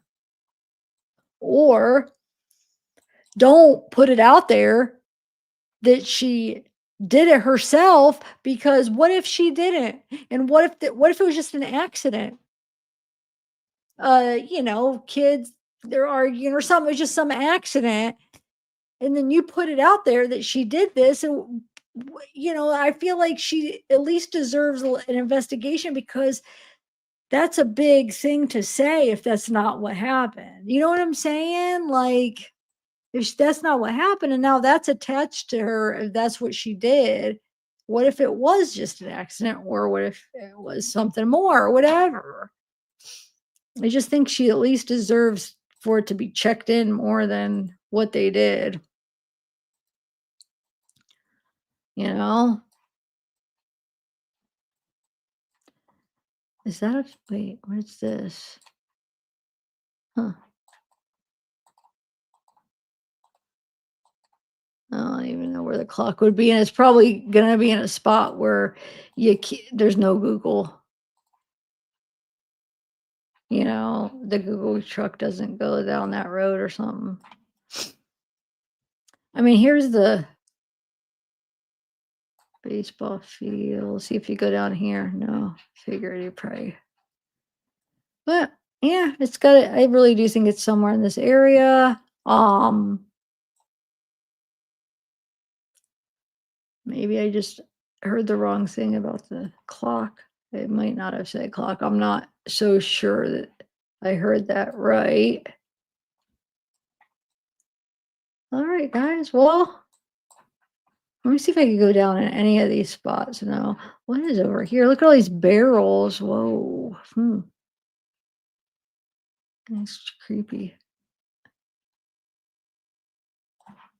Hiking trail. Oh, look, you could go down here. Hold on. What's here? Oh, that goes fast. So good compared to how slow it was going. Huh.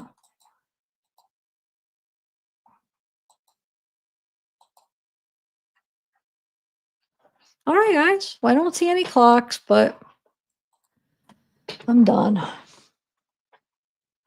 Is She Builder here? She Builder. Oh my gosh. I haven't seen you forever. Why are people showing up? I need new lights. That's burning my eyes. My old light's still down, so I have this light that I don't like, and the placement, I can't get it right. There. Oh. Interrogation. Wait, what is today? Is this like a reunion for all the people who haven't been here for a while? Interrogation files, She Builder. I haven't seen you both forever. Oh my gosh, hello. Nice to see you all. Thank you. Wow. Gotta take a sip of my water.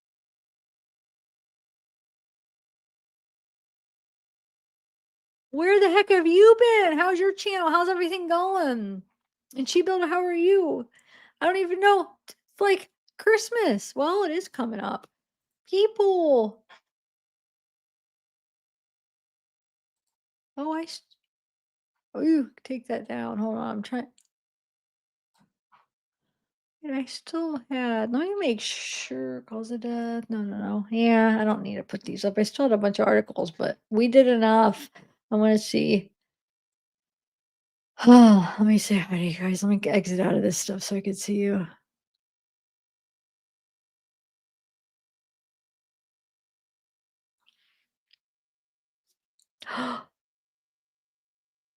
Ooh, I got it. Look, I have another name. We got Austin Rugby Club. That's what I was thinking of. That the lawyer press conference, he gave the name of the club. We got it. Hold on. And hold on, you two She Builder interrogation files. But I just got my answer that I've been just I get excited when there's something you've been looking for and you finally find it. Austin, where do I hold on? What was it called again? I have it in this article. Austin Rugby Club. That's where they were tailgating. Austin Rugby Club. Austin Rugby Club. Austin Rugby. Oh, I did the wrong thing.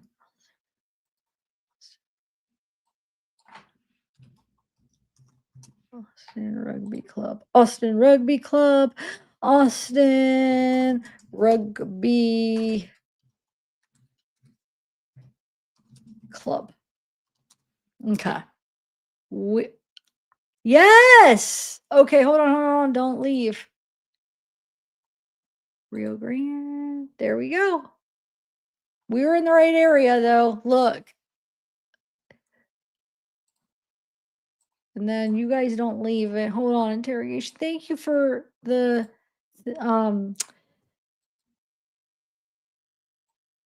members. That's so sweet of you. Okay. I missed you guys, both of you. Okay. This was the same area, right? This is 25 minutes from those apartments. This is where they're tailgating. Says it right in the article. Yeah, Little Walnut Creek. It was this area. Hold on. Yeah. Or wait. Is this the same area? Yeah, Walnut. That was more of the first area we were in. Where was that area we were just at with all the trail? Why did this change? Where's the trail at now? Oh, here. Right? Right? I mean, this is definitely Walnut Creek. This is definitely the more of the yeah, here it is. Okay.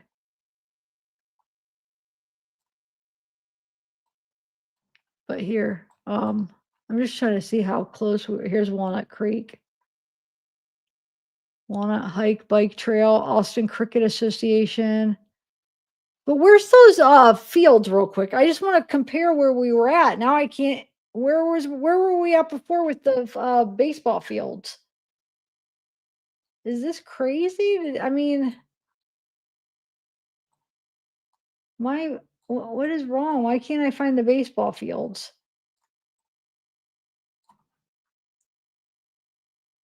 Here they are.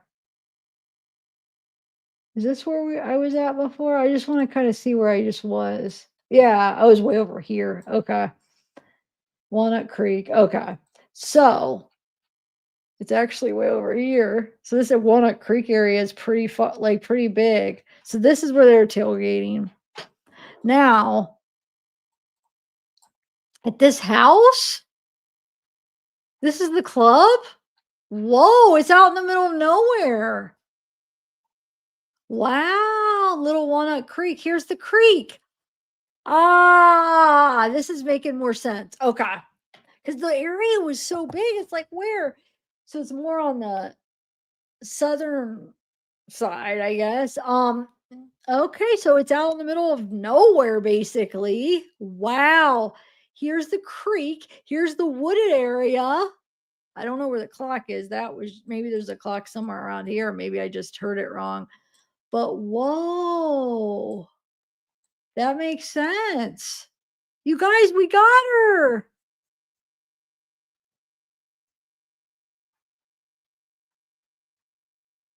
So they definitely had to drive 100%. Wow. I wish it would. Oh, Austin Rugby Club.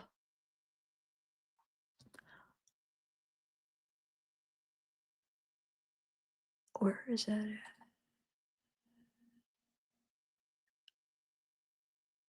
Well, oh, I was thinking, oh my God, I am an idiot. I am an idiot.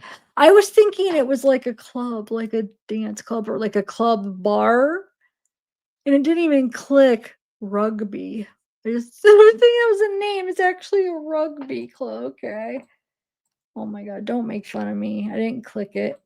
I'm tired though.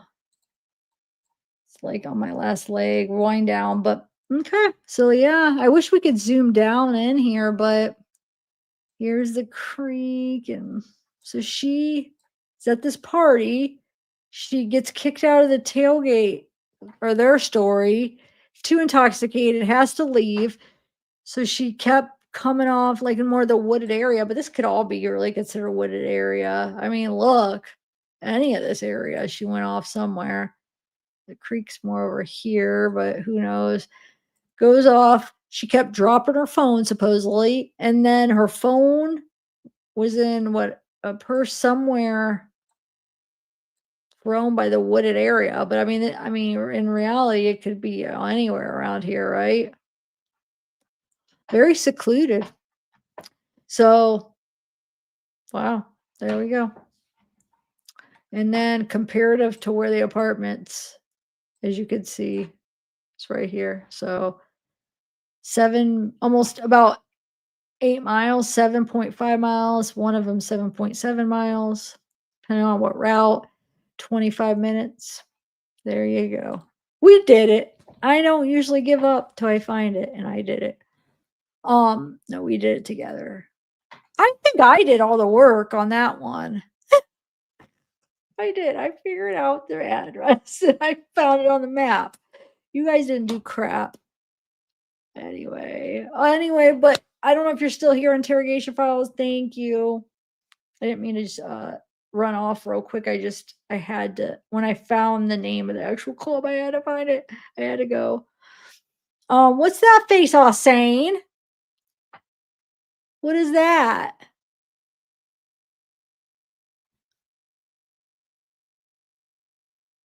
Yeah, it makes no sense, I'll say. Well, they're claiming wait, did I hear that right that they said it was inside of a purse? Was that right? Because that don't make sense. Her phone wasn't found inside a purse. I had to have heard that wrong, right? Because if she really just dropped it because she was so drunk and she kept going out, they said she kept going out by the wooded area or the creek or whatever, kept dropping her phone. So it couldn't have been in a purse. Did I hear that wrong? I think I heard that wrong. Well, then what the heck? Right there tells you that's not possible. If she kept dropping her phone, how did her phone get in somebody else's purse out there? She accidentally dropped it into somebody else's purse. That right there is enough to be like, that's not right. That's what?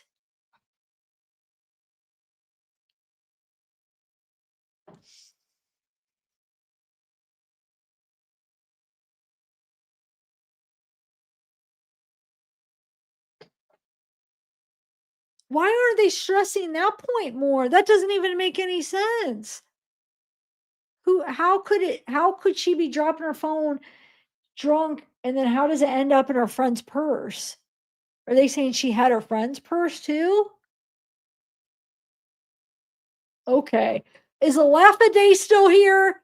I want to see what they say about that because I didn't realize really that it just clicked. Like I'm obviously heard it because I repeated it, but like I thought, did I hear that wrong? Because now that I'm like saying it out loud and actually thinking about what that means, that actually makes absolutely no sense as far as the story that the friends were telling. How does that even make sense? Like, I want to know what their reasoning and logic and of is that. Like, how are they explaining that happened? I'm sure they have an answer, or if not, if they don't have an answer for that and it doesn't make sense, how did the cops just let that one slide?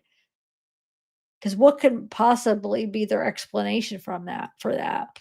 I'm just confused why the lawyer didn't stress that point enough, or why didn't he ask the cops, like, okay, so how did it get in her purse if she's dropping it 'cause she's so drunk? That's weird.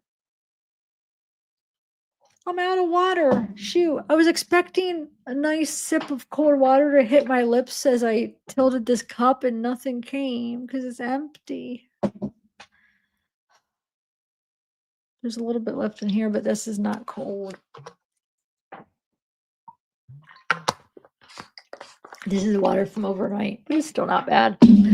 All right, interrogation files. Thanks again. You're awesome. How are you doing, by the way? What case are you doing?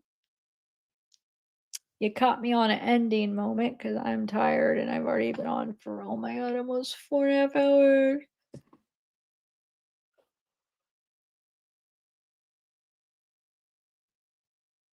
What case are you doing? Oh my God, look at my double chin. Oh my God.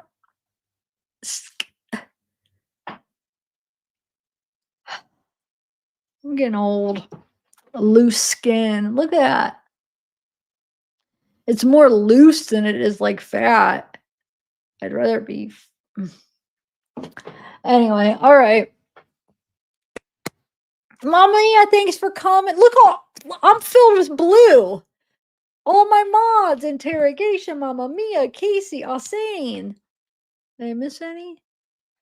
Blue, blue, blue in the house. It's all blue. It's lit up. Oh, this is nice to see all blue. I wish we could pick our own colors for mods. I picked pink. Sorry, guys. I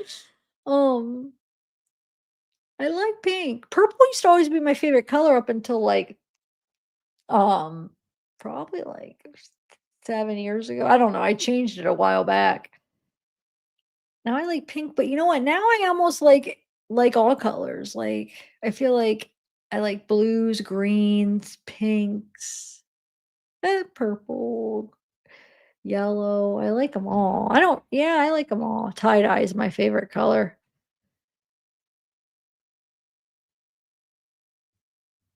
I don't know. Sheep Builder, you're still here.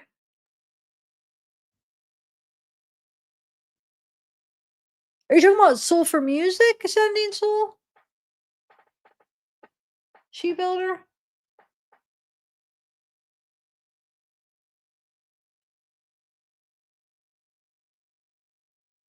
Wait, you have your chat? I didn't even know you had a chat. I am so confused right now.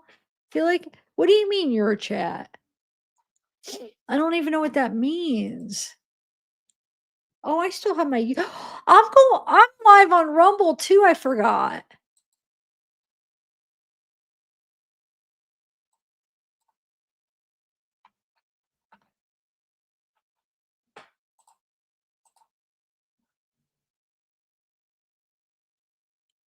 But I don't like. I want to find out how, because I would like that. I wish we could do that. All right, guys. Also, if you find any other good information on this or anybody, I'm up. I want to know if you find it like any good interviews with the boyfriend, the mom, any new information, send it my way.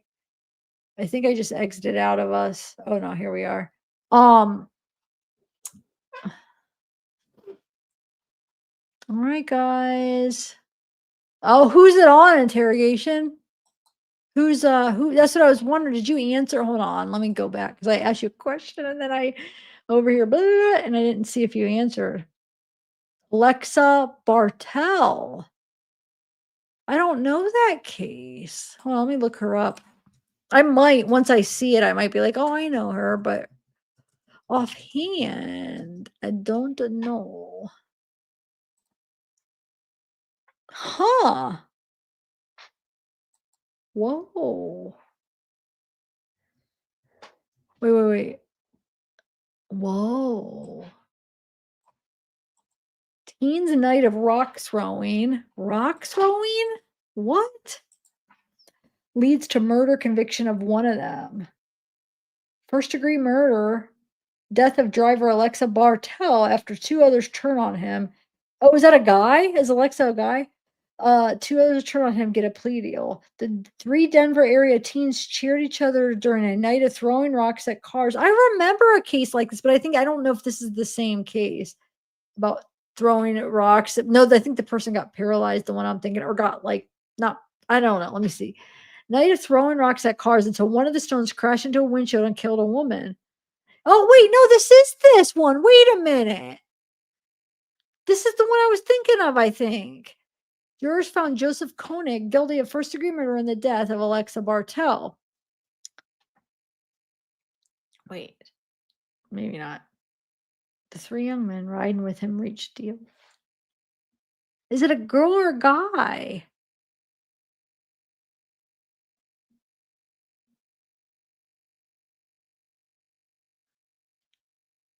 April 19th, after the other young men riding with him reached deals with prosecutors and testified against him. Wow.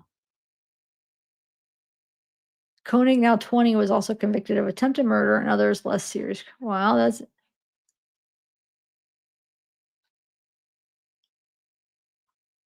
is a different one, but interesting.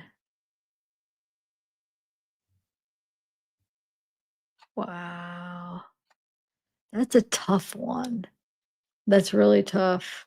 Because I mean, wow. That's big. That looks big, but I wish they had a reference to how big this is.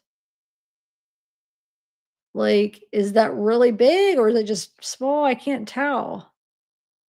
He's just throwing like big boulders at them. Oh my gosh. What the heck? Yeah, there's no excuse. Like, but it's just, it sucks that like it's like a game. It's like whoever breaks first or cuts the deal first, they're gonna be all free, and then this person, you know what I'm saying? It's like they're all three guilty, but like, wait, which one actually threw that rock? Is it the Joseph or whatever his name is? I don't know. I need to walk around. I forgot because my blood was low. Okay, guys, I gotta go. And I hate to cut this short, but I forgot my blood INR is really low and I shouldn't be sitting this low or long. Oh my God, 4.5 hours. Okay. Bye, guys.